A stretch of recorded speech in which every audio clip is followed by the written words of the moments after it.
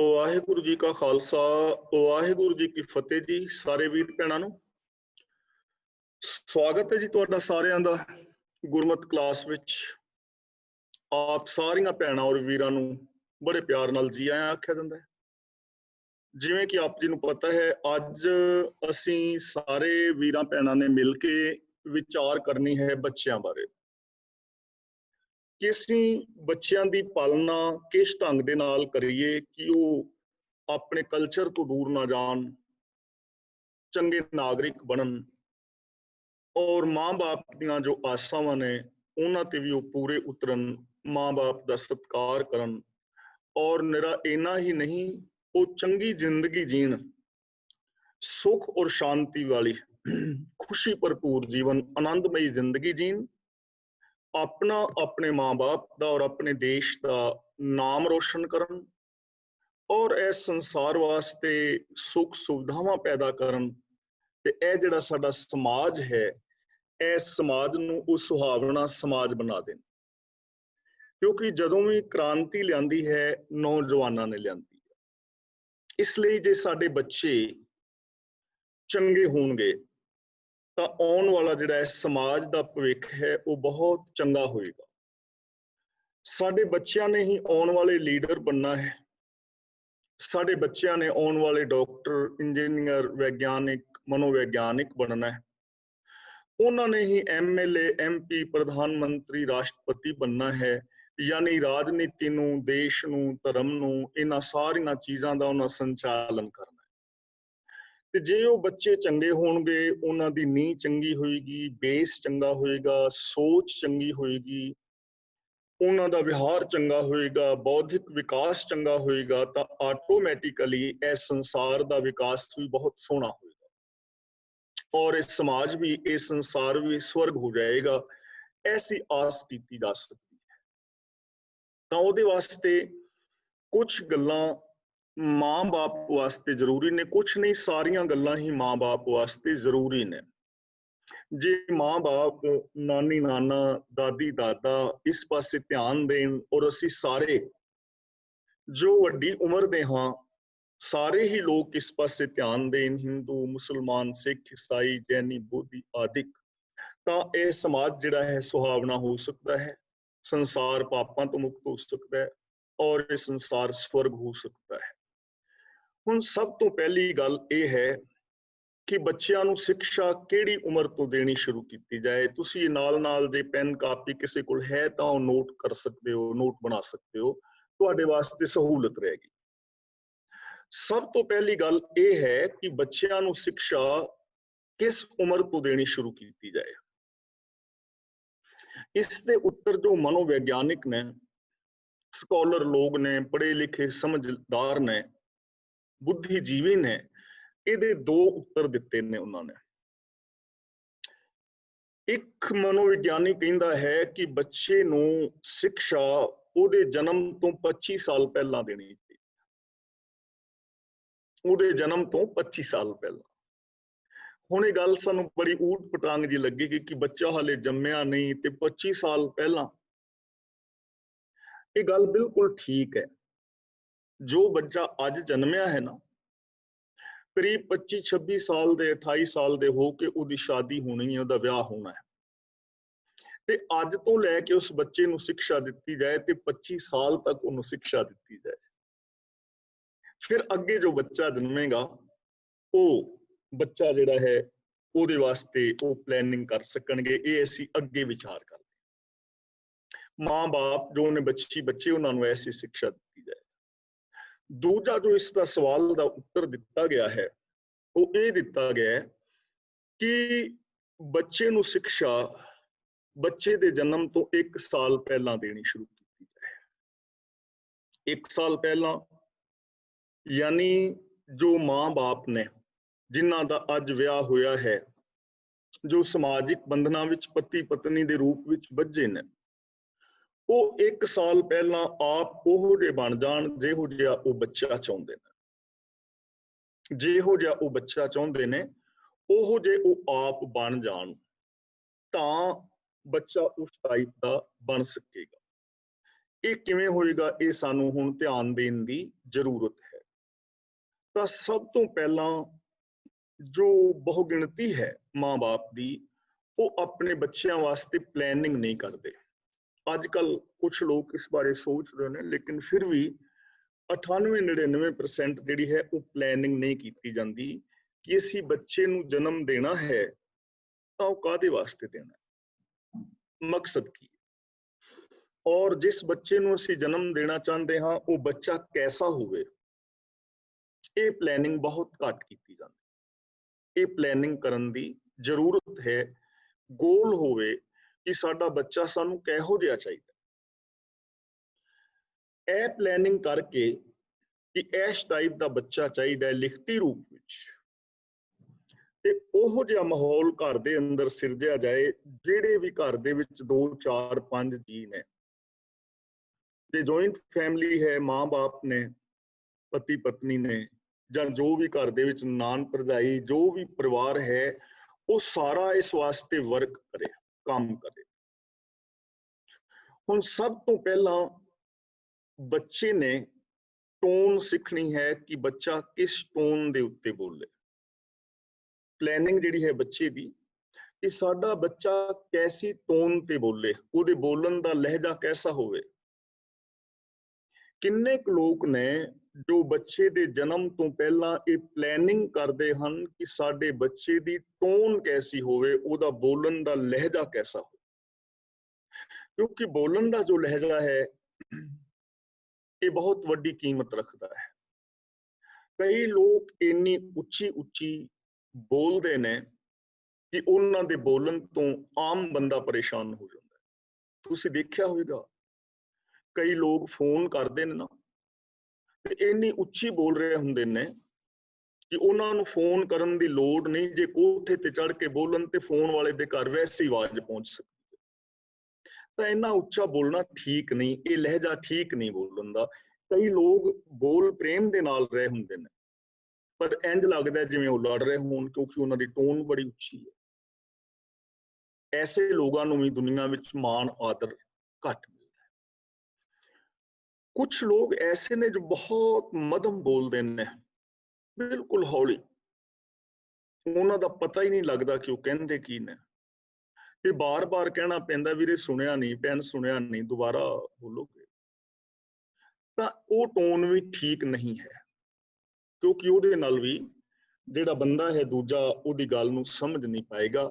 ਇਸ ਲਈ ਜੋ ਦਰਮਿਆਨੀ ਜੀ ਟੋਨ ਹੈ, ਨਾ ਉੱਚਾ ਨਾ ਬਹੁਤ ਨੀਵਾਂ, ਮਿੱਠੀ ਜੀ ਟੋਨ ਬੋਲਣ ਵਾਲੀ, ਇਹ ਬਹੁਤ ਚੰਗੀ ਟੋਨ ਹੁੰਦੀ। ਦੇਖੋ ਕਈ ਲੋਕਾਂ ਦੇ ਬੋਲਣ ਦਾ ਲਹਿਜਾ ਇੰਨਾ ਪਿਆਰਾ ਹੁੰਦਾ ਹੈ ਕਿ ਉਹ ਦੂਰ ਬੈਠੇ ਵੀ ਆਪਣੇ ਭਾਸਦੇ ਨੇ। ਉਹਨਾਂ ਦੇ ਬੋਲਣ ਦਾ ਲਹਿਜਾ ਇੰਨਾ ਪਿਆਰਾ ਹੁੰਦਾ ਹੈ ਕਿ ਜੀ ਕਰਦਾ ਹੈ ਇਹ ਬੋਲੀ ਜਾਏ ਤੇ ਮੈਂ ਸੁਣੀ ਜਾਵਾਂ। ਕਈਆਂ ਦੇ ਬੋਲਣ ਦਾ ਲਹਿਜਾ ਉਸ ਚਿੱਠੀ ਵਰਗਾ ਹੁੰਦਾ ਹੈ ਜਿਹਨੂੰ ਬਾਰ-ਬਾਰ ਪੜ੍ਹਨ ਤੇ ਜੀ ਕਰਦਾ। ਕੁਝ ਲੋਕਾਂ ਦੇ ਬੋਲਣ ਦਾ ਲਹਿਜਾ ਇੰਨਾ ਪਿਆਰਾ ਹੁੰਦਾ ਹੈ ਕਿ ਉਹ ਬੇਗਾਨੇ ਹੁੰਦੇ ਹੋਏ ਵੀ ਸਾਨੂੰ ਆਪਣੇ ਭਾਸਦੇ ਨੇ, ਔਰ ਕੁਝ ਲੋਕਾਂ ਦੇ ਬੋਲਣ ਦਾ ਲਹਿਜਾ ਇਤਨਾ ਪਿਆਰਾ ਹੁੰਦਾ ਹੈ ਉਹ ਸਾਡੇ ਦਿਲ ਵਿੱਚ ਉਤਰ ਜਾਂਦੇ ਨੇ, ਸਦਾ ਵਾਸਤੇ ਸਾਡੇ ਆਪਣੇ ਹੋ ਜਾਂਦੇ। ਲਹਿਜਾ ਹੀ ਹੈ ਨਾ ਬੋਲਣ। ਤੇ ਬਾਕੀ ਦੂਜੇ ਲਹਿਜੇ ਨੂੰ ਤੁਸੀਂ ਸਮਝਦੇ ਹੀ ਹੋ। ਕੁਝ ਲੋਕਾਂ ਦਾ ਲਹਿਜਾ, ਉਹਨਾਂ ਨੇ ਆਪਣੇ ਬੋਲਣ ਦੇ ਲਹਿਜੇ ਨਾਲ ਹੀ ਕਿੰਨੇ ਸਾਰੇ ਰਿਸ਼ਤੇ ਨਾਤੇ ਤੋੜ ਲਏ ਹੁੰਦੇ ਨੇ, ਕਿੰਨੀ ਲੋਕਾਂ ਤੋਂ ਉਹਨਾਂ ਦੀ ਦੂਰੀ ਬਣ ਗਈ ਹੁੰਦੀ ਹੈ। ਤਾਂ ਸਭ ਤੋਂ ਪਹਿਲਾਂ ਸਾਨੂੰ ਪਲਾਨ ਕਰਨ ਦੀ ਜ਼ਰੂਰਤ ਹੈ। ਪਲੈਨਿੰਗ ਦੀ ਬੱਚੇ ਦੇ ਜਨਮ ਤੋਂ ਪਹਿਲਾਂ ਮਾਂ-ਬਾਪ, ਦਾਦੀ-ਦਾਦਾ, ਜੋ ਵੀ ਘਰ ਵਿੱਚ ਮੈਂਬਰ ਨੇ, ਕਿ ਸਾਡਾ ਬੱਚਾ ਕੈਸੇ ਟੋਨ ਤੇ ਬੋਲੇ, ਉਹਦੇ ਬੋਲਣ ਦਾ ਲਹਿਜਾ ਕੈਸਾ ਹੋਵੇ। ਮਾਂ-ਬਾਪ, ਦਾਦੀ-ਦਾਦਾ ਉਸ ਟੋਨ ਦੇ ਉੱਤੇ ਬੋਲਣਾ ਸ਼ੁਰੂ ਕਰਨ ਲਗਾਤਾਰ 1 ਸਾਲ। ਡਾਕਟਰ ਹਰਸ਼ਿੰਦਰ ਕੌਰ ਪਟਿਆਲੇ ਵਾਲੇ, ਉਹਨਾਂ ਦੀਆਂ ਤੁਸੀਂ ਪੁਸਤਕਾਂ ਵੀ ਪੜ੍ਹੀਆਂ ਹੋਣਗੀਆਂ, ਲੈਕਚਰ ਵੀ ਸੁਣੇ ਹੋਣਗੇ, ਬੱਚਿਆਂ ਦੇ ਸਪੈਸ਼ਲਿਸਟ ਨੇ ਔਰ ਬਹੁਤ ਚੰਗੇ ਉਹਨਾਂ ਦੇ ਲੈਕਚਰ ਹੁੰਦੇ ਨੇ। ਉਹ ਲਿਖਦੇ ਨੇ ਕਿ ਬੱਚਾ ਜਿਹੜਾ ਹੈ ਮਾਂ ਦੇ ਪੇਟ ਦੇ ਅੰਦਰ ਹੀ ਆਵਾਜ਼ ਸੁਣਨੀ ਸ਼ੁਰੂ ਕਰ ਦਿੰਦਾ ਹੈ।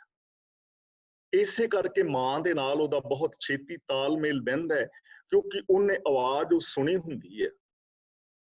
ਇਹਦਾ ਮਤਲਬ ਜੇ ਅਸੀਂ ਚਾਹੁੰਦੇ ਹਾਂ ਜੈਸੀ ਟੋਨ ਤੇ ਸਾਡਾ ਬੱਚਾ ਬੋਲੇ, ਉਸ ਟੋਨ ਦੇ ਉੱਤੇ ਘਰ ਦੇ ਅੰਦਰ ਸਾਰੇ ਜੀ ਬੋਲਣਾ ਸ਼ੁਰੂ ਕਰੋ, ਤਾਂ ਬੱਚਿਆਂ ਦੀ ਉਹ ਟੋਨ ਬਣੇਗੀ, ਕਿਉਂਕਿ ਉਹਨਾਂ ਨੇ ਸੁਣਨਾ ਹੈ, ਉਹਨਾਂ ਨੇ ਸਿੱਖਣਾ ਹੈ। ਜਿਸ ਟੋਨ ਤੇ ਘਰ ਦੇ ਲੋਕ ਬੋਲਣਗੇ ਉਸੇ ਟੋਨ ਤੇ ਬੱਚਾ ਬੋਲੇ। ਪਹਿਲੀ ਗੱਲ। ਦੂਜੀ ਗੱਲ ਇਹ ਹੈ ਕਿ ਸਾਡੇ ਬੱਚੇ ਦੀ ਵਰਡਿੰਗ ਕੈਸੀ ਹੋਏ, ਸ਼ਬਦਾਵਲੀ ਕੈਸੀ ਹੋਵੇ। ਲਿਖ ਲਓ ਆਪ, ਸ਼ਬਦਾਵਲੀ ਕੈਸੀ ਹੋ। ਵਰਡਿੰਗ ਦੇ ਉੱਤੇ ਬਹੁਤ ਕੁਝ ਡਿਪੈਂਡ ਕਰਦਾ ਹੈ ਕਿ ਅਸੀਂ ਬੋਲਦੇ ਕਿਸ ਸ਼ਬਦਾਵਲੀ ਦੇ ਨਾਲ ਆ। ਜੇ ਸਾਡੀ ਸ਼ਬਦਾਵਲੀ ਪੋਜ਼ਿਟਿਵ ਹੈ, ਜੇ ਸਾਡੀ ਬੋਲਾਂ ਵਿੱਚ ਸਕਾਰਾਤਮਕਤਾ ਹੈ, ਸਾਡੀ ਸ਼ਬਦਾਵਲੀ ਪਿਆਰ ਮੁਹੱਬਤ ਵਾਲੀ ਹੈ, ਸਾਡੀ ਸ਼ਬਦਾਵਲੀ ਵਿਕਾਸ ਵਾਲੀ ਹੈ, ਤਾਂ ਬੱਚੇ ਦੀ ਸ਼ਬਦਾਵਲੀ ਵੀ ਐਸੀ ਹੋਏਗੀ ਕਿਉਂਕਿ ਉਹਨੇ ਵਰਡਿੰਗ ਆਪਣੇ ਪਰਿਵਾਰ ਚੋਂ ਸਿੱਖਣੀ ਹੈ।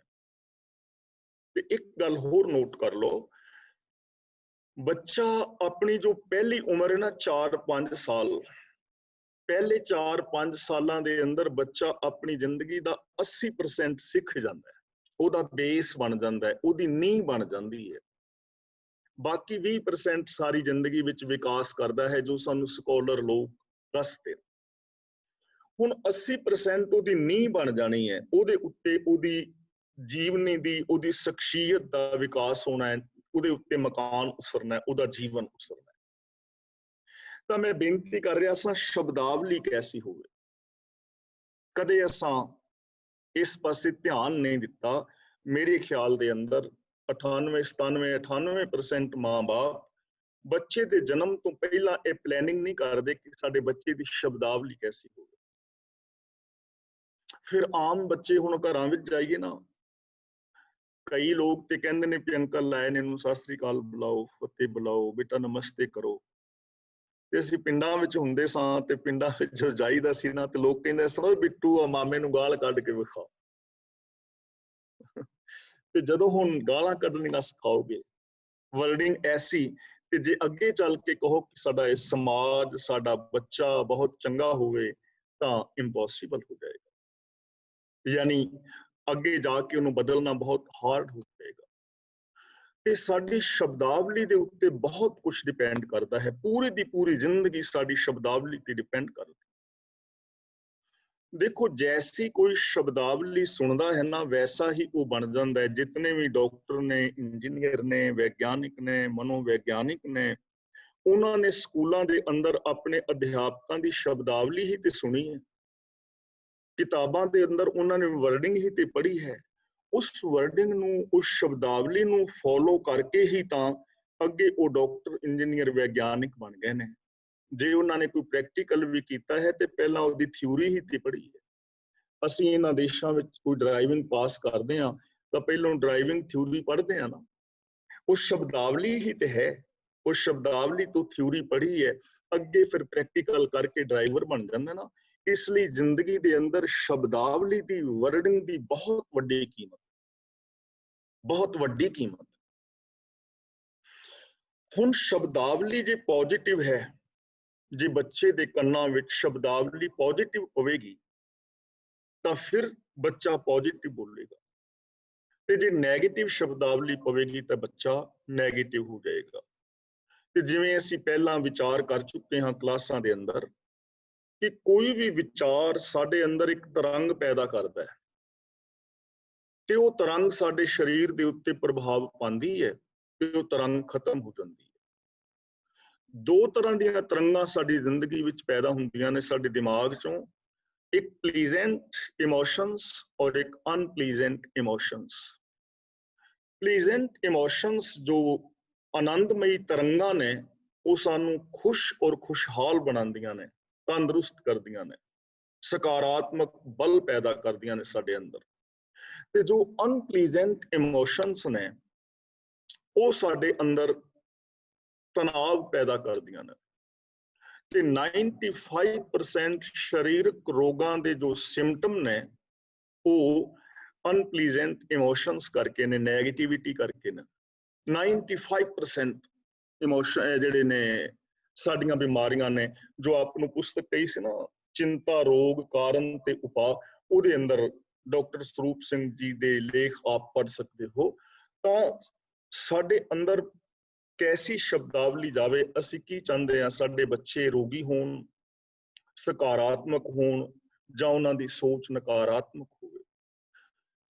ਜਿਹੜੇ ਲੋਕ ਇਹ ਸੋਚਦੇ ਨੇ ਕਿ ਮੇਰੇ ਤੋਂ ਕੁਝ ਨਹੀਂ ਹੋਣਾ, ਮੈਂ ਕਾਮਯਾਬ ਨਹੀਂ ਹੋ ਸਕਦਾ, ਇਹ ਸੰਸਾਰ ਤੇ ਦੁੱਖਾਂ ਦਾ ਘਰ ਹੈ, ਇਹ ਸੰਸਾਰ ਦੇ ਅੰਦਰ ਤੇ ਕੋਈ ਕਿਸੇ ਦਾ ਨਹੀਂ ਹੈਗਾ, ਹੁਣ ਇਹੋ ਜਿਹੀ ਸ਼ਬਦਾਵਲੀ ਸਾਡੇ ਅੰਦਰ ਨੈਗੇਟਿਵ ਥਿੰਕਿੰਗ ਪੈਦਾ ਕਰੇਗੀ ਤੇ ਐਸਾ ਬੰਦਾ ਕਦੇ ਕਾਮਯਾਬ ਨਹੀਂ ਹੋ ਪਾਏਗਾ। ਜੋ ਆਪਣੇ ਵਾਸਤੇ ਪੋਜ਼ਿਟਿਵ ਸਕਾਰਾਤਮਕ ਬੋਲਦਾ ਹੈ ਕਿ ਮੈਂ ਇਸ ਯੂਨੀਵਰਸ ਦੇ ਅੰਦਰ ਰੱਬ ਦੀ ਸਪੈਸ਼ਲ ਕ੍ਰੀਏਸ਼ਨ ਹਾਂ, मेरी जिंदगी ठीक राह ते जा रही है, मेरे अंदर सारे गुण मौजूद ने, मैं इस जीवन दे अंदर सफल हो सकता हाँ, सफल होना मेरा हक भी है, मेरा फर्ज भी है, ये सारा कुछ शब्दावली दे उत्ते डिपेंड करेगा। शब्दावली दे अंदर कितनी पावर है ये असी इतिहास विच पढ़ आए हाँ कि किवें शेख सज्जन जिहड़ा जिहनूं ठग कहंदे ने, जो डाकू है, लुटेरा है, गुरु नानक देव जी का एक शब्द ही उहदे जीवन नूं बदल दिंदा है। कौड़ा भील जो लोगां नूं तेल दे कड़ाहियां विच तल के मारदा है, गुरु नानक देव जी दे बचन उहदे जीवन नूं बदल दिंदे ने। इंडिया दे अंदर किन्ने हजारां साल तो लोग गुलामी वाली जिंदगी बतीत कर रहे सन ते इत्थों दे वशिंदियां नूं आम किया जाता सी कि ये चिड़ियां ने, ये गिद्दड़ ने, ये कदे लड़ नहीं सकते, पर गुरु गोबिंद सिंह महाराज जी की शब्दावली, उन्हां दे बचनां ने उन्हां लोगां दे अंदर वो रूह फूक दिती जिहड़े गिद्दड़ अखवान वाले सन। उन्हां ने शेरां दियां डारां नूं घेर के मैदाने जंग विच रखिया। जिन्हां नूं चिड़ियां कहा जांदा सी, गुरु पातशाह जी दे बचनां ने उन्हां दे अंदर वो आत्म विश्वास पैदा कर दिता कि चिड़ियां अखवान वालियां ने बाजां दियां डारां नूं लहू लुहान कीता और देश की गुलामी दियां जंजीरां कट के रख दित्तियां। ये बचनां दा ही ते असर है। तां साडे बच्चे दी शब्दावली कैसी होवे, ये सानूं निश्चित करन दी लोड़ है बच्चे दे जन्म तो पहलां। ते जैसी शब्दावली तुसी अपने बच्चे दी चाहते हो, ओहो जी शब्दावली घर दे अंदर आप बोलना शुरू करो। माँ बाप, दादी दादा, नानी नाना, जो भूआ है, चाचा ताया, कोई भी परिवार विच जिन्ने भी मैंबर ने, ओहो जी शब्दावली बोलनी शुरू करो। तां ही बच्चा सीखेगा ना, बच्चे ने गुआंढियां तो नहीं सीखना, बच्चे ने शब्दावली सुननी है। ते जैसी शब्दावली, जैसी वर्डिंग उहदे कन्नां दे अंदर पवेगी, वो शब्दावली ही वो बोलेगा। तां सानूं चाहीदा है असीं बच्चे दे जन्म तो पहलां ओहो जी शब्दावली अपने घर दे अंदर आप बोलण दा यतन करिए, जो बच्चे दे कन्नां दे विच वो शब्दावली पवे। तीजी गल है कि बच्चे दा बौद्धिक विकास किवें होवे, ओहदा IQ, वो पढ़ाई दे अंदर किन्ने % नंबर लियावे, वो आउण वाले जीवन दे अंदर अपनी पढ़ाई दे अंदर किन्ना कामयाब होवे, ये असी प्लैनिंग कदे बच्चे दे जन्म तो पहला नहीं की। और आम जो बच्चे ने असी इंडिया विच देखदे हां, इन्हां देशां विच तां ऐसा नहीं, इंडिया विच असी देखदे हां कि बच्चे साडे पढ़ाई वाले पासे ध्यान नहीं है, बिल्कुल भी नहीं। ज्यादा मुंडे साडे +2 करदे ने, कुड़ियां तां साडीआं फिर भी पढ़ जांदियां ने। +2 तो बाद फिर वो देखदे ने आईलैट करनी है ते बाहर जाना। ते दूजा शर्म दे नाल ये कहना पै रहा है कि अजकल मुंडियां तो आईलैट भी नहीं हो रही, फिर आईलैट वालियां कुड़ियां लभदे ने। भाई कोई आईलैट कीती कुड़ी लभ जाए ते खर्च असीं कर देंगे ते साडे मुंडे नूं नाल लै जाओ। हुण देखो जिहड़ा मुंडा आप आईलैट भी नहीं कर सकता, वो की करेगा आने वाली जिंदगी च? जरूरत है ना। हुण ऐसा माहौल क्यों सिरजिया गया? साडियां बच्चियां नूं चाहीदा सी वो पढ़दे। देखो साडे कोल इजराइल देश एक नमूना है, जिन्हां दे किन्ने लोग मारे गए ते उस तो बाद उन्होंने प्लैनिंग कीती सी ना कि जे असीं अपनी होंद नूं बचाना चाहते हाँ ਤੇ ਲੜਨ ਮਰਨ ਨੂੰ ਛੱਡ ਕੇ ਸਾਨੂੰ ਆਪਣੇ ਬੱਚਿਆਂ ਨੂੰ ਐਜੂਕੇਟ ਕਰਨਾ ਚਾਹੀਦਾ, ਐਜੂਕੇਸ਼ਨ ਦੇਣੀ ਚਾਹੀਦੀ ਹੈ। ਤੇ ਅੱਜ ਇਜ਼ਰਾਈਲ ਨਿੱਕਾ ਜਿਹਾ ਦੇਸ਼ ਹੋ ਕੇ ਪੂਰੀ ਦੁਨੀਆ ਤੇ ਭਾਰੂ ਹੈ, ਪੂਰੀ ਦੁਨੀਆ ਨੂੰ ਕੰਟਰੋਲ ਕਰ ਰਿਹਾ ਹੈ। ਕਿਉਂ? ਐਜੂਕੇਸ਼ਨ ਦੇ ਸਿਰ ਤੇ। ਇਸ ਲਈ ਜ਼ਰੂਰੀ ਹੈ ਕਿ ਸਾਡੇ ਬੱਚੇ ਜਿਹੜੇ ਨੇ ਉਹ ਐਜੂਕੇਟ ਕਿਵੇਂ ਹੋਣ, ਉਹ ਪੜ੍ਹਾਈ ਦੇ ਅੰਦਰ ਵਿਕਾਸ ਕਿਵੇਂ ਕਰਨ, ਉਹ ਐਜੂਕੇਸ਼ਨ ਪਲੈਨਿੰਗ ਤੱਕ ਕਿਵੇਂ ਪਹੁੰਚਣ। ਸਾਡੇ ਦਿਮਾਗ ਨੂੰ ਐਜੂਕੇਸ਼ਨ ਪਲੈਨਰ ਜਿਹੜੇ ਨੇ ਉਹ ਕੰਟਰੋਲ ਕਰਦੇ ਨੇ। ਜੈਸੀ ਐਜੂਕੇਸ਼ਨ ਦੀ ਪਲੈਨਿੰਗ ਹੋਏਗੀ ਉਵੇਂ ਅਸੀਂ ਹੋ ਜਾਵਾਂਗੇ। ਤਾਂ ਹੁਣ ਸਾਡੇ ਬੱਚਿਆਂ ਦਾ ਬੌਧਿਕ ਵਿਕਾਸ ਹੋਵੇ, ਉਹ ਪੜ੍ਹਾਈ ਦੇ ਅੰਦਰ ਅੱਗੇ ਜਾਣ, ਉਹਦੇ ਵਾਸਤੇ ਪਲੈਨਿੰਗ ਕਰਨ ਦੀ ਜ਼ਰੂਰਤ ਹੈ। ਬੱਚੇ ਹਮੇਸ਼ਾ ਨਕਲ ਕਰਦੇ ਨੇ। ਬੱਚਿਆਂ ਨੇ ਤੁਹਾਡਾ ਕਹਿਆ ਨਹੀਂ ਮੰਨਣਾ, ਬਿਲਕੁਲ ਨਹੀਂ, ਉਹਨਾਂ ਨੇ ਤੁਹਾਡੀ ਨਕਲ ਕਰਨੀ ਹੈ। ਹੁਣ ਅਸੀਂ ਕਹਿੰਦੇ ਹਾਂ ਬੱਚੇ ਸਾਡੇ ਮੋਬਾਈਲ ਨਹੀਂ ਛੱਡਦੇ। ਬੱਚਿਆਂ ਨੇ ਭਾਜੀ ਪੜ੍ਹਨਾ ਕੀ ਹੈ? ਬੱਚੇ ਤੇ ਗੇਮਾਂ ਖੇਡਦੇ ਨੇ। ਸਾਨੂੰ ਮੋਬਾਈਲ ਦਾ ਪਤਾ ਹੀ ਨਹੀਂ। ਸਾਡਾ ਬੱਚਾ ਹੈ ਬਾਂਦਰ ਜਿਹਾ, ਨਾਲੇ ਅਸੀਂ ਬਾਂਦਰ ਜਿਹਾ ਕਹਿੰਦੇ ਹਾਂ, ਸ਼ਬਦਾਵਲੀ ਸਾਡੀ ਐਵੇਂ ਦੀ ਹੁੰਦੀ ਹੈ। ਤੇ ਬਾਂਦਰ ਐਸਾ ਹੈ, ਇਹ ਤਾਂ ਫੋਨ ਦੇ ਵਿੱਚੋਂ ਜਿਹੜੀਆਂ ਮਰਜ਼ੀ ਗੇਮਾਂ ਆਪ ਹੀ ਡਾਊਨਲੋਡ ਕਰ, ਸਾਰਾ ਦਿਨ ਲੱਗਾ ਰਹਿੰਦਾ। ਬੱਚੇ ਹਟਦੇ ਹੀ ਨਹੀਂ। ਸਾਡੀ ਪ੍ਰੋਬਲਮ ਹੈ ਨਾ ਸਾਰਿਆਂ ਦੀ। ਹੈ ਇਹ ਪ੍ਰੋਬਲਮ ਕਿੱਥੋਂ ਆਈ ਹੈ? ਕਿਉਂਕਿ ਮਾਂ WhatsApp ਤੇ ਲੱਗੀ ਹੈ, ਪਿਓ ਫੇਸਬੁੱਕ ਤੇ ਲੱਗਾ ਹੈ, ਕਿ ਨਾਨੀ ਤੇ ਦਾਦੀ ਤੋਂ ਹੋਰ ਕੁਛ ਨਹੀਂ, ਤੇ ਟੀਵੀ ਅੱਗੇ ਸਾਸ ਵੀ ਕभी ਬਹੂ ਥੀ ਉਹ ਦੇਖ ਰਹੀ ਹੈ। ਤੇ ਬੱਚਾ ਫਿਰ ਕੀ ਕਰੇ? ਉਹ ਕਿਤਾਬ ਕਿਵੇਂ ਪੜ੍ਹੇ? ਉਹ ਸੋਚਦਾ ਹੈ ਕਿ ਇਹ ਕੋਈ ਦੇਖਣ ਵਾਲੀ ਚੀਜ਼ ਹੈ, ਇਹ ਜ਼ਰੂਰੀ ਹੈ, ਕਿਉਂਕਿ ਮੇਰੀ ਮਾਂ ਵੀ ਹਰ ਟਾਈਮ ਇਹ ਫੜ ਕੇ ਰੱਖਦੀ ਹੱਥ ਵਿੱਚ, ਪਿਓ ਵੀ ਫੜਿਆ ਹੁੰਦਾ ਹੈ, ਦਾਦੀ ਮੇਰੀ, ਨਾਨੀ ਮੇਰੀ ਆ ਸਾਹਮਣੇ ਕੋਈ ਕੰਧ ਦੇ ਉੱਤੇ ਜਿਹੜੀ ਚੀਜ਼ ਲੱਗੀ ਹੈ ਵੇਖਦੀ ਰਹਿੰਦੀ ਹੈ, ਮੈਂ ਵੀ ਇਹ ਵੇਖਣਾ ਹੈ। ਬੱਚਾ ਫੋਨਾਂ ਵਿੱਚ ਲੱਗ ਜਾਂਦਾ। ਸਾਡੇ ਬੱਚੇ ਪੜ੍ਹਾਈ ਵੱਲ ਲੱਗਣ, ਇਸ ਕਰਕੇ ਘਰ ਦੇ ਅੰਦਰ ਪੜ੍ਹਾਈ ਵਾਲਾ ਮਾਹੌਲ ਪੈਦਾ ਕਰੋ। ਸਾਰੇ ਪਰਿਵਾਰ ਦੇ ਜੀ, ਮਾਂ ਬਾਪ, ਦਾਦੀ ਦਾਦਾ ਜੋ ਵੀ ਹੈ, ਉਹ ਪੁਸਤਕਾਂ ਪੜ੍ਹੋ। ਮਾਂ ਦੇ ਹੱਥ ਵਿੱਚ ਕੋਈ ਕਿਤਾਬ ਹੋਵੇ, ਪਿਓ ਦੇ ਹੱਥ ਵਿੱਚ ਕਿਤਾਬ ਹੋਵੇ, ਦਾਦੀ ਨਾਨੀ ਕਿਤਾਬ ਲੈ ਕੇ ਬੈਠੀ ਹੋਏ, ਤੇ ਬੱਚਾ ਵੇਖੇਗਾ ਕਿ ਇਹ ਕੋਈ ਚੀਜ਼ ਵੇਖਣ ਵਾਲੀ ਹੈ, ਬੜੀ ਜ਼ਰੂਰੀ ਹੈ, ਬੜੀ ਕੀਮਤੀ ਹੈ, ਉਹ ਵੀ ਕੋਈ ਕਿਤਾਬ ਲੈ ਕੇ ਬੈਠੇਗਾ, ਭਾਵੇਂ ਉਹ ਪਾੜੇ ਹੀ, ਲੇਕਿਨ ਉਹਦੇ ਅੰਦਰ ਰੁਚੀ ਪੈਦਾ ਹੋਏਗੀ।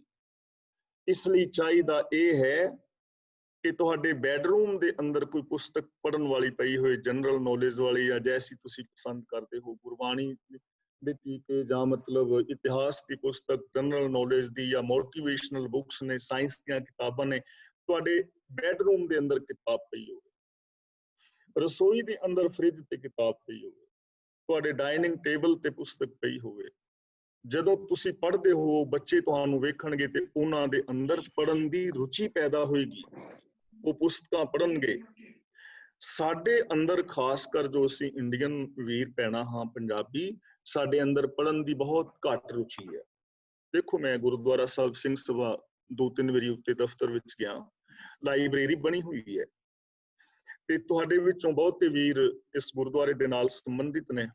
ਇੱਥੇ ਵੀ ਦੂਜੇ ਗੁਰਦੁਆਰੇ ਵਿੱਚ ਵੀ ਲਾਇਬ੍ਰੇਰੀ ਹੈ, ਨਾਲ ਸ਼ਹਿਰ ਦੇ ਵਿੱਚ ਵੀ ਵੁਲਿਚ ਟਾਊਨ ਸੈਂਟਰ ਵਿੱਚ ਵੀ ਬੜੀ ਵੱਡੀ ਲਾਇਬ੍ਰੇਰੀ ਹੈ।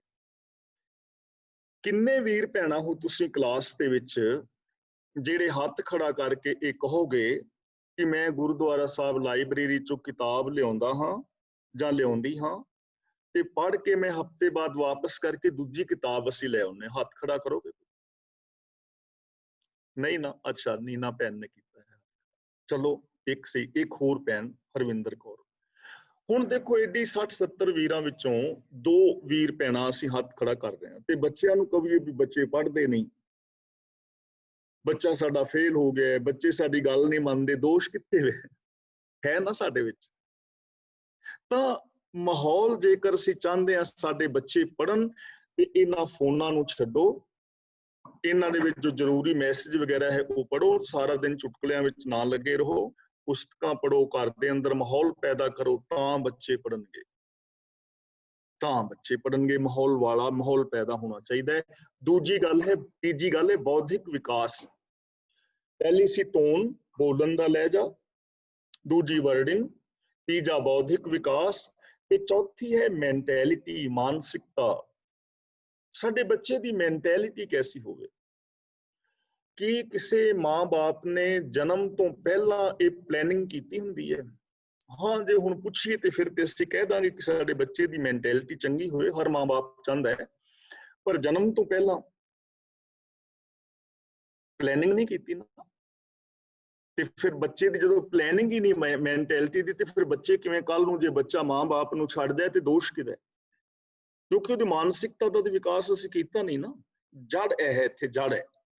ਅਸੀਂ ਨਾ ਤੁਹਾਨੂੰ ਮੈਂ ਪਿੱਛੇ ਵੀ ਇੱਕ ਗੱਲ ਸੁਣਾਈ ਸੀ, ਸਾਡੀ ਸੋਚ ਹੋਣੀ ਚਾਹੀਦੀ ਹੈ ਸਰਬੱਤ ਦੇ ਭਲੇ ਵਾਲੀ। ਸਭ ਕੋ ਮੀਤ ਹਮ ਆਪਨ ਕੀਨਾ, ਹਮ ਸਭਨਾ ਕੇ ਸਾਜਨ। ਅਸੀਂ ਇੱਕ ਦੂਜੇ ਦੇ ਦੁੱਖ ਸੁੱਖ ਦੇ ਸਾਥੀ ਬਣੀਏ। ਜਦੋਂ ਅਸੀਂ ਵੇਖਾਂਗੇ ਨਾ ਕਿ ਬੱਚੇ ਵੇਖਣਗੇ ਕਿ ਮੇਰੀ ਚਾਚੀ ਤਾਈ ਜਾਂ ਚਾਚਾ ਤਾਇਆ ਕੋਈ ਬਿਮਾਰ ਹੁੰਦਾ ਹੈ, ਮੇਰੇ ਮੰਮੀ ਪਾਪਾ ਜਾਂਦੇ ਨੇ, ਦਾਦੀ ਬਿਮਾਰ ਹੁੰਦੀ ਹੈ, ਮੰਮੀ ਪਾਪਾ ਕਿਵੇਂ ਦਾਦੀ ਦੇ ਚਫੇਰੇ ਬੈਠੇ ਹੁੰਦੇ ਨੇ, ਲੱਤਾਂ ਘੁੱਟਦੇ ਨੇ, ਖਿਚੜੀ ਬਣਾ ਕੇ ਦਿੰਦੇ ਨੇ, ਤੇ ਉਹ ਬੱਚੇ ਵੀ ਕਰਨਗੇ ਇਸ ਤਰ੍ਹਾਂ। ਤੇ ਜਦੋਂ ਬੱਚੇ ਵੇਖਣਗੇ ਕਿ ਦਾਦੀ ਜੇ ਖਿਚੜੀ ਮੰਗ ਲਵੇ ਤੇ ਮੇਰੀ ਮਾਂ ਤੇ ਟੁੱਟ ਕੇ ਪੈ ਜਾਂਦੀ ਹੈ, ਵੀ ਬੁੱਢੜੀਏ ਤੇਰੇ ਤੋਂ ਆਪ ਨਹੀਂ ਬਣਦੀ, ਸਾਰਾ ਦਿਨ ਖਾਉ ਖਾਉ ਲਾਈ ਫਿਰਦੀ ਹੈ, ਤੇ ਬੱਚੇ ਫਿਰ ਵੱਡੇ ਹੋ ਕੇ ਤੁਹਾਨੂੰ ਐਵੇਂ ਕਰਨਗੇ, ਕਿਉਂਕਿ ਉਹਨਾਂ ਨੇ ਸਿੱਖਿਆ ਹੀ ਇਹ ਬਿਨਾ। ਉਹ ਬੀਬੀ ਨੇ, ਮੈਂ ਤੁਹਾਨੂੰ ਸੁਣਾਈ ਸੀ ਨਾ ਗੱਲ ਪਿੱਛੇ, ਬੀਬੀ ਨੇ ਭੇਜੀ ਸੀ ਕੁੜੀ ਬਿੰਦੋ, ਕਹਿੰਦੀ ਜਾ ਬੇਟੀ ਬਿੰਦੋ ਮਾਸੀ ਤੋਂ ਨਾ ਉਹ ਚਾਚੀ ਤੋਂ ਖੰਡ ਦੀ ਕੌਲੀ ਲੈ ਕੇ ਆ। ਤੇ ਉਹ ਖੰਡ ਦੀ ਕੌਲੀ ਜਾ ਕੇ ਕਹਿੰਦੀ ਚਾਚੀ ਖੰਡ ਦੀ ਕੌਲੀ, ਕਹਿੰਦੀ ਕੀ ਕਰਨਾ? ਕਹਿੰਦੀ ਮਾਸੀ ਆਈਏ ਤੇ ਚਾਹ ਬਣਾਣੀ ਹੈ, ਖੰਡ ਮੁੱਕੀ ਹੈ, ਫਿਰ ਤੁਹਾਨੂੰ ਦੇ ਜਾਾਂਗੇ। ਉਹਨੇ ਖੰਡ ਦੀ ਕੌਲੀ ਭਰ ਕੇ ਦੇ ਦਿੱਤੀ, ਤੇ ਨਾਲ ਪਿਆਰ ਦੇ ਕੇ ਕਹਿਣ ਲੱਗੀ ਬਿੰਦੋ ਬੇਟੀ ਹੋਰ ਮੰਮਾ ਕੀ ਕਹਿੰਦੀ ਸੀ? ਕਹਿੰਦੀ ਚਾਚੀ ਮੰਮੀ ਕਹਿੰਦੀ ਸੀ ਤੇ ਛੋਟੀ ਬਾਂਦਰੀ ਨੇ ਨਾ ਦਿੱਤੀ ਤੇ ਨਾਲ ਵਾਲੀ ਚੜੇਲ ਤੋਂ ਲੈ ਆਵੇਂ। ਹੁਣ ਜਦੋਂ ਐਸੀ ਸੋਚ ਬੱਚਿਆਂ ਦੇ ਅੰਦਰ ਪਾਓਗੇ ਤੇ ਬੱਚਿਆਂ ਤੋਂ ਕੀ ਉਮੀਦ ਰੱਖੋਗੇ? ਜਦੋਂ ਸਾਡੀ ਸੋਚ ਐਸੀ ਹੋਵੇਗੀ ਨਾਲੇ ਖੰਡ ਲਿਆਉਣੀ ਨਾਲੇ ਬਾਂਦਰੀ ਕਹਿਣਾ। ਯਾਨੀ ਸਾਡੇ ਬੱਚਿਆਂ ਦੀ ਮੈਂਟੈਲਿਟੀ ਕੈਸੀ ਹੋਵੇ, ਸੋਚ ਕੈਸੀ ਹੋਵੇ, ਕਿ ਮਾਂ-ਬਾਪ ਨੂੰ ਪਲੈਨਿੰਗ ਕਰਨੀ ਚਾਹੀਦੀ ਹੈ। ਤੇ ਜੈਸੀ ਸੋਚ ਤੁਸੀਂ ਬੱਚੇ ਦੀ ਚਾਹੁੰਦੇ ਹੋ, ਉਹੋ ਜਿਹੀ ਸੋਚ ਪਰਿਵਾਰ ਦੇ ਅੰਦਰ ਬੱਚੇ ਦੇ ਜਨਮ ਤੋਂ ਪਹਿਲਾਂ ਬਣਾਓ, ਉਹੋ ਜਿਹਾ ਮਾਹੌਲ ਸਿਰਜੋ। ਜੇ ਤੁਹਾਡੇ ਗੁਆਂਢ ਦੇ ਅੰਦਰ ਕਿਸੇ ਨੂੰ ਤਕਲੀਫ ਹੈ, ਉਹਦਾ ਸਹਿਯੋਗ ਦਿਓ। ਜੇ ਗੁਆਂਢ ਦੇ ਅੰਦਰ ਖੁਸ਼ੀ ਹੈ, ਉਹਦੀ ਖੁਸ਼ੀ ਵਿੱਚ ਸ਼ਾਮਲ ਹੋਵੋ। ਬੱਚਿਆਂ ਨੂੰ ਇਨਾਮ ਦਿਓ ਉਦੋਂ ਜਦੋਂ ਕੋਈ ਚੰਗਾ ਕੰਮ ਕਰਕੇ ਆਉਣ। ਇਹ ਵਿਚਾਰਾਂ ਮੈਂ ਤੁਹਾਡੇ ਨਾਲ ਪਹਿਲਾਂ ਸਾਂਝੀਆਂ ਕਰ ਚੁੱਕਾ ਹਾਂ। ਬੱਚਾ ਸਕੂਲੋਂ ਆਏ ਤੇ ਤੂੰ ਪੁੱਛੋ ਬੇਟਾ ਅੱਜ ਕੋਈ ਚੰਗਾ ਕੰਮ ਕੀਤਾ? ਤੇ ਬੱਚਾ ਕਹੇ ਨਾ ਹਾਂ ਪਾਪਾ ਅੱਜ ਮੈਂ ਇੱਕ ਬਾਪੂ ਦਾ ਬੈਗ ਫੜ ਕੇ ਸੜਕ ਤੋਂ ਪਾਰ ਕਰਾਇਆ ਸੀ ਤੇ ਬਾਪੂ ਨੇ ਮੈਨੂੰ ਬੜੇ ਅਸ਼ੀਸ਼ ਦਿੱਤੀ ਸੀ, ਤੇ ਬੱਚੇ ਨੂੰ ਰੁਪਈਏ ਦਿਓ 10 ਸਾਲੋ ਬੇਟਾ ਤੇਰਾ ਇਨਾਮ ਹੈ, ਤੂੰ ਚੰਗਾ ਕੰਮ ਕਰ। ਅੱਜ ਪਾਪਾ ਇੱਕ ਬੇਬੇ ਮਿਲੀ ਸੀ ਤੇ ਉਹਦਾ ਬਟੂਆ ਡਿੱਗ ਪਿਆ ਸੀ, ਤੇ ਮੈਂ ਪਿੱਛੋਂ ਫੜ ਕੇ ਬੇਬੇ ਨੂੰ ਭੱਜ ਕੇ ਬਟੂਆ ਦਿੱਤਾ, ਬੜੀ ਖੁਸ਼ ਹੋਈ। ਬੱਚੇ ਨੂੰ ਇਨਾਮ ਦਿਓ, ਛਾਤੀ ਨਾਲ ਲਾਓ, ਪਿਆਰ ਦਿਓ, ਆਹ ਬੇਟਾ ਤੇਰਾ ਇਨਾਮ, ਤੂੰ ਇਮਾਨਦਾਰ ਹੈ। ਜਦੋਂ ਕੱਲ ਤੁਸੀਂ ਬਜ਼ੁਰਗ ਹੋਵੋਗੇ ਉਹ ਤੁਹਾਡੀ ਬਾਂਹ ਫੜ ਕੇ ਵੀ ਪਾਰ ਕੱਢੇਗਾ। ਤੁਹਾਡਾ ਕੋਈ ਪੈਸਾ ਡਿੱਗੇਗਾ ਉਹ ਚੋਰੀ ਨਹੀਂ ਚੁੱਕੇਗਾ, ਤੁਹਾਨੂੰ ਹੀ ਦੇਵੇਗਾ। ਐਸੀ ਮਾਨਸਿਕਤਾ ਸਾਡੇ ਬੱਚਿਆਂ ਦੀ ਹੋਵੇ ਤਾਂ ਉਹਦੇ ਵਾਸਤੇ ਬੱਚੇ ਦੇ ਜਨਮ ਤੋਂ ਪਹਿਲਾਂ ਸਾਨੂੰ ਪਲੈਨਿੰਗ ਕਰਨੀ ਪਵੇਗੀ। ਆਪਣੇ ਮਾਂ-ਬਾਪ ਦਾ ਸਤਿਕਾਰ ਕਰੋ। ਯਾਦ ਰੱਖੋ ਜਿਹੋ ਜਿਹਾ ਵਿਹਾਰ ਤੁਸੀਂ ਆਪਣੇ ਬਜ਼ੁਰਗ ਮਾਂ-ਬਾਪ ਨਾਲ ਕਰ ਰਹੇ ਹੋ ਨਾ, ਤੁਸੀਂ ਇੱਕ ਕਿਤਾਬ ਲਿਖ ਰਹੇ ਹੋ। ਇਹ ਉਹ ਕਿਤਾਬ ਹੈ ਜਿਹੜੀ ਤੁਹਾਡੇ ਬੱਚੇ ਤੁਹਾਨੂੰ ਪੜ੍ਹ ਕੇ ਸੁਣਾਉਣਗੇ। ਇਹ ਉਹ ਕਹਾਣੀ ਲਿਖ ਰਹੇ ਹੋ। ਇਸ ਲਈ ਤੁਸੀਂ ਕਿਹੋ ਜਿਹਾ ਵਿਹਾਰ ਚਾਹੁੰਦੇ ਹੋ ਆਪਣੇ ਬੱਚਿਆਂ ਤੋਂ, ਉਹੋ ਜਿਹਾ ਵਿਹਾਰ ਆਪਣੇ ਬਜ਼ੁਰਗਾਂ ਦੇ ਨਾਲ ਕਰੋ। ਮੈਂ ਜਿੱਥੇ ਜਾਵਾਂ ਇਹ ਗੱਲ ਜ਼ਰੂਰ ਕਹਿਣਾ ਵੀ ਬੱਚਿਓ, ਆਪਣੇ ਮਾਂ-ਬਾਪ ਦਾ, ਬਜ਼ੁਰਗਾਂ ਦਾ, ਸੱਸ ਸਹੁਰੇ ਦਾ ਧੀਓ ਆਪਣਾ ਸਤਿਕਾਰ ਕਰੋ। ਨੂੰਹਾਂ ਨੂੰ ਮੈਂ ਕਹਿਣਾ ਵੀ ਧੀਓ ਆਪਣੇ ਸੱਸ ਸਹੁਰੇ ਦਾ ਸਤਿਕਾਰ ਕਰੋ, ਉਹਨਾਂ ਨੂੰ ਪਿਆਰ ਦਿਓ, ਉਹਨਾਂ ਦੀਆਂ ਭਾਵਨਾਵਾਂ ਦੀ ਕਦਰ ਕਰੋ, ਉਹਨਾਂ ਦੀਆਂ ਲੋੜਾਂ ਪੂਰੀਆਂ ਕਰੋ। ਬੱਚਿਓ ਤੁਸੀਂ ਵੀ ਆਪਣੇ ਮਾਂ-ਬਾਪ ਦਾ ਖਿਆਲ ਰੱਖੋ। ਤੁਸੀਂ ਐਵੇਂ ਕਰੋਗੇ ਤੁਹਾਡੇ ਬੱਚੇ ਤੁਹਾਡਾ ਖਿਆਲ ਰੱਖਣਗੇ। ਤਾਂ ਸਾਡੇ ਬੱਚਿਆਂ ਦੀ ਮਾਨਸਿਕਤਾ ਕੈਸੀ ਹੋਵੇ, ਇਹ ਸਾਨੂੰ ਬੱਚੇ ਦੇ ਜਨਮ ਤੋਂ ਪਹਿਲਾਂ ਪਲਾਨ ਕਰਕੇ ਉਹੋ ਜਿਹਾ ਮਾਹੌਲ ਸਿਰਜਣਾ ਚਾਹੀਦਾ ਹੈ। ਅਗਲੀ ਗੱਲ ਹੈ ਸਰੀਰਕ ਵਿਕਾਸ। ਸਾਡੇ ਬੱਚਿਆਂ ਦਾ ਸਰੀਰਕ ਵਿਕਾਸ ਕੈਸਾ ਹੋਵੇ, ਇਧਰ ਤੇ ਆਮ ਮਾਂ-ਬਾਪ ਧਿਆਨ ਦਿੰਦੇ ਨੇ, ਲੇਕਿਨ ਫਿਰ ਵੀ ਸਾਨੂੰ ਖਿਆਲ ਕਰਨ ਦੀ ਲੋੜ ਹੈ ਕਿ ਸਰੀਰਕ ਵਿਕਾਸ ਕੈਸਾ ਹੋਵੇ। ਉਹਦੇ ਵਾਸਤੇ ਸਾਨੂੰ ਚਾਹੀਦੀ ਹੈ ਸਹੀ ਖੁਰਾਕ। ਜੇ ਪੀਜੇ ਬਰਗਰ ਆਪ ਖਾਂਦੇ ਰਹੋਗੇ, ਫਾਸਟ ਫੂਡ ਖਾਓਗੇ, ਸਰੀਰ ਰੋਗੀ ਹੋਏਗਾ, ਖੁਰਾਕ ਸਹੀ ਬੱਚੇ ਨੂੰ ਅੰਦਰ ਗਰਭ ਦੇ ਵਿੱਚ ਨਹੀਂ ਮਿਲੇਗੀ ਤਾਂ ਬੱਚੇ ਦੇ ਅੰਦਰ ਕੋਈ ਨਾ ਕੋਈ ਦੋਸ਼ ਪੈਦਾ ਹੋ ਜਾਣਾ ਸੁਭਾਵਿਕ ਹੈ। ਇਸ ਲਈ ਸਰੀਰਕ ਤੌਰ ਤੇ ਸਾਡਾ ਬੱਚਾ ਰਿਸ਼ਟ-ਪੁਸ਼ਟ ਹੋਵੇ ਤਾਂ ਬੱਚੇ ਦੇ ਜਨਮ ਤੋਂ ਪਹਿਲਾਂ ਹੀ ਪਰਿਵਾਰ ਦੇ ਅੰਦਰ ਖਾਣ ਪੀਣ ਉਹੋ ਜਿਹਾ ਰੱਖੋ। ਬਹੁਤੇ ਤੜਕਿਆਂ ਵਾਲੇ ਮਸਾਲੇ ਖਾਣੇ, ਮਸਾਲਿਆਂ ਵਾਲੇ ਤੜਕਿਆਂ ਵਾਲੇ ਭੁੰਨ ਕੇ ਚੀਜ਼ਾਂ, ਜਾਂ ਮਤਲਬ ਗੈਰ ਕੁਦਰਤੀ ਚੀਜ਼ਾਂ ਖਾਣੀਆਂ, ਸ਼ਰਾਬ ਆਦਿਕ ਦੀ ਵਰਤੋਂ ਕਰਨੀ, ਨਸ਼ਿਆਂ ਦੀ ਵਰਤੋਂ ਕਰਨੀ, ਤਮਾਕੂ ਵਗੈਰਾ ਜਾਂ ਹੋਰ ਨਸ਼ੇ ਨੇ, ਜਾਂ ਗੈਰ ਕੁਦਰਤੀ ਖਾਣੇ ਖਾਣੇ ਤੇ ਰੋਟੀ ਪਕਾਉਣ ਦੇ ਮਾਰੇ ਹਰ ਰੋਜ਼ ਹੋਟਲਾਂ ਤੇ ਤੁਰੇ ਰਹਿਣਾ, ਸਰੀਰਕ ਤੌਰ ਤੇ ਇਹ ਠੀਕ ਨਹੀਂ ਹਨ। ਸਰੀਰਕ ਤੌਰ ਤੇ ਸਾਡੇ ਘਰਾਂ ਦੇ ਅੰਦਰ ਖਾਣ ਪਾਣ ਠੀਕ ਹੋਵੇ, ਬੱਚੇ ਸ਼ੁਰੂ ਤੋਂ ਲੈ ਕੇ ਉਹੋ ਜਿਹਾ ਖਾਣ ਪਾਣ ਸ਼ੁਰੂ ਕਰਨਗੇ, ਉਹਨਾਂ ਦਾ ਸਰੀਰਕ ਵਿਕਾਸ ਠੀਕ ਹੋਏਗਾ। ਸਰੀਰਕ ਵਿਕਾਸ ਵਾਸਤੇ ਸੈਰ ਵਗੈਰਾ ਆਪ ਵੀ ਕਰੋ, ਉਹੋ ਜਿਹਾ ਮਾਹੌਲ ਪੈਦਾ ਕਰੋ, ਤਾਂ ਇਸ ਪਾਸੇ ਮਾਂ-ਬਾਪ ਖਿਆਲ ਦਿੰਦੇ ਨੇ, ਇਧਰ ਕੋਈ ਬਹੁਤਾ ਕਹਿਣ ਦੀ ਜ਼ਰੂਰਤ ਨਹੀਂ ਹੈ। ਅਗਲੀ ਗੱਲ ਹੈ ਸਰੀਰਕ ਵਿਕਾਸ ਦੇ ਨਾਲ ਤੁਸੀਂ ਕੀ ਚਾਹੁੰਦੇ ਹੋ ਕਿ ਤੁਹਾਡਾ ਬੱਚਾ ਤੁਰੇ ਕਿਵੇਂ, ਉਹਦੀ ਚਾਲ ਕਿਵੇਂ ਦੀ ਹੋਵੇ। ਕਈ ਲੋਕ ਕਿਵੇਂ ਸੜਕ ਤੇ ਟੱਪ ਕੇ ਤੁਰਦੇ ਨੇ, ਇੱਧਰ ਆਏ ਪੱਥਰ ਨੂੰ ਠੁੱਡਾ ਮਾਰਤਾ, ਇੰਝ ਨੂੰ ਇੱਧਰ, ਕਿਵੇਂ ਦੀ ਚਾਲ ਹੋਏ ਤੁਹਾਡੇ ਬੱਚੇ ਦੀ, ਉਸ ਬੱਚੇ ਨੇ ਚਾਲ ਮਾਂ-ਬਾਪ ਦਾਦੀ ਦਾਦੇ ਵੱਲ ਵੇਖ ਕੇ ਸਿੱਖਣਾ, ਜਿਵੇਂ ਘਰ ਦੇ ਤੁਰਨਗੇ। ਤਾਂ ਆਪਣੀ ਚਾਲ ਉਸ ਟਾਈਪ ਦੀ ਰੱਖੋ ਜਿਹੋ ਜੀ ਤੁਸੀਂ ਆਪਣੇ ਬੱਚੇ ਦੀ ਵੇਖਣਾ ਚਾਹੁੰਦੇ ਹੋ। ਇਸ ਤੋਂ ਅਗਲੀ ਗੱਲ ਹੈ ਕਿ ਤੁਹਾਡੇ ਬੱਚੇ ਦਾ ਪਹਿਨਾਵਾ ਕੈਸਾ ਹੋਵੇ। ਪਹਿਨਾਵਾ, ਕਿਉਂਕਿ ਪਹਿਨਾਵੇ ਦੇ ਨਾਲ ਵੀ ਦੁਨੀਆ ਵਿੱਚ ਮਾਣ ਆਦਰ ਮਿਲਦਾ ਹੈ। ਵੈਸੇ ਗੁਰਮਤ ਦੇ ਅੰਦਰ ਪਹਿਨਾਵੇ ਦੇ ਉੱਤੇ ਕੋਈ ਬੈਨ ਨਹੀਂ ਹੈ, ਜਿਹੋ ਜਿਹਾ ਪਹਿਨਾਵਾ ਕੋਈ ਪਹਿਨਣਾ ਚਾਹੇ ਪਹਿਨ ਸਕਦਾ, ਪਰ ਫਿਰ ਵੀ ਪਹਿਨਾਵੇ ਦਾ ਕਾਫੀ ਰੋਲ ਹੈ। ਅਸੀਂ ਦੇਖਦੇ ਹਾਂ ਜਿੰਨੇ ਵੀ ਹਾਈਲੀ ਐਜੂਕੇਟਿਡ ਲੋਕ ਨੇ, ਡਾਕਟਰ ਹੋਣਗੇ, ਵਕੀਲ ਹੋਣਗੇ, ਜੱਜ ਹੋਣਗੇ, ਉਹਨਾਂ ਦਾ ਪਹਿਨਾਵਾ ਸਿੰਪਲ ਹੋਏਗਾ। ਕੱਪੜੇ ਕੀਮਤੀ ਹੋਣਗੇ ਲੇਕਿਨ ਪਹਿਨਾਵਾ ਸਿੰਪਲ ਹੋਏਗਾ। ਨਹੀਂ ਵੀ ਗੋਡਿਆਂ ਤੋਂ ਪੈਂਟ ਪਾਟੀ ਹੋਵੇ, 2-3 ਤਣੀਆਂ ਇਧਰ ਨੂੰ ਲਮਕਾਈਆਂ ਹੋਣ, ਪੈਂਟ ਥੱਲੇ ਢਿਲਕੀ ਹੋਵੇ ਔਰ ਪਸਲੀਆਂ ਅੱਗੇ ਕਰਦੀ ਹੋਵੇ ਅਰਜ਼ੋਈ ਵੀ ਹੈ ਪਸਲੀਓ ਮੈਂ ਡਿੱਗ ਚੱਲੀਆਂ ਮੈਨੂੰ ਬਚਾ ਲਓ, ਐਵੇਂ ਨਾ ਹੋਵੇ, ਇਹੋ ਜਿਹਾ ਪਹਿਨਾਵਾ ਨਾ ਹੋਵੇ। ਅੱਜ ਕੱਲ ਜਿਵੇਂ ਪਹਿਲਾਂ ਕਿਸੇ ਦਾ ਕੋਈ ਕੱਪੜਾ ਪਾਟਾ ਹੁੰਦਾ ਸੀ ਨਾ ਤੇ ਲੋਕ ਸਮਝਦੇ ਸਨ ਗਰੀਬ ਹੈ, ਤੇ ਅੱਜ ਕੱਲ ਜੇ ਕਿਸੇ ਦਾ ਕੱਪੜਾ ਪਾਟਾ ਨਾ ਹੋਵੇ ਤੇ ਲੋਕ ਕਹਿੰਦੇ ਨੇ ਗਰੀਬ ਹੈ। ਲਾਂਘੇ ਲਾਏ ਹੁੰਦੇ ਨੇ ਕੱਪੜਿਆਂ ਦੇ। ਉਹ ਇੱਕ ਮਾਤਾ ਕਹਿਣ ਲੱਗੀ ਕੁੜੀ ਨੂੰ, ਆ ਕੁੜੀਏ ਮੈਨੂੰ ਪਰੋਲਾ ਫੜਾ ਤੇ ਮੈਂ ਜਰਾ ਥੱਲੇ ਆ ਫੇਰਦੇ ਆ। ਉਹ ਕਹਿਣ ਲੱਗੀ ਮਾਤਾ ਪਰੋਲਾ ਤੇ ਮੰਮੀ ਮੈਂ ਪਾ ਲਿਆ। ਆ ਕੁੜੀਆਂ ਮੁੰਡਿਆਂ ਨੇ ਪਾਈਆਂ ਹੁੰਦੀਆਂ ਨਾ ਪੈਂਟਾਂ, ਜਿਵੇਂ ਪਰੋਲੇ ਹੁੰਦੇ ਨੇ, ਘਰਾਂ ਦੇ ਵਿੱਚ ਟਾਕੀਆਂ ਮਾਰਨ। ਤਾਂ ਇਹ ਪਹਿਨਾਵਾ ਕੈਸਾ ਹੋਵੇ ਇਹ ਅਸਾਂ ਡਿਸਾਈਡ ਕਰਨਾ ਹੈ, ਹਰ ਬੰਦੇ ਨੇ ਆਪ ਕਰਨਾ ਹੈ, ਕਿਸੇ ਉੱਤੇ ਬੈਨ ਨਹੀਂ ਹੈ। ਤੇ ਪਹਿਨਾਵਾ ਸਾਡੇ ਬੱਚਿਆਂ ਦਾ ਕੈਸਾ ਹੋਏ ਉਹ ਅਸਾਂ ਵੇਖਣਾ ਹੈ। ਉਸੇ ਟਾਈਪ ਦਾ ਪਹਿਨਾਵਾ ਘਰ ਦੇ ਅੰਦਰ ਜੇ ਤੁਸੀਂ ਰੱਖੋਗੇ ਤੇ ਬੱਚੇ ਵੀ ਉਹੋ ਜਿਹਾ ਰੱਖਣਗੇ। ਤਾਂ ਆਓ ਹੁਣ ਅਸੀਂ ਥੋੜੀ ਵਿਚਾਰ ਨੂੰ ਅੱਗੇ ਵਧਾਈਏ ਕਿ ਅਸੀਂ ਬੱਚਿਆਂ ਵਾਸਤੇ ਕੀ ਕਰਨਾ ਹੈ। ਇਹ ਤਾਂ ਹੋ ਗਿਆ ਜਨਮ ਤੋਂ ਪਹਿਲਾਂ।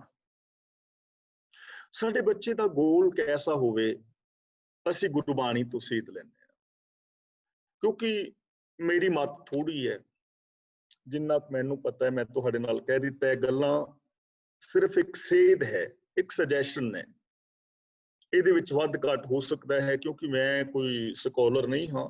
ਜਿੰਨਾ ਮੈਨੂੰ ਪਤਾ ਹੈ ਉਹ ਮੈਂ ਤੁਹਾਡੇ ਨਾਲ ਸਾਂਝਾ ਕੀਤਾ ਹੈ। ਇਹਦੇ ਵਿੱਚ ਤੁਸੀਂ ਵੱਧ ਘੱਟ ਕਰ ਸਕਦੇ ਹੋ, ਲੇਕਿਨ ਜੋ ਮੈਂ ਤੁਹਾਡੇ ਨਾਲ ਸਾਂਝਾ ਕਰ ਰਿਹਾ ਉਹ ਇਮਾਨਦਾਰੀ ਨਾਲ ਕਰ ਰਿਹਾ ਕਿ ਸਾਨੂੰ ਐਸਾ ਹੋਣਾ ਚਾਹੀਦਾ ਹੈ ਔਰ ਐਸਾ ਹੋ ਸਕਦਾ ਹੈ। ਇਹਦੇ ਵਿੱਚ ਕੋਈ ਪ੍ਰੋਬਲਮ ਨਹੀਂ ਹੈ, ਇਹ ਪੋਸੀਬਿਲਿਟੀ ਹੈ, ਇਹ ਸੰਭਾਵਨਾ ਹੈ। ਜੇ ਅਸੀਂ ਆਪਣੇ ਬੱਚਿਆਂ ਵੱਲ ਐਸਾ ਖਿਆਲ ਕਰੀਏ 4-5 ਸਾਲ ਪਹਿਲੇ ਅਸੀਂ ਇਧਰ ਧਿਆਨ ਦੇਣਾ ਹੈ। ਸਾਡੇ ਬੱਚਿਆਂ ਦੀ ਟੋਨ, ਸ਼ਬਦਾਵਲੀ, ਮੈਂਟੈਲਿਟੀ, ਬੌਧਿਕ ਵਿਕਾਸ, ਸਰੀਰਕ ਵਿਕਾਸ, ਉਹਨਾਂ ਦਾ ਪਹਿਨਾਵਾ, ਉਹਨਾਂ ਦੀ ਚਾਲ ਵਗੈਰਾ, ਇਹ 4-5 ਸਾਲ ਜਿਹੜੇ ਪਹਿਲੇ ਨੇ ਬਹੁਤ ਜ਼ਰੂਰੀ ਨੇ। ਬੱਚਿਆਂ ਨੇ 80% ਸਿੱਖ ਜਾਣਾ ਹੁੰਦਾ ਹੈ, ਬਾਕੀ ਵਿਕਾਸ ਇਹਦੇ ਉੱਤੇ। ਹੁਣ ਇਸ ਤੋਂ ਬਾਅਦ ਜਦੋਂ 4 ਸਾਲ ਦਾ ਬੱਚਾ ਹੋ ਜਾਂਦਾ ਉਹਦੇ ਤੋਂ ਬਾਅਦ ਉਹਦੇ ਵਾਸਤੇ ਸਕੂਲ ਅਸਾਂ ਦੇਖਣਾ ਹੈ, ਕਿਉਂਕਿ ਬੱਚੇ ਨੇ ਸਕੂਲ ਜਾਣਾ ਹੈ। ਸਕੂਲ ਦੇ ਅੰਦਰ ਉਸਨੂੰ ਸਾਥੀ ਮਿਲਣੇ ਨੇ, ਸਕੂਲ ਦੇ ਅੰਦਰ ਉਸਨੇ ਪੜ੍ਹਨਾ ਹੈ, ਉਹਨੇ ਬਾਹਰ ਨਿਕਲਣਾ ਹੈ। ਉਹਦੇ ਉੱਤੇ ਫਿਰ ਸਕੂਲ ਦਾ, ਉਹਦੀ ਸੁਸਾਇਟੀ ਦਾ ਉਹ ਵੀ ਪ੍ਰਭਾਵ ਜਿਹੜਾ ਹੈ ਪੈਣਾ ਹੈ।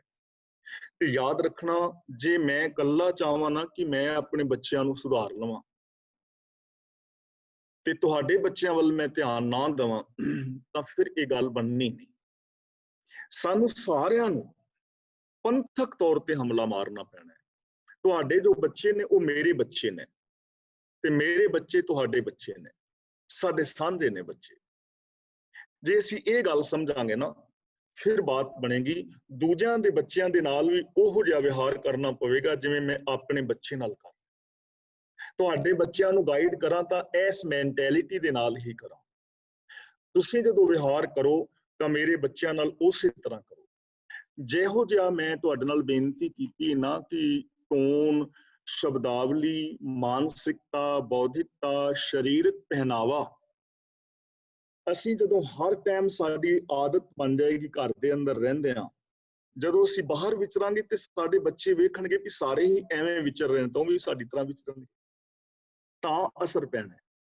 ਹੁਣ ਅਗਲੀ ਗੱਲ ਆਓ ਅਸੀਂ ਸਾਹਿਬ ਸ੍ਰੀ ਗੁਰੂ ਗ੍ਰੰਥ ਸਾਹਿਬ ਜੀ ਮਹਾਰਾਜ ਜੀ ਦੀ ਪਾਵਨ ਬਾਣੀ ਦੇ ਅੰਦਰੋਂ ਅਗਵਾਈ ਲੈਣ ਦਾ ਯਤਨ ਤਾਂ ਧੰਨ ਗੁਰੂ ਅਰਜਨ ਪਾਤਸ਼ਾਹ ਜੀ ਦਾ ਪਾਵਨ ਸ਼ਬਦ ਹੈ ਗੂਜਰੀ ਰਾਗ ਦੇ ਅੰਦਰ। ਆਮ ਕਰਕੇ ਰਾਗੀ ਸਾਹਿਬਾਨ ਇਹ ਸ਼ਬਦ ਦਾ ਗਾਇਨ ਕਰਦੇ ਨੇ ਜਦੋਂ ਬੱਚੇ ਦਾ ਜਨਮ ਦਿਨ ਮਨਾਇਆ ਜਾਂਦਾ। ਔਰ ਅਸੀਂ ਵੀ ਕਹਿੰਦੇ ਹਾਂ ਭਾਈ ਜੀ ਪੂਤਾ ਮਾਤਾ ਕੀ ਆਸ਼ੀਸ਼ ਵਾਲਾ ਸ਼ਬਦ ਜ਼ਰੂਰ ਪੜ੍ਹਦੇ। ਹੁਣ ਇਹ ਸ਼ਬਦ ਬਹੁਤ ਕੀਮਤੀ ਹੈ, ਬਾਣੀ ਸਾਰੀ ਕੀਮਤੀ ਹੈ, ਪਰ ਬੱਚਿਆਂ ਦੀ ਪਲੈਨਿੰਗ ਵਾਸਤੇ ਪੂਰੀ ਦੀ ਪੂਰੀ ਦੁਨੀਆ ਨੂੰ ਇਹ ਇਕੱਲਾ ਸ਼ਬਦ ਹੀ ਬਦਲਣ ਦੀ ਸਮਰੱਥਾ ਰੱਖਦਾ ਹੈ। ਇਹ ਪੂਰੀ ਦੁਨੀਆ ਚੇਂਜ ਹੋ ਸਕਦੀ ਹੈ, ਪੂਰਾ ਸਮਾਜ ਚੇਂਜ ਹੋ ਸਕਦਾ ਹੈ, ਸਾਡੀਆਂ ਬੱਚਿਆਂ ਦੀਆਂ ਟੋਟਲ ਸਮੱਸਿਆਵਾਂ ਸੋਲਵ ਹੋ ਸਕਦੀਆਂ ਨੇ ਜੇ ਅਸੀਂ ਇਸ ਇਕੱਲੇ ਇੱਕ ਸ਼ਬਦ ਦੇ ਉੱਤੇ ਅਮਲ ਕਰ ਲਈਏ। ਇਹਦੇ ਵਿੱਚ ਬੱਚਿਆਂ ਦਾ ਗੋਲ ਦਿੱਤਾ ਗਿਆ ਕਿ ਸਾਡੇ ਬੱਚੇ ਕੈਸੇ ਹੋਣ। ਅਸ਼ੀਸ਼ ਦਿੱਤੀ ਹੈ ਗੁਰੂ ਜੀ ਨੇ, ਤੇ ਗੁਰੂ ਜੀ ਦੇ ਅਸੀਂ ਵੀ ਸਾਰੇ ਬੱਚੇ ਹੀ ਆ ਨਾ, ਮੈਂ ਵੀ ਬੱਚਾ, ਤੁਸੀਂ ਵੀ ਬੱਚੇ। ਸਾਡੇ ਵਾਸਤੇ ਗੋਲ ਦਿੱਤਾ ਗੁਰੂ ਜੀ, ਸਾਨੂੰ ਅਸ਼ੀਸ਼ ਦੇ ਰਹੇ ਨੇ, ਅਸ਼ੀਸ਼ ਦੇ ਰੂਪ ਵਿੱਚ ਗੋਲ ਦੇ ਰਹੇ ਨੇ ਕਿ ਤੁਹਾਡਾ ਇਹ ਗੋਲ ਹੈ, ਤੁਸੀਂ ਇਹੋ ਜਿਹੇ ਬਣੋ। ਜਿਵੇਂ ਅਸੀਂ ਕਿਸੇ ਬੱਚੇ ਨੂੰ ਅਸ਼ੀਸ਼ ਦਿੰਦੇ ਕਿ ਬੇਟਾ ਵਾਹਿਗੁਰੂ ਕਿਰਪਾ ਕਰੇ ਤੂੰ ਫਸਟ ਆਵੇਂ, ਤਾਂ ਫਸਟ ਆਵੇਂ ਤਾਂ ਅਸੀਂ ਉਹਨੂੰ ਇੱਕ ਗੋਲ ਦੇ ਰਹੇ ਹਾਂ, ਬਲੈਸਿੰਗ ਦੇ ਰਹੇ ਹਾਂ, ਬਲੈਸਿੰਗ ਰਾਹੀਂ ਉਹਨੂੰ ਇੱਕ ਗੋਲ ਦੇ ਰਹੇ ਹਾਂ ਕਿ ਤੂੰ ਫਸਟ ਆਉਣਾ ਹੈ। ਤਾਂ ਗੁਰੂ ਪਾਤਸ਼ਾਹ ਜੀ ਸਾਨੂੰ ਕਹਿ ਰਹੇ ਨੇ ਪੂਤਾ ਮਾਤਾ ਕੀ ਆਸ਼ੀਸ਼। ਇਹ ਬੱਚੇ ਤੈਨੂੰ ਇਹ ਅਸ਼ੀਸ਼ ਹੈ ਮੇਰੀ, ਤੇਰਾ ਇਹ ਗੋਲ ਹੈ, ਮਾਂ ਦੇ ਰੂਪ ਵਿੱਚ ਦੇ ਰਹੇ। ਕੀ ਦੇ ਰਹੇ ਨੇ? ਨਿਮਖ ਨਾ ਬਿਸਰੋ ਤੁਮਕੋ ਹਰ ਹਰ ਸਦਾ ਭਜੋ ਜਗਦੀਸ਼। ਕਿ ਤੈਨੂੰ ਇੱਕ ਪਲ ਵਾਸਤੇ ਵੀ ਰੱਬ ਨਾ ਭੁੱਲੇ। ਰੱਬ ਨਾ ਭੁੱਲੇ ਦਾ ਮਤਲਬ ਰੱਬ ਦੇ ਗੁਣ ਨਾ ਭੁੱਲਣ, ਰੱਬ ਦੀ ਰਜ਼ਾ ਭਾਣਾ ਤੈਨੂੰ ਯਾਦ ਰਹੇ, ਤੂੰ ਸਿਸਟਮ ਦੇ ਅੰਦਰ ਰਹਿਣਾ ਹੈ, ਰੱਬ ਦਾ ਸਿਸਟਮ, ਰੱਬ ਦਾ ਰਜ਼ਾ, ਕੁਦਰਤ ਦੇ ਨੇਮ, ਲਾਅ ਆਫ ਨੇਚਰ, ਰੱਬ ਦੇ ਗੁਣ, ਇੱਕ ਓੰਕਾਰ ਤੋਂ ਲੈ ਕੇ ਗੁਰ ਪ੍ਰਸਾਦ ਤੱਕ ਕਿ ਉਹ ਇੱਕ ਰਮਿਆ ਹੋਇਆ ਹੈ, ਸਭ ਦੇ ਅੰਦਰ ਇੱਕ ਹੈ, ਸਭ ਨਾਲ ਇੱਕ ਜੈਸਾ ਵਿਹਾਰ ਕਰਨਾ ਹੈ, ਸਚਾਈ ਹੈ, ਨਿਰਭੈਤਾ ਹੈ, ਨਿਰਵੈਰਤਾ ਹੈ, ਦਇਆ ਹੈ, ਇਨਸਾਨੀਅਤ ਹੈ, ਪਿਆਰ ਮੁਹੱਬਤ ਹੈ। ਇਹ ਤੈਨੂੰ ਕਦੇ ਵੀ ਨਾ ਭੁੱਲਣ, ਇਹ ਤੈਨੂੰ ਹਮੇਸ਼ਾ ਯਾਦ ਰਹਿਣ। ਇਹ ਬੱਚੇ ਦਾ ਗੋਲ ਹੈ। ਦੇਖੋ ਸਾਡੇ ਬੱਚਿਆਂ ਦਾ ਗੋਲ ਅਸੀਂ ਇਹ ਸੈੱਟ ਕੀਤਾ ਨਹੀਂ ਨਾ।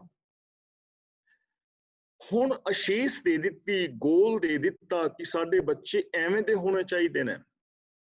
ਜੇ ਬੱਚੇ ਐਵੇਂ ਦੇ ਹੋਣਗੇ ਨਾ ਤੇ ਅੱਜ ਜੇ ਅਸੀਂ ਬੱਚਿਆਂ ਦੇ ਉੱਤੇ 10 ਸਾਲ ਅਸੀਂ ਕਰ ਲਈਏ ਨਾ ਪੂਰੀ ਮਿਹਨਤ, ਅੱਜ ਜੋ ਬੱਚੇ ਨੇ 10, 12, 15 ਸਾਲ ਬਾਅਦ ਉਹਨਾਂ ਨੇ ਜਵਾਨ ਹੋਣਾ ਹੈ, ਸਮਾਜ ਨੂੰ ਸੰਭਾਲਣਾ ਹੈ, 15 ਸਾਲ ਬਾਅਦ ਪੂਰਾ ਸਮਾਜ ਚੇਂਜ ਹੋ ਜਾਏਗਾ।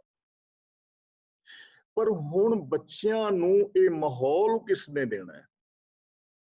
ਅਸ਼ੀਸ਼ ਗੁਰੂ ਜੀ ਨੇ ਦੇ ਦਿੱਤੀ ਕਿ ਰੱਬ ਦੇ ਗੁਣ ਨਾ ਭੁੱਲਣ।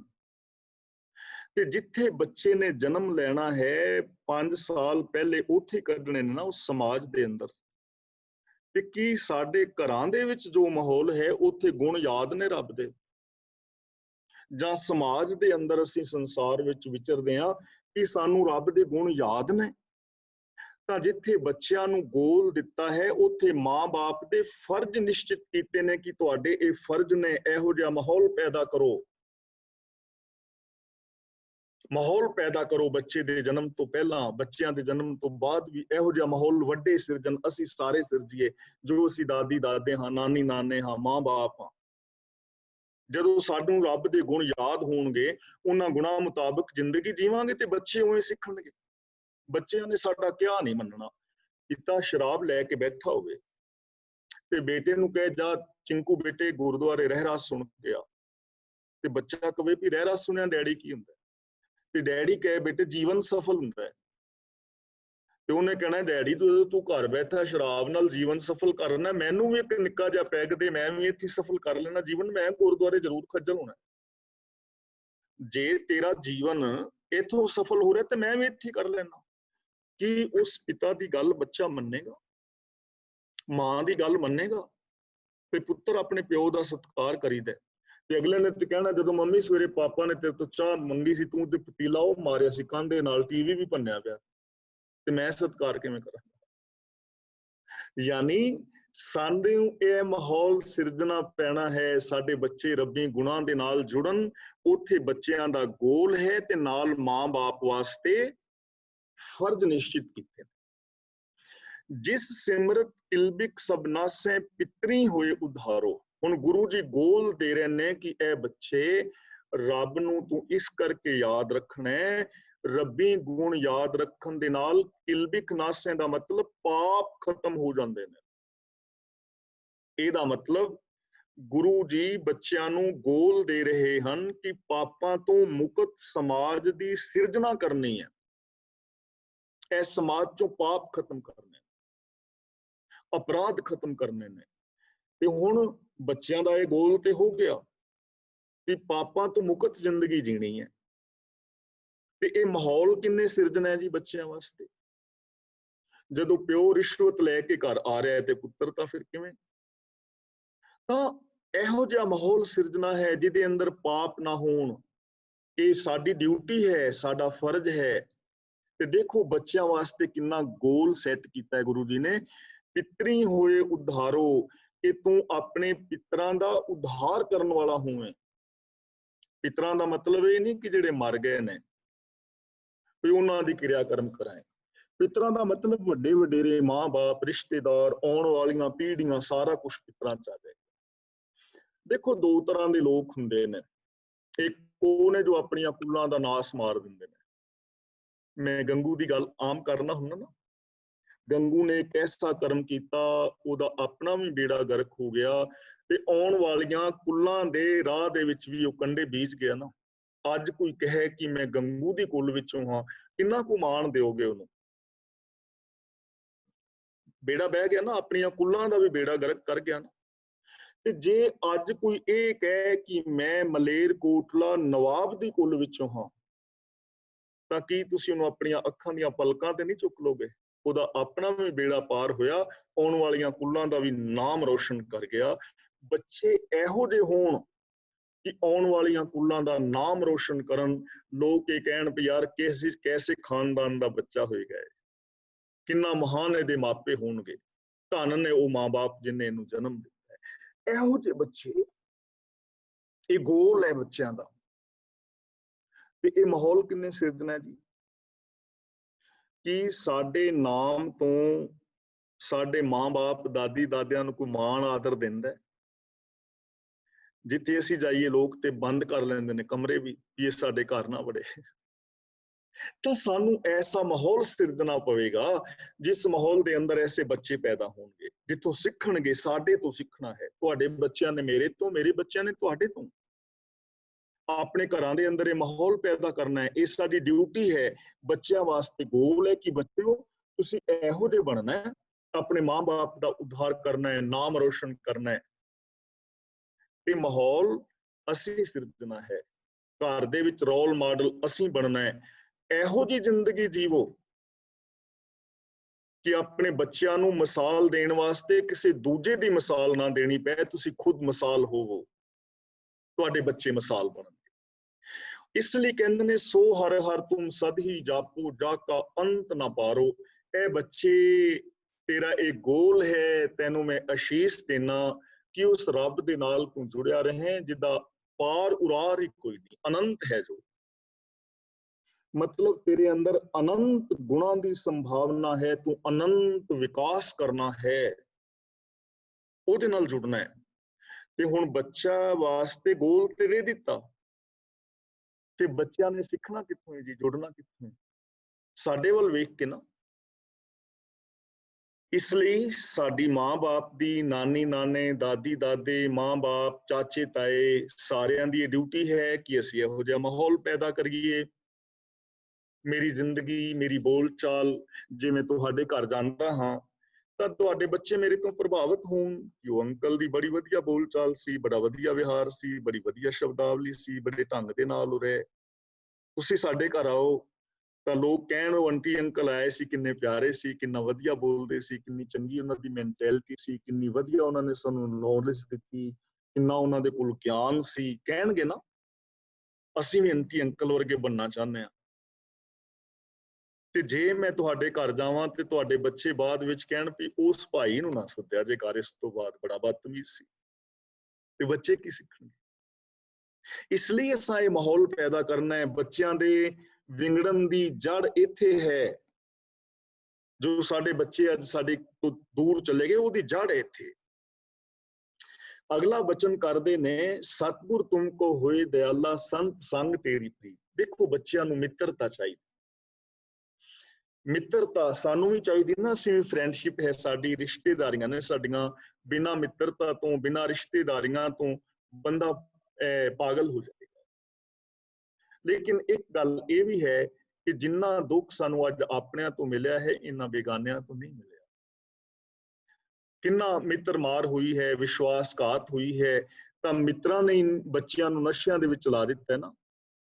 ਇਸ ਲਈ ਬੱਚਿਆਂ ਦੀ ਮਿੱਤਰਤਾ ਚੰਗੀ ਹੋਵੇ। ਗੁਰੂ ਜੀ ਗੋਲ ਦੇ ਰਹੇ ਨੇ ਕਿ ਚੰਗੇ ਲੋਕਾਂ ਦੇ ਨਾਲ ਮਿੱਤਰਤਾ ਕਰਨੀ ਹੈ ਤੁਸੀਂ। ਸੰਤ ਸੰਗ ਤੇਰੀ ਪ੍ਰੀਤ।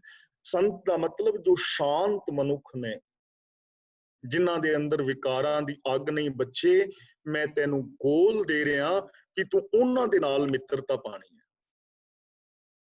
ਤੇ ਬੱਚੇ ਨੂੰ ਸਭ ਤੋਂ ਪਹਿਲਾਂ ਮਿੱਤਰ ਕੌਣ ਮਿਲਦਾ ਹੈ ਜੀ? ਅਨਮਿਊਟ ਰਹਿ ਕੇ ਹੀ ਬੋਲ ਕੇ ਦੱਸੋ, ਮੈਨੂੰ ਮੂੰਹ ਹਿੱਲਣ ਤੋਂ ਪਤਾ ਲੱਗ ਜਾਏਗਾ। ਸਭ ਤੋਂ ਪਹਿਲੇ ਬੱਚੇ ਦੇ ਮਿੱਤਰ ਕੌਣ ਹੁੰਦੇ ਨੇ? ਮਾਂ-ਬਾਪ ਨਾ। ਮਾਂ-ਬਾਪ, ਚਾਚੇ ਤਾਏ, ਦਾਦੀ ਦਾਦਾ, ਮਿੱਤਰ ਇਹੀ ਨੇ। ਤੇ ਕੀ ਇਹ ਮਿੱਤਰ ਕੈਸੇ ਨੇ? ਹੁਣ ਆਪ ਅੰਦਾਜ਼ਾ ਲਾਈਏ ਸੀ। ਸਭ ਤੋਂ ਪਹਿਲਾ ਮਿੱਤਰ ਆਮ ਨਾ, ਜਦੋਂ ਲੋਕੀ ਬਾਹਰ ਜਾਂਦੇ ਨੇ ਤੇ ਸਾਡੀ ਕਹਾਵਤ ਦੇ ਪਤਾ ਨਹੀਂ ਅੱਜ ਕਿਹੜੇ ਕਲਹਿਣੇ ਦੇ ਮੂੰਹ ਲੱਗਿਆ, ਅੱਜ ਸਾਰਾ ਦਿਨ ਹੀ ਬੜਾ ਭੈੜਾ ਨਿਕਲਿਆ। ਤੇ ਬੰਦਾ ਪੁੱਛੇ ਵੀ ਸਵੇਰੇ ਉੱਠਦਿਆਂ ਪਹਿਲਾਂ ਕੌਣ ਮਿਲਿਆ ਸੀ? ਕਹਿੰਦਾ ਮੇਰੀ ਮੰਮੀ। ਫਿਰ ਕਲਹਿਣੀ ਤੇਰੀ ਮਾਂ ਹੋਈ, ਕਲਹਿਣਾ ਤੇਰਾ ਪਿਓ ਹੋਇਆ। ਜਾਂ ਤੂੰ ਕਲਹਿਣਾ ਖੋਦ ਸ਼ੀਸ਼ੇ ਦੇ ਅੱਗੇ ਤੂੰ ਮੂੰਹ ਆਪਣਾ ਪਹਿਲਾਂ ਵੇਖਿਆ। ਕਹਿਣ ਤੋਂ ਮੁਰਾਦ ਇਹ ਹੈ ਕਿ ਸੰਤ ਸੰਗ ਤੇਰੀ ਪ੍ਰੀਤ, ਤੇਰੀ ਮਿੱਤਰਤਾ ਚੰਗੇ ਇਨਸਾਨਾਂ ਨਾਲ ਹੋਵੇ। ਹੁਣ ਬੱਚਿਆਂ ਨੂੰ ਗੋਲ ਤੇ ਦੇ ਦਿੱਤਾ ਗਿਆ ਨਾ, ਤੇ ਚੰਗੇ ਮਿੱਤਰ ਉਹਨੇ ਕਿੱਥੋਂ ਲੱਭਣੇ ਨੇ? ਤੁਹਾਡੇ ਬੱਚੇ ਮੇਰੇ ਨਾਲ ਫਰੈਂਡਸ਼ਿਪ ਕਰਨਗੇ, ਮੇਰੇ ਬੱਚੇ ਤੁਹਾਡੇ ਨਾਲ ਕਰਨਗੇ ਨਾ, ਸਮਾਜ ਨਾਲ ਹੀ ਕਰਨਗੇ। ਤੇ ਸਮਾਜ ਵਿੱਚ ਕਿੱਥੇ ਨੇ ਸ਼ਾਂਤ ਮਨੁੱਖ? ਇਸ ਲਈ ਸਾਨੂੰ ਮਾਹੌਲ ਕ੍ਰੀਏਟ ਕਰਨਾ ਪੈਣਾ ਹੈ। ਨਾਲ ਸਾਡੀ ਡਿਊਟੀ ਹੈ ਕਿ ਚੰਗੇ ਇਨਸਾਨ ਬਣੋ, ਤਾਂ ਅੱਗੇ ਤੁਹਾਡੇ ਬੱਚੇ ਜਾਨ ਚੰਗੀ ਮਿੱਤਰਤਾ ਮਿਲੇਗੀ। ਅਗਲਾ ਬਚਨ ਕਰਦੇ ਨੇ, ਕਾਪੜ ਪਤ ਪਰਮੇਸ਼ਰ ਰਾਖੀ, ਕਿ ਬੱਚੇ ਤੂੰ ਇੱਜ਼ਤ ਵਾਲੀ ਜ਼ਿੰਦਗੀ ਜੀ। ਇੱਜ਼ਤ ਵਾਲੀ ਜ਼ਿੰਦਗੀ। ਰੱਬ ਤੈਨੂੰ ਪ੍ਰੇਮ ਦਾ ਕੱਪੜਾ ਦਵੇ। ਪ੍ਰੇਮ ਪਟੋਲਾ ਤੈਸੇ ਦਿੱਤਾ ਢੱਕਣ ਕੁਪਤ। ਮੇਰੀ ਤੇਰੀ ਜ਼ਿੰਦਗੀ ਵਿੱਚ ਪ੍ਰੇਮ ਜ਼ਿੰਦਗੀ ਉਹੀ ਜੀਵੇਗਾ ਨਾ ਜਿਹਦੀ ਜ਼ਿੰਦਗੀ ਵਿੱਚ ਪ੍ਰੇਮ ਹੋਏਗਾ। ਜਿਹਦੇ ਜੀਵਨ ਵਿੱਚ ਪ੍ਰੇਮ ਹੋਏਗਾ ਉਹ ਇੱਜ਼ਤ ਵਾਲੀ ਜ਼ਿੰਦਗੀ ਜੀਵੇਗਾ। ਤੇ ਪ੍ਰੇਮ ਬਾਰੇ ਤੇ ਅਸੀਂ ਖੁੱਲੀ ਵਿਚਾਰ ਕਰ ਚੁੱਕੇ ਹਾਂ ਨਾ ਕਿ ਪ੍ਰੇਮ ਕਿੱਥੇ ਹੈ? ਜਗਤ ਮੈਂ ਝੂਠੀ ਦੇਖੀ ਪ੍ਰੀਤ। ਜੋ ਪ੍ਰੇਮ ਦੀ ਵਿਆਖਿਆ ਗੁਰਬਾਣੀ ਕਰਦੀ ਹੈ, ਛਾਤੀ ਤੇ ਹੱਥ ਰੱਖ ਕੇ ਆਪਣੇ ਅੰਦਰੋਂ ਸਵਾਲ ਪੁੱਛੋ ਕਿ ਕੀ ਸਾਡੇ ਅੰਦਰ ਉਹ ਪ੍ਰੇਮ ਹੈ? ਪਰਿਵਾਰ ਨਾਲ, ਇੱਕ ਦੂਜੇ ਨਾਲ, ਬੱਚਿਆਂ ਵਿੱਚ ਆਏਗਾ। ਇਸ ਲਈ ਬੱਚਿਆਂ ਵਾਸਤੇ ਇਹ ਗੋਲ ਹੈ, ਜੇ ਅਸੀਂ ਆਉਣ ਵਾਲੇ ਸਮਾਜ ਨੂੰ ਇਹੋ ਜਿਹਾ ਬਣਾਉਣਾ ਹੈ ਕਿ ਇਕੱਲੇ ਬੱਚਿਆਂ ਦੀ ਗੱਲ ਨਹੀਂ, ਨਾਲ ਦੇ ਨਾਲ ਸਾਡੀ ਡਿਊਟੀ ਹੈ ਐਸਾ ਮਾਹੌਲ ਪੈਦਾ ਕਰਨਾ ਹੈ। ਆਪਣੀ ਮੈਂਟੈਲਿਟੀ ਨੂੰ, ਆਪਣੇ ਜੀਵਨ ਨੂੰ ਚੇਂਜ ਕਰਨਾ ਪਵੇਗਾ। ਭੋਜਨ ਕੀਰਤਨ ਨੀਤ। ਇਹ ਬੱਚੇ ਤੂੰ ਕੀਰਤਨ ਦਾ ਭੋਜਨ ਨਿਤ ਛਕੇ। ਕੀਰਤਨ ਦਾ ਮਤਲਬ ਮੇਰੇ ਵਾਜੇ ਤਬਲੇ ਨਾਲ ਸ਼ਬਦ ਗਾਉਣੇ ਨਹੀਂ। ਕੀਰਤਨ ਦਾ ਮਤਲਬ ਸਿਫਤ ਸਲਾਹ, ਰੱਬ ਦੇ ਗੁਣ, ਆਤਮਿਕ ਖੁਰਾਕ, ਰੱਬੀ ਗੁਣਾਂ ਦੀ ਖੁਰਾਕ ਤੂੰ ਖਾਏ। दया की खुराक, प्रेम की खुराक, निरभैता की खुराक तू मानसिकता नूं दवें, तेरा आत्मिक जीवन होवे, तू जमीर वाली जिंदगी जीवें, इंसानियत वाली जिंदगी जीवें, ये खुराक तेरी हो। हुण बच्चे ने ते खुराक खानी है बेचारे ने, बच्चे का दिमाग ते खाली है। तुसीं नवां कंप्यूटर लैके आए हो, ਉਹਦੇ ਵਿੱਚ ਵਿੰਡੋਜ਼ ਹੈ। ਹੁਣ ਉਹਦੇ ਵਿੱਚ ਤੁਸੀਂ ਕਿਹੜੇ-ਕਿਹੜੇ ਸੌਫਟਵੇਅਰ ਪਾਣਾ ਚਾਹੁੰਦੇ ਹੋ, ਤੁਹਾਡੀ ਮਰਜ਼ੀ। ਉਹਦੇ ਵਿੱਚ ਕੀ ਡਾਊਨਲੋਡ ਕਰੋਗੇ ਤਾਂ ਕੀ ਕੰਮ ਲਓਗੇ, ਉਹਨੂੰ ਤੇ ਕੰਮ ਕਰੀ ਜਾਣਾ ਹੈ। ਬੱਚੇ ਦਾ ਦਿਮਾਗ ਪੂਰਾ ਕਾਗਜ਼ ਹੈ, ਕੰਪਿਊਟਰ ਹੈ, ਉਹਦੇ ਵਿੱਚ ਸੌਫਟਵੇਅਰ ਕਿਹੜੇ ਪਾਓਗੇ ਤੇ ਸੌਫਟਵੇਅਰ ਜਿਹੜੇ ਉਹਦੇ ਅੰਦਰ ਡਾਊਨਲੋਡ ਹੋਣੇ ਤੁਹਾਡੇ ਤੋਂ ਹੋਣੇ ਨੇ। ਹੁਣ ਇੰਟਰਨੈਟ ਤੇ ਜਿਹੜੇ ਸੌਫਟਵੇਅਰ ਹੈ ਨੇ ਮੈਂ ਡਾਊਨਲੋਡ ਉਹ ਹੀ ਕਰ ਸਕਣਾ, ਹੋਰ ਕਿੱਥੋਂ ਕਰਾਂ। ਹੁਣ ਭੋਜਨ ਕੀਰਤਨ ਨੀਤ ਸਿਫਤ ਸਲਾਹ ਦਾ ਭੋਜਨ ਉਹਨੂੰ ਮਿਲਣਾ ਕਿੱਥੋਂ ਹੈ। ਸਾਡਾ ਬੱਚਾ ਪੁੱਛਦਾ ਹੈ ਦਾਦਾ ਉਹ ਕੀ ਹੈ, ਮੈਂ ਕਹਿੰਦਾ ਖੰਭਾ। ਬੱਚਾ ਫਿਰ ਪੁੱਛਦਾ ਦਾਦਾ ਉਹ ਕੀ ਹੈ, ਮੈਂ ਕਹਿੰਦਾ ਚਿੜੀ। ਦਾਦਾ ਉਹ ਕੀ ਹੈ, ਮੈਂ ਕਹਿੰਦਾ ਤਾਰ। ਤੇ ਜਦੋਂ ਦੁਬਾਰਾ ਪੁੱਛਦਾ ਮੈਂ ਕਹਾਂ ਚੱਲ ਪਰੇ ਬੇ ਲੈ ਫੜ ਰਿਮੋਟ ਤੇ ਤੂੰ ਉਹ ਵੇਖ ਲੈ ਕਾਰਟੂਨ। ਉਹ ਮੇਰੇ ਤੋਂ ਪੁੱਛਣਾ ਚਾਹ ਰਿਹਾ ਹੈ ਤੇ ਮੈਂ ਅੱਕ ਗਿਆ, ਮੈਂ ਦੱਸਣਾ ਨਹੀਂ ਚਾਹੁੰਦਾ। ਫਿਰ ਉਹ ਕਾਰਟੂਨ ਅੱਗੇ ਬਹਿ ਜਾਂਦਾ, ਜੋ ਕਾਰਟੂਨ ਸਿਖਾਉਂਦੇ ਨੇ ਉਹ ਸਿੱਖ ਜਾਂਦਾ, ਉਹ ਕਾਰਟੂਨਾਂ ਵਰਗਾ ਬਣ ਜਾਂਦਾ। ਮਾਂ ਅੱਕ ਜਾਂਦੀ, ਲੈ ਫੜ ਪਰੇ ਮਰ ਜਾ ਕੇ ਬਹਿ ਜਾ, ਤੇ ਉਹ ਕਾਰਟੂਨ ਜੋ ਕੁਝ ਸਿਖਾਉਂਦੇ ਨੇ ਉਹ ਸਿੱਖ ਜਾਂਦਾ। ਇਸ ਲਈ ਉਹਨਾਂ ਬੱਚਿਆਂ ਦੇ ਸਵਾਲਾਂ ਦੇ ਉੱਤਰ ਦਿਓ, ਉਹਨਾਂ ਦੇ ਨਾਲ ਪ੍ਰੇਮ ਕਰੋ, ਉਹਨਾਂ ਨੂੰ ਸ਼ੁਭ ਗੁਣਾਂ ਦੀ ਖੁਰਾਕ ਮਿਲੇ, ਪਰਿਵਾਰ ਚੋਂ ਮਿਲਣੀ। ਸਾਡੀ ਨਾਲ ਦੇ ਨਾਲ ਇਹ ਜ਼ਿੰਮੇਵਾਰੀ ਹੈ। ਅੰਮ੍ਰਿਤ ਪੀਵੋ ਸਦਾ ਚਿਰ ਜੀਵੋ, ਹਰ ਸਿਮਰਤ ਆਨੰਦ ਅਨੰਤਾ। ਇਹ ਬੱਚੇ ਤੋਂ ਆਤਮਿਕ ਜੀਵਨ ਦੇਣ ਵਾਲਾ ਨਾਮ ਜਲ ਪੀਵੇਂ ਔਰ ਤੇਰੀ ਜ਼ਿੰਦਗੀ ਦੇ ਅੰਦਰ ਕੋਈ ਚਿੰਤਾ ਨਾ ਆਵੇ, ਤੂੰ ਆਨੰਦ ਵਾਲਾ ਜੀਵਨ ਜੀਵੇਂ, ਆਨੰਦ ਵਾਲਾ ਜੀਵਨ ਜੀਵੇਂ। ਹਰ ਮਾਂ-ਬਾਪ ਚਾਹੁੰਦਾ ਹੈ ਨਾ। ਗੁਰੂ ਜੀ ਵੀ ਅਸ਼ੀਸ਼ ਦੇ ਰਹੇ ਨੇ ਕਿ ਬੱਚੇ ਤੂੰ ਆਤਮਿਕ ਜੀਵਨ ਦੇਣ ਵਾਲਾ ਨਾਮ ਜਲ ਪੀ, ਰੱਬ ਨੂੰ ਸਿਮਰ, ਯਾਦ ਰੱਖ ਰੱਬੀ ਗੁਣਾਂ ਨੂੰ। ਇਹਦਾ ਮਤਲਬ ਇਹ ਨਹੀਂ ਕਿ ਮਾਲਾ ਲੈ ਕੇ ਬੈਠੇ ਰਹੋ, ਗੁਣਾਂ ਦੀ ਯਾਦ ਰੱਖ ਔਰ ਆਨੰਦ ਵਾਲੀ ਜ਼ਿੰਦਗੀ ਜੀ। ਤੇਰੀ ਜ਼ਿੰਦਗੀ ਵਿੱਚ ਚਿੰਤਾਵਾਂ ਨਾ ਹੋਣ। ਤੇ ਹੁਣ ਕਿੱਥੋਂ ਪੀਵੇ ਅੰਮ੍ਰਿਤ ਜੀ। ਅਸੀਂ ਤੇ ਜਪਜੀ ਸਾਹਿਬ ਦਾ ਪਾਠ ਕਰਕੇ ਰਾਜੀ ਨਹੀਂ, ਸਾਨੂੰ ਮੂਲ ਮੰਤਰ ਯਾਦ ਨਹੀਂ, ਪੰਜਾਂ ਪਿਆਰਿਆਂ ਦੇ ਨਾਮ ਯਾਦ ਨਹੀਂ। ਅਸੀਂ ਤੇ ਇੱਥੋਂ ਤੱਕ ਕਿ ਅਸੀਂ ਆਪਣੇ ਬੱਚਿਆਂ ਨਾਲ ਪੰਜਾਬੀ ਬੋਲ ਕੇ ਰਾਜੀ ਨਹੀਂ। ਜਦੋਂ ਕਿ ਬੋਲ ਲੈਂਦੇ ਆ, ਪੰਜਾਬੀ ਬੋਲੋ। ਇੰਗਲਿਸ਼ ਤਾਂ ਬੱਚਿਆਂ ਨੇ ਸਿੱਖ ਜਾਣੀ ਹੈ, ਤੁਹਾਡੇ ਬੱਚਿਆਂ ਦੀ ਇੰਗਲਿਸ਼ ਦੀ ਪ੍ਰੋਬਲਮ ਨਹੀਂ ਹੈ। ਇੰਗਲਿਸ਼ ਦੀ ਲੋੜ ਤੇ ਸਾਡੇ ਬੱਚਿਆਂ ਨੂੰ ਹੈ ਕਿ ਉਹ ਸਿੱਖ ਜਾਣ ਇੰਡੀਆ ਵਿੱਚ, ਤੇ ਜੋ ਇੰਟਰਨੈਸ਼ਨਲ ਲੈਂਗੁਏਜ ਹੈ, ਕਿਉਂਕਿ ਪੰਜਾਬੀ ਉਹਨਾਂ ਨੂੰ ਉੱਥੇ ਜੰਮਦੇ, ਇੱਥੇ ਇੰਗਲਿਸ਼ ਤੇ ਜੰਮਦੇ ਉਹਨਾਂ ਸਿੱਖ ਜਾਣੀ ਹੈ। ਘਰਾਂ ਦੇ ਵਿੱਚ ਪੰਜਾਬੀ ਬੋਲੋ, ਬਾਹਰ ਬੱਚੇ ਫ੍ਰੈਂਚ ਬੋਲਣ, ਇੰਗਲਿਸ਼ ਬੋਲਣ, ਜਿਹੜੀ ਮਰਜ਼ੀ ਲੈਂਗੁਏਜ ਜਿੰਨੀਆਂ ਮਰਜ਼ੀ ਸਿੱਖਣ, ਜਿੰਨੀਆਂ ਮਰਜ਼ੀ ਬੋਲਣ, ਪਰ ਮਦਰ ਲੈਂਗੁਏਜ ਭੁੱਲ ਕੇ ਨਹੀਂ, ਇਸ ਕੀਮਤ ਤੇ ਨਹੀਂ। ਜਿਹੜੇ ਲੋਕ ਆਪਣੀ ਮਾਤਰ ਭਾਸ਼ਾ ਭੁੱਲ ਜਾਂਦੇ ਨੇ ਉਹ ਆਪਣੇ ਕਲਚਰ ਤੋਂ ਦੂਰ ਚਲੇ ਜਾਂਦੇ ਨੇ। ਤੇ ਅਸੀਂ ਤੇ ਆਪਣੀ ਮਾਤਰ ਭਾਸ਼ਾ ਨਹੀਂ ਆਪਣੇ ਘਰਾਂ 'ਚ ਬਚਾ ਸਕੇ ਤੇ ਬਾਕੀ ਕੀ ਕਰਨਾ। ਬੱਚਿਆਂ ਤੇ ਅਸੀਂ ਕਾਹਦਾ ਦੋਸ਼ ਥੋਪਨੇ ਆ। ਜੇ ਬੱਚਿਆਂ ਨੇ ਘਰ ਵਿੱਚ ਪੰਜਾਬੀ ਨਹੀਂ ਬੋਲੀ ਤੇ ਉਹਦੇ ਵਿੱਚ ਦੋਸ਼ ਕਿਹਦਾ ਹੈ। ਇਸ ਕਰਕੇ ਗੁਰੂ ਜੀ ਕਹਿੰਦੇ ਨੇ ਅੰਮ੍ਰਿਤ ਪੀਵੋ ਸਦਾ ਚਿਰ ਜੀਵੋ, ਹਰ ਸਿਮਰਤ ਆਨੰਦ ਅਨੰਤਾ। ਉਹ ਉਹਨਾਂ ਵਾਸਤੇ ਗੋਲ ਹੈ ਤੇ ਉਹ ਗੋਲ ਦੇਣਾ ਕਿੰਨੇ ਹੈ, ਮਾਂ-ਬਾਪ ਨੇ ਦੇਣਾ ਹੈ। ਘਰ ਵਿੱਚ ਇਹ ਮਾਹੌਲ ਸਿਰਜੋ। ਅਖੀਰ ਵਿੱਚ ਕਹਿੰਦੇ ਨੇ ਰੰਗ ਤਮਾਸ਼ਾ ਪੂਰਨ ਆਸਾ ਕਭੈ ਨ ਵਿਆਪੈ ਚਿੰਤਾ। ਇਹ ਰੰਗ ਤਮਾਸ਼ੇ ਦੇ ਅੰਦਰ ਤੈਨੂੰ ਤੇਰੀਆਂ ਆਸ਼ਾਵਾਂ ਪੂਰਨ ਹੋਣ, ਭਾਵ ਕਿ ਜੋ ਵਿਅਰਥ ਦੀਆਂ ਆਸ਼ਾਵਾਂ ਨੇ ਉਹ ਤੇਰੇ ਅੰਦਰ ਨਾ ਹੋਣ। ਕਾਮ ਕ੍ਰੋਧ ਲੋਭ ਮੋਹ ਦੇ ਅੰਦਰ ਤੂੰ ਖਚਤ ਨਾ ਹੋਵੇਂ ਔਰ ਤੂੰ ਆਨੰਦ ਮਾਣੇ, ਚਿੰਤਾਵਾਂ ਤੋਂ ਮੁਕਤ ਜ਼ਿੰਦਗੀ ਜੀਵੇਂ। ਤੇ ਉਹਦੇ ਵਾਸਤੇ ਗੋਲ ਕੀ ਦੇ ਰਹੇ ਨੇ, ਭਵਰ ਤੁਮਾਰਾ ਇਹ ਮਨ ਹੋਵੋ, ਹਰ ਚਰਨਾ ਹੋ ਕੌਲਾ। ਜਿਵੇਂ ਭੌਰਾ ਕਮਲ ਦੇ ਫੁੱਲ ਦੇ ਚਾਰ ਚੁਫੇਰੇ ਲਪਟਿਆ ਰਹਿੰਦਾ ਹੈ, ਐਵੇਂ ਤੂੰ ਗੁਰੂ ਦੇ ਪਾਵਨ ਸਿਧਾਂਤਾਂ ਦੇ ਨਾਲ ਲਪਟਿਆ ਰਵੇਂ। ਤੇਰੀ ਮੌਤ ਤਾਂ ਹੋ ਜਾਏ ਲੇਕਿਨ ਤੂੰ ਸੱਚ ਦਾ ਤਿਆਗ ਨਾ ਕਰੇ। ਹੁਣ ਦੇਖੋ, ਇਹ ਮੈਂ ਗੱਲ ਕਹਿ ਕੇ ਖਿਮਾ ਮੰਗ ਰਿਹਾ, ਅੱਗ ਦੇ ਉੱਤੇ ਸੜ ਕੇ ਕੋਈ ਮਰਨ ਲਈ ਬੱਚਾ ਤਿਆਰ ਹੁੰਦਾ ਨਹੀਂ ਨਾ। ਲੇਕਿਨ ਜਿਹੜੇ ਭੰਬਟ ਨੇ, ਪਤੰਗੇ ਨੇ, ਉਹਨਾਂ ਦੇ ਬੱਚੇ ਵੀ ਅੱਗ ਦੇ ਉੱਤੇ ਸੜ ਜਾਂਦੇ ਨੇ। ਕਿਉਂ ਸੜ ਜਾਂਦੇ ਨੇ? ਕਿਉਂਕਿ ਉਹਨਾਂ ਨੂੰ ਮਾਂ-ਬਾਪ ਤੋਂ ਸੰਸਕਾਰ ਮਿਲੇ ਨੇ। ਭੌਰਾ ਜਿੱਥੇ ਲਾਏ ਤੇ ਸੜ ਕੇ ਮਰ ਜਾਂਦਾ, ਦੂਰ ਨਹੀਂ ਜਾਂਦਾ। ਕਿਤੇ ਮਕੜੀ ਨੇ ਆਣ ਕੇ ਆਖਿਆ, ਕਹਿਣ ਲੱਗੀ ਭਨੇਵਿਓ ਮੈਂ ਵੀ ਤੁਹਾਡੀ ਸਭਾ ਦਾ ਮੈਂਬਰ ਬਣਨਾ ਚਾਹੁੰਦੀ ਹਾਂ। ਮਕੜੀ ਨੇ ਪਤੰਗਿਆਂ ਨੂੰ ਕਹਿਣ ਲੱਗੇ ਮਾਸੀ ਸਾਡੀ ਸਭਾ ਦਾ ਮੈਂਬਰ ਤੂੰ ਬਣ ਸਕਨੀ ਹੈ, ਇੱਕ ਸ਼ਰਤ ਹੈ ਵੀ ਪਿੰਡ ਦੇ ਵਿੱਚ ਜਾ ਤੇ ਵੇਖ ਕੇ ਆ ਵੀ ਕਿਹਦੇ ਕਿਹਦੇ ਘਰ ਵਿੱਚ ਦੀਵੇ ਜਾਗਦੇ ਨੇ। ਪਿੰਡ ਦੇ ਵਿੱਚ ਗਈ ਤੇ ਜਾ ਕੇ ਵਾਪਸ ਆ ਗਈ, ਕਹਿਣ ਲੱਗੀ 4-5 ਘਰਾਂ ਵਿੱਚ ਦੀਵੇ ਜਾਗਦੇ ਨੇ, ਸਰਪੰਚ ਦੇ ਘਰ ਜਾਗਦਾ ਸੀ, ਲੰਬੜਦਾਰ ਦੇ ਘਰ ਜਾਗਦਾ ਸੀ, ਫਲਾਣੇ ਦੇ ਘਰ ਵਿੱਚ। ਕਹਿਣ ਲੱਗੇ ਮਾਸੀ ਤੂੰ ਨਹੀਂ ਸਾਡੀ ਮੈਂਬਰ ਬਣ ਸਕਦੀ। ਕਹਿਣ ਲੱਗੇ ਕਿਉਂ? ਕਹਿਣ ਲੱਗੇ ਪਤੰਗਾ ਤੇ ਉਹ ਬਣ ਸਕਦਾ ਫਿਰ ਦੀਵਾ ਜਗਦਾ ਹੋਵੇ ਤੇ ਸੜ ਕੇ ਉੱਥੇ ਮਰ ਜਾਏ, ਜਿਹੜਾ ਦੀਵਾ ਜਗਦਾ ਵਾਪਸ ਆ ਗਿਆ ਉਹ ਸਾਡੀ ਸਭਾ ਦਾ ਮੈਂਬਰ ਥੋੜਾ ਹੋਏਗਾ।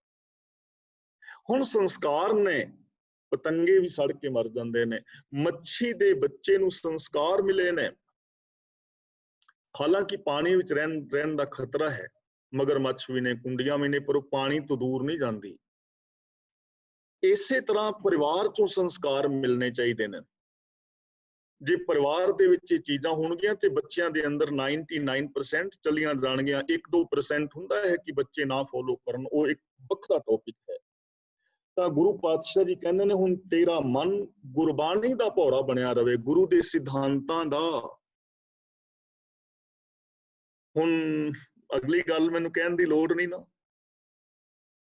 ਬੱਚਿਆਂ ਦਾ ਮਨ ਕਿਵੇਂ ਗੁਰਬਾਣੀ ਦਾ ਭੌਰਾ ਬਣੇਗਾ? ਕੀ ਅਸੀਂ ਬਣੇ ਆ? ਬੱਚਿਆਂ ਨੇ ਤੇ ਸਾਡੇ ਤੋਂ ਸਿੱਖਣਾ ਭਾਈ। ਸਾਡੇ ਘਰ ਵਿੱਚ ਗੁਰਬਾਣੀ ਦਾ ਪ੍ਰਚਾਰ ਪ੍ਰਸਾਰ ਨਹੀਂ ਹੈ, ਅਸੀਂ ਗੁਰਬਾਣੀ ਦੀ ਵਿਚਾਰ ਬੱਚਿਆਂ ਨੂੰ ਕਦੇ ਸਿਖਾਈ ਨਹੀਂ। ਅਸੀਂ ਗੁਰੂ ਗ੍ਰੰਥ ਸਾਹਿਬ ਦੇ ਪਾਵਨ ਬਾਣੀ ਦੇ ਭੌਰੇ ਬਣੇ ਨਹੀਂ, ਅਸੀਂ ਤੇ ਬਾਬਿਆਂ ਦੇ ਭੌਰੇ ਬਣੇ ਆ ਡੇਰਿਆਂ ਤੇ। ਤੇ ਜੇ ਕਹੀਏ ਤੇ ਫਿਰ ਲੋਕ ਕਹਿੰਦੇ ਨੇ ਭਾਈ ਸੰਤਾਂ ਦੀ ਨਿੰਦਿਆ ਕਰਦੇ ਨੇ। ਬਈ ਜਿਨ੍ਹਾਂ ਦੇ ਭੌਰੇ ਤੁਸੀਂ ਬਣੇ ਉਹਨਾਂ ਤੋਂ ਵੀ ਬਣ ਗਏ। ਅੰਧ ਵਿਸ਼ਵਾਸਾਂ ਵਿੱਚ ਸਮਾਜ ਪਿਆ ਹੈ, ਅਖਬਾਰਾਂ ਵਿੱਚ ਆ ਰਹੀਆਂ ਨੇ ਖਬਰਾਂ ਜੋਤਿਸ਼ ਦੀਆਂ, ਬਾਬਿਆਂ ਦੀਆਂ, ਅੰਧ ਵਿਸ਼ਵਾਸਾਂ ਦੀਆਂ। ਬੱਚੇ ਵੀ ਵਿਚਾਰੇ ਉਹ ਪੜ੍ਹੀ ਜਾ ਰਹੇ ਨੇ, ਉਹ ਕਿੱਥੋਂ ਭੌਰੇ ਬਣਨਗੇ? ਇਸ ਲਈ ਅਸੀਂ ਖੁਦ ਬਾਣੀ ਦੇ ਨਾਲ ਜੁੜਨ ਦਾ ਮਾਹੌਲ ਪੈਦਾ ਕਰਨਾ ਹੈ। ਅਸੀਂ ਖੁਦ ਭੰਵਰੇ ਬਣਨਾ ਹੈ, ਬੱਚਿਆਂ ਤੇ ਚੀਜ਼ਾਂ ਥੋਪਣੀਆਂ ਨਹੀਂ। ਖੁਦ ਐਸੀ ਜ਼ਿੰਦਗੀ ਜੀਣੀ ਹੈ।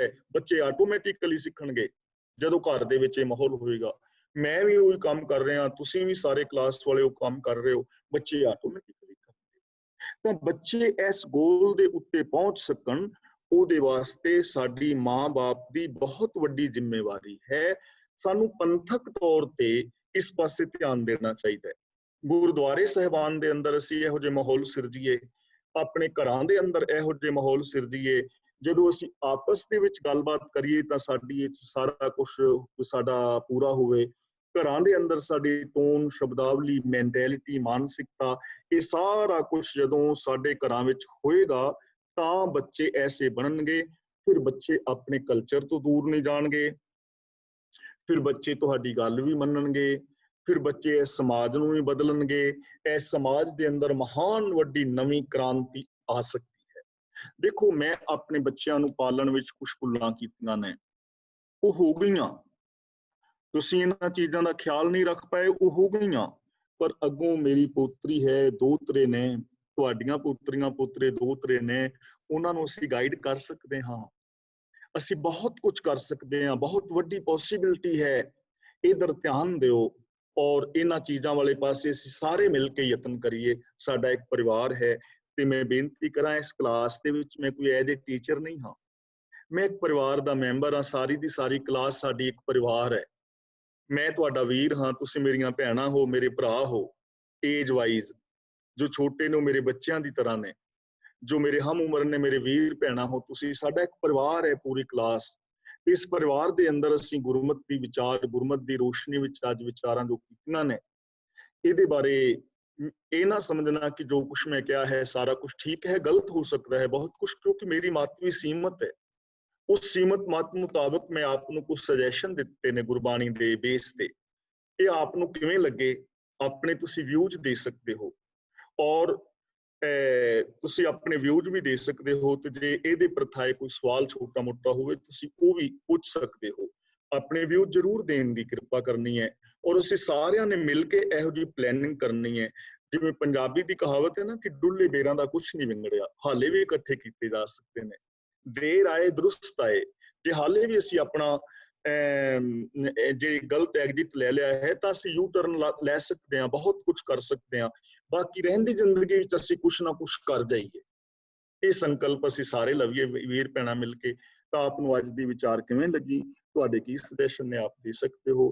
ਹੁਣ ਵੀਰ ਤਰਲੋਚਨ ਸਿੰਘ ਜੀ ਅਨਮਿਊਟ ਹੋ ਗਏ ਨੇ, ਅਗਲੀ ਕਾਰਵਾਈ ਉਹ ਕਰਨਗੇ। ਮੇਰੇ ਵੱਲੋਂ ਖਿਮਾ ਮੰਗਦਾ। ਵਾਹਿਗੁਰੂ ਜੀ ਕਾ ਖਾਲਸਾ, ਵਾਹਿਗੁਰੂ ਜੀ ਕਾ ਖਾਲਸਾ, ਵਾਹਿਗੁਰੂ ਜੀ ਕੀ ਫਤਿਹ।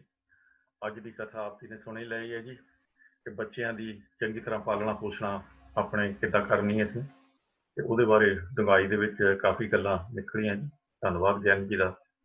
ਤੇ ਤੁਸੀਂ ਆਪਣੇ ਸੁਝਾਅ ਕੁਛ ਵੀ ਰੱਖਣੇ ਹੋਣ ਤਾਂ ਤੁਸੀਂ ਰੱਖ ਸਕਦੇ ਆ, ਜੋ ਤੁਹਾਨੂੰ ਕੋਈ ਸਮਝ ਲੱਗੀ ਜਾਂ ਨਹੀਂ ਲੱਗੀ ਕਿਸੇ ਚੀਜ਼ ਦੀ, ਜਾਂ ਤੁਹਾਡੇ ਆਪਣੇ ਵਿਚਾਰ ਇਹਦੇ ਬਾਰੇ ਕੀ ਹੈ, ਉਹ ਜ਼ਰੂਰ ਦੱਸੋ। ਕਿਉਂਕਿ ਅਸੀਂ ਸਾਰਿਆਂ ਨੇ ਬੱਚੇ ਆਪਣੇ ਜਿੱਦਾਂ ਵੱਡੇ ਹੋਏ ਉਹਨਾਂ ਦੇ ਨਾਲ ਆਪਾਂ ਡੀਲ ਕੀਤਾ ਹੈ, ਚੰਗੇ ਜਾਂ ਮਾੜੇ ਤਰੀਕੇ ਨਾਲ। ਜੇ ਗਲਤੀਆਂ ਵੀ ਹੋ ਗਈਆਂ ਤਾਂ ਵੀ ਕੋਈ ਗੱਲ ਨਹੀਂ, ਜਿੱਦਾਂ ਗਿਆਨੀ ਜੀ ਨੇ ਕਿਹਾ ਕਿ ਉਹਨਾਂ ਦੇ ਗਾਹਾਂ ਦੇ ਹੁਣ ਬੱਚੇ ਜਿਹੜੇ ਹੈਗੇ ਉਹਨਾਂ ਨੂੰ ਸੁਧਾਰਨ ਕਰਨ ਵਾਸਤੇ ਆਪਾਂ ਕੁਛ ਨਾ ਕੁਛ ਉਹਨਾਂ ਨੂੰ ਐਡਵਾਈਸ ਦੇ ਸਕਦੇ ਹਾਂ। ਜੇ ਸਾਨੂੰ ਪਤਾ ਹੋਊਗਾ ਫਿਰ ਹੀ ਅਸੀਂ ਕਰ ਸਕਦੇ ਹਾਂ। ਕਲਾਸ ਦਾ ਮਤਲਬ ਇਹ ਹੀ ਹੈ ਕਿ ਆਪਾਂ ਸਾਰੇ ਜਣੇ ਰਲ ਮਿਲ ਕੇ ਬੈਠ ਕੇ ਆਪਣੇ ਘਰਾਂ ਦੀ ਜਿਹੜੀ ਕੋਈ ਸਮੱਸਿਆ ਹੋਵੇ ਤਾਂ ਉਹਦੇ ਬਾਰੇ ਆਪਾਂ ਡਿਸਕਸ ਕਰ ਸਕਦੇ ਹਾਂ। ਤੇ ਬੱਚਿਆਂ ਦੀ ਐਜੂਕੇਸ਼ਨ ਜਿੱਦਾਂ ਗਿਆਨੀ ਜੀ ਨੇ ਕਿਹਾ ਹੀ ਹੈ ਜੀ, ਆਪਾਂ ਸਾਰਿਆਂ ਨੂੰ ਪਤਾ ਹੀ ਆ ਵੀ ਉਹ ਸਭ ਤੋਂ ਪਹਿਲਾਂ ਤਾਂ ਆਪਣੇ ਆਪ ਤੋਂ ਹੀ ਆਉਂਦੀ ਆ, ਕਿਉਂਕਿ ਬੱਚੇ ਸਾਡੇ ਆ। ਜੇ ਸਾਨੂੰ ਪਤਾ ਹੋਊਗਾ ਤਾਂ ਆਪਾਂ ਉਹਨਾਂ ਨੂੰ, ਬੱਚਿਆਂ ਨੂੰ ਉਹ ਸਹੀ ਐਜੂਕੇਸ਼ਨ ਦੇਵਾਂਗੇ। ਹਾਂਜੀ, ਤੇ ਜਿਹੜੀ ਐਜੂਕੇਸ਼ਨ ਅਸੀਂ ਦਿੱਤੀ ਆਪਣੇ ਵੱਲੋਂ ਅਸੀਂ ਚੰਗੀ ਦਿੱਤੀ ਹੈ, ਜਿੰਨਾ ਕੁ ਸਾਨੂੰ ਪਤਾ ਸੀ ਉਨੀ ਦਿੱਤੀ ਹੈ। ਪਰ ਉਹ ਕਿਆ ਸਹੀ ਸੀ, ਉਹ ਸਾਡੇ ਕੋਲ ਰਿਜ਼ਲਟ ਹੁਣ ਨਿਕਲਿਆ ਹੈ ਹੁਣ ਤਾਂ, ਕਿਉਂਕਿ ਸਾਡੇ ਬੱਚੇ ਹੁਣ ਉਸ ਸਟੇਜ ਤੋਂ ਨਿਕਲ ਕੇ ਗਾਹਾਂ ਆ ਗਏ ਆ। ਤੇ ਉਹ ਜਦੋਂ ਹੁਣ ਤੁਸੀਂ ਪਿੱਛਾ ਮੁੜ ਕੇ ਦੇਖਦੇ ਆ ਕਿ ਜੇ ਅਸੀਂ ਏਦਾਂ ਕਰ ਲੈਂਦੇ ਤਾਂ ਸ਼ਾਇਦ ਇਹ ਬੱਚੇ ਇੱਧਰੋਂ ਨਾ ਜਾਂਦੇ, ਜਾਂ ਜਿੱਦਾਂ ਦੀ ਵੀ ਕੋਈ ਮੁਸ਼ਕਲ ਜਾਂ ਪ੍ਰੋਬਲਮ ਏਦਾਂ ਆਉਂਦੀ ਆ ਲਾਈਫ ਦੇ ਵਿੱਚ, ਉਹਨੂੰ ਬੰਦਾ ਬਾਅਦ ਦੇ ਵਿੱਚ ਹੀ ਸੋਚਦਾ ਦੇਖਦਾ ਤੇ ਉਹਦੇ ਬਾਰੇ ਤਾਂ ਕੁਝ ਨਹੀਂ ਹੋ ਸਕਦਾ। ਪਰ ਥੋੜਾ ਜਿਹਾ ਚੇਂਜ ਕਰਕੇ ਆਪਣੇ ਆਪ ਨੂੰ ਤੇ ਗਾਹਾਂ ਦੀ ਜਿਹੜੀ ਜਨਰੇਸ਼ਨ ਆ ਉਹਨਾਂ ਵਾਸਤੇ ਅਸੀਂ ਕੁਛ ਨਾ ਕੁਛ ਜ਼ਰੂਰ ਕਰ ਜਾਈਏ। ਤੇ ਇਹ ਮਤਲਬ ਇਹਨਾਂ ਦੇ ਵਿੱਚੋਂ ਸਿੱਖਿਆ ਤਾਂ ਇਹ ਨਿਕਲਦੀ ਹੈ। ਬਾਕੀ ਹੁਣ ਅਸੀਂ ਤਾਂ ਹੁਣ ਸਾਡੇ ਬੱਚੇ ਜੋ ਵੀ ਹੈਗੇ ਬਣ ਗਏ ਉਹ ਠੀਕ ਹੈ ਜੀ, ਚੰਗੇ ਮਾੜੇ ਜਿੱਦਾਂ ਵੀ ਸਭ ਕੁਛ ਆਪਣੇ ਕੋਲ ਵਧੀਆ ਹੀ ਹੋਇਆ ਹੈ ਜੀ। ਤੇ ਹੋਰ ਆਪਾਂ ਕਿੱਦਾਂ ਸਮਾਜਿਕ ਤੌਰ ਤੇ ਵੀ ਵਧੀਆ ਬਣਾ ਸਕਦੇ ਹਾਂ, ਜਿੱਦਾਂ ਗਿਆਨੀ ਜੀ ਨੇ ਕਿਹਾ ਵੀ ਸਾਡਾ ਧਾਰਮਿਕ ਤੌਰ ਤੇ ਵੀ ਸਾਡਾ ਫਰਜ਼ ਬਣਦਾ ਹੈ। ਸਾਡੇ ਜਿਹੜੇ ਗੁਰਦੁਆਰੇ ਆ ਉਹਨਾਂ ਦੇ ਵਿੱਚੋਂ ਵੀ ਕੁਛ ਇੱਦਾਂ ਦੀ ਆਪਣਾ ਇਕੱਠੀ ਸੋਚ ਕਰਕੇ ਜੇ ਆਪਾਂ ਸੁਸਾਇਟੀ ਆਪਣੀ ਨੂੰ ਕੁਛ ਦੇ ਸਕਦੇ ਹਾਂ, ਉਹ ਵੀ ਆਪਾਂ ਮਤਲਬ ਇਹਦੇ ਵਿਚਾਰ ਕੀਤੀ ਜਾ ਸਕਦੀ ਹੈ। ਜਿਹੜੇ ਸਕਾਲਰ ਸਾਡੇ ਹੈਗੇ ਆ ਵੀ ਸਾਰੇ ਜਣੇ ਇਕੱਠੇ ਹੋ ਕੇ ਤੇ ਇੱਕ ਹੰਭਲਾ ਮਾਰ ਕੇ ਤਾਂ ਆਪਾਂ ਜਿਹੜੀ ਸੋਚ ਆ ਉਹ ਵਧੀਆ ਦੇ ਕੇ ਤਾਂ ਵਧੀਆ ਸਮਾਜ ਬਣੇ ਤਾਂ ਬਣ ਸਕਦਾ ਹੈ ਜੀ। ਤੋ ਹੁਣ ਤੁਸੀਂ ਕਿਸੇ ਨੇ ਵੀ ਮਤਲਬ ਗੱਲਬਾਤ ਕਰਨੀ ਹੈ ਤਾਂ ਪਲੀਜ਼ ਤੁਸੀਂ ਅਨਮਿਊਟ ਹੋ ਜਾਓ। ਤੇ ਅਜੇ ਤਾਈਂ ਤਾਂ ਜੀ ਅਜੇ ਤਾਂ ਕੋਈ ਅਨਮਿਊਟ ਨਹੀਂ ਹੋਇਆ, ਤੇ ਸਾਡੇ ਨਾਲ ਰਵਿੰਦਰ ਸਿੰਘ ਜੀ ਹੁਣ ਹੋਏ ਆ ਜੀ। ਤੇ ਇਹਦੇ ਬਾਅਦ ਦੇ ਵਿੱਚ ਫਿਰ ਜੇ ਕਿਸੇ ਨੇ ਹੋਰ ਗੱਲਬਾਤ ਕਰਨੀ ਹੋਈ ਤੁਸੀਂ ਆਪਣੇ ਸੁਝਾਅ ਜ਼ਰੂਰ ਦਿਓ ਜੀ, ਕਿਉਂਕਿ ਹਰੇਕ ਦੇ ਨਾਲ ਇਹ ਜਿਹੜੀ ਗੱਲਬਾਤ ਹੈਗੀ ਆ ਹੋਈ ਉਹ ਆ ਆਪਣੇ ਬੱਚਿਆਂ ਦੀ ਚੰਗੀ ਮਾੜੀ ਜਿੱਦਾਂ ਵੀ ਤੁਸੀਂ ਆਪਾਂ ਕਰ ਸਕਦੇ ਹਾਂ। ਸੋ ਰਵਿੰਦਰ ਸਿੰਘ ਜੀ ਤੁਸੀਂ ਅਨਮਿਊਟ ਆ ਤਾਂ ਤੁਸੀਂ ਕੀ ਕਹਿਣਾ ਚਾਹੁੰਦੇ ਹੋ? ਹਾਂਜੀ ਹਾਂਜੀ ਗਿਆਨੀ ਤੁਹਾਡਾ ਬਹੁਤ ਬਹੁਤ ਧੰਨਵਾਦ ਜਿਹੜਾ ਤੁਸੀਂ ਅੱਜ ਤੱਕ ਕੀਤਾ। ਜਿਹੜੀ ਪੂਤਾ ਮਾਤਾ ਕੀ ਅਸੀਸ ਮੈਂ ਅੱਗੇ ਮੈਂ ਵੈਸੇ ਵਿਆਖਿਆ ਸੁਣੀ ਗੁਰਦੁਆਰੇ ਪਰ ਅਸੀਸ ਦਾ ਅੱਜ ਹੀ ਪਤਾ ਲੱਗਾ ਕਿ ਅਸੀਸ ਦਾ ਮੀਨਿੰਗ ਕੀ ਆ। ਕਿ ਜਿਹੜਾ ਤੁਸੀਂ ਕਿਹਾ ਕਿ ਗੋਲ ਹੁੰਦਾ, ਕਿਉਂਕਿ ਇਹਨੂੰ ਇਹੀ ਸਮਝਦੇ ਹੁੰਦੇ ਕਿ ਤੁਹਾਨੂੰ ਕਿਸੇ ਨੇ ਕੁਝ ਦੇ ਦਿੱਤਾ ਵੀ ਦਿੱਤਾ ਨਹੀਂ ਕੁਝ, ਤੁਹਾਨੂੰ ਗੋਲ ਦਿੱਤਾ, ਤੁਹਾਨੂੰ ਪ੍ਰੈਜ਼ੈਂਟ ਕੀਤਾ ਗੋਲ। ਹਾਂਜੀ, ਇਹ ਬਹੁਤ ਫਰਕ ਨਿਕਲਿਆ। ਤੇ ਇੱਕ ਸਰ ਮੈਂ ਥੋੜਾ ਸਵਾਲ ਪੁੱਛਣੀ, ਤੁਸੀਂ ਕਹਿੰਦੇ ਸੀ ਆਈਲੈਟ, ਉਹ ਕੀ ਹੁੰਦਾ ਭਲਾ ਆਈਲੈਟ? ਇੱਥੇ ਇੰਡੀਆ 'ਚ ਕੁਝ ਹੁੰਦਾ? ਉਹ ਨਾ ਮੈਂ ਹੋ ਸਕਦਾ ਮੈਂ ਆਈਲੈਟਸ ਸ਼ਬਦ ਗਲਤ ਬੋਲ ਗਿਆ ਹੋਵਾਂ, ਕਿਉਂਕਿ ਇੰਗਲਿਸ਼ ਮੈਨੂੰ ਨਹੀਂ ਪਤਾ। ਮਤਲਬ ਨਾ ਵੀਜ਼ਾ ਲਗਵਾਉਣ ਵਾਸਤੇ ਬਾਹਰ ਵਾਸਤੇ ਇੱਕ ਇੰਟਰਨੈਸ਼ਨਲ ਇੰਗਲਿਸ਼ ਦਾ ਟੈਸਟ ਹੁੰਦਾ ਹੈ। ਅੱਛਾ ਜੀ, ਹਾਂਜੀ ਉਹ ਠੀਕ ਹੈ। ਅੱਛਾ ਠੀਕ। ਤੇ ਉਹ ਜਿਹੜਾ ਵੀਜ਼ਾ ਵਗੈਰਾ ਲਗਵਾਉਣ ਵਾਸਤੇ ਇੱਧਰ ਸਟੱਡੀ ਕਰਨ ਲਈ ਇੱਕ ਟੈਸਟ ਹੈਗਾ ਤੇ ਉਹ ਪਾਸ ਕਰਨਾ ਹੁੰਦਾ ਬੱਚਿਆਂ ਨੂੰ। ਅੱਛਾ ਜੀ, ਠੀਕ ਹੈ ਜੀ। ਠੀਕ ਹੈ, ਧੰਨਵਾਦ ਜੀ ਰਵਿੰਦਰ ਸਿੰਘ ਜੀ, ਮਿਹਰਬਾਨੀ ਤੁਹਾਡੀ। ਤੇ ਸਾਡੇ ਨਾਲ ਸਭ ਤੋਂ ਪਹਿਲਾਂ ਅਮਰੀਕ ਸਿੰਘ ਜੀ। ਅਮਰੀਕ ਸਿੰਘ ਜੀ ਤੁਸੀਂ ਗੱਲ ਕਰ ਲਓ। ਅਮਰੀਕ ਸਿੰਘ ਜੀ ਤੁਸੀਂ ਅਨਮਿਊਟ ਹੋਏ ਆ। ਚਲੋ ਇਹਨਾਂ ਦੇ ਕੋਲ ਫੇਰ ਮੁੜ ਕੇ ਆ ਜਾਂਦੇ ਜੀ। ਗੁਰਮੁਖ ਸਿੰਘ ਜੀ ਤੁਸੀਂ ਕੁਝ ਕਹਿਣਾ ਚਾਹੁੰਦੇ ਹੋ? ਜੀ ਵਾਹਿਗੁਰੂ ਜੀ ਕਾ ਖਾਲਸਾ ਵਾਹਿਗੁਰੂ ਜੀ ਕੀ ਫਤਿਹ ਜੀ। ਵਾਹਿਗੁਰੂ ਜੀ ਕੀ ਫਤਿਹ ਜੀ। ਹਾਂਜੀ, ਮੈਂ ਥੋੜਾ ਜਿਹਾ ਆਪਣੇ ਗਿਆਨੀ ਸਾਹਿਬ ਜੀ ਤੁਸੀਂ ਗੱਲ ਸ਼ੁਰੂ ਤੋਂ ਇੱਥੇ ਕੀਤੀ ਸੀ ਵੀ ਆਪਾਂ ਬੱਚਿਆਂ ਦੀ ਜਿਹੜੀ ਪਾਲਣਾ ਕਰਨੀ ਆ ਵੀ ਆਪਣਾ ਉਹਦੇ ਵਿੱਚ ਆਬਜੈਕਟਿਵ ਕੀ ਆ, ਉਹਦਾ ਗੋਲ ਕੀ ਆ। ਤਾਂ ਉਹਦੇ ਵਿੱਚ ਗੱਲ ਕੀਤੀ ਸੀ ਵੀ ਆਪਣੀ ਕਿਸੇ ਨੇ ਆਪਣੇ ਡਾਕਟਰ ਬਣਨਾ, ਕਿਸੇ ਨੇ ਇੰਜੀਨੀਅਰ ਬਣਨਾ, ਕਿਸੇ ਨੇ ਲੀਡਰ ਬਣਨਾ। ਹਾਂਜੀ ਤਾਂ ਪਰ ਜੇ ਆਪਾਂ ਥੋੜਾ ਨਿਗਾਹ ਮਾਰੀਏ ਵੀ ਉਹਨੇ ਲੀਡਰ ਬਣਨਾ ਕਿੱਥੇ ਆ, ਕਿਹੜੇ ਮੁਲਕ ਦੇ ਵਿੱਚ ਬਣਨਾ ਆ, ਤਾਂ ਫਿਰ ਐਂਡ ਤੇ ਆ ਕੇ ਤੁਸੀਂ ਕਲਚਰ ਦੀ ਗੱਲ ਕੀਤੀ, ਸਾਨੂੰ ਪੁਰਾਣਾ ਕਲਚਰ ਭੁੱਲ ਨਾ ਜਾਵੇ।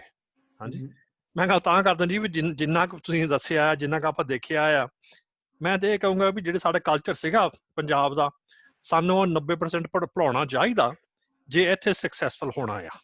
ਹਾਂਜੀ ਮੈਂ ਨਹੀਂ ਤਾਂ ਹਾਂਜੀ ਤਾਂ ਇਹਨੇ ਕਰਕੇ ਜਿਹੜੀ ਆਪਣੇ ਪੰਜਾਬ ਦੇ ਇਸ ਵੇਲੇ ਹਾਲਤ ਆ, ਜਿਹੜੇ ਉੱਥੇ ਕੰਮ ਹੁੰਦੇ ਆ, ਹਾਂਜੀ ਉਹ ਉਸ ਹਿਸਾਬ ਨਾਲ ਇੱਥੇ ਬੰਦਾ ਸਕਸੈਸਫੁਲ ਨਹੀਂ ਹੋ ਸਕਦਾ।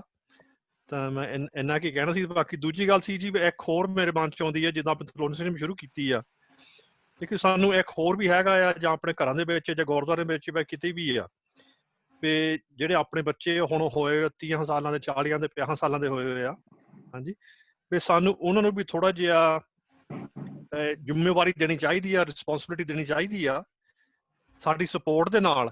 ਹਾਂਜੀ ਕਰਕੇ ਉਹਨੇ ਹਜੇ ਵੀ ਉਹਨੇ ਕਈ ਕੰਮ ਸਿੱਖਣੇ ਆ।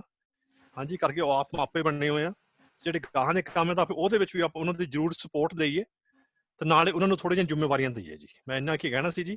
ਥੈਂਕ ਯੂ ਜੀ। ਵਾਹਿਗੁਰੂ ਜੀ ਖਾਲਸਾ, ਵਾਹਿਗੁਰੂ ਜੀ ਫਤਿਹ ਜੀ। ਧੰਨਵਾਦ ਜੀ, ਥੈਂਕ ਯੂ ਜੀ। ਜੇ ਅਮਰੀਕ ਸਿੰਘ ਜੀ ਸੁਣਦੇ ਆ ਤਾਂ ਉਹ ਪਲੀਜ਼ ਆਪਣੀ ਜ਼ਰੂਰ ਗੱਲ ਕਰ ਲੈਣ, ਸ਼ਾਇਦ ਉਹਨਾਂ ਨੇ ਵੈਸੇ ਅਨਮਿਊਟ ਹੋਏ ਆ। ਤੇ ਮੇਰੇ ਖਿਆਲ ਆਪਣੇ ਤਰੋਂ ਸੀ ਅਮਰੀਕ ਸਿੰਘ ਤਾਂ ਆਪਣੇ ਜਿਹੜਾ ਆਪਣੇ ਲੈਪਟਾਪ ਗਿਆਨੀ ਹੁਣੀ ਵਰਤਦੇ ਉਹੀ ਨਹੀਂ ਅਮਰੀਕ ਸਿੰਘ ਜੀ, ਹੋਰ ਕੋਈ ਆ?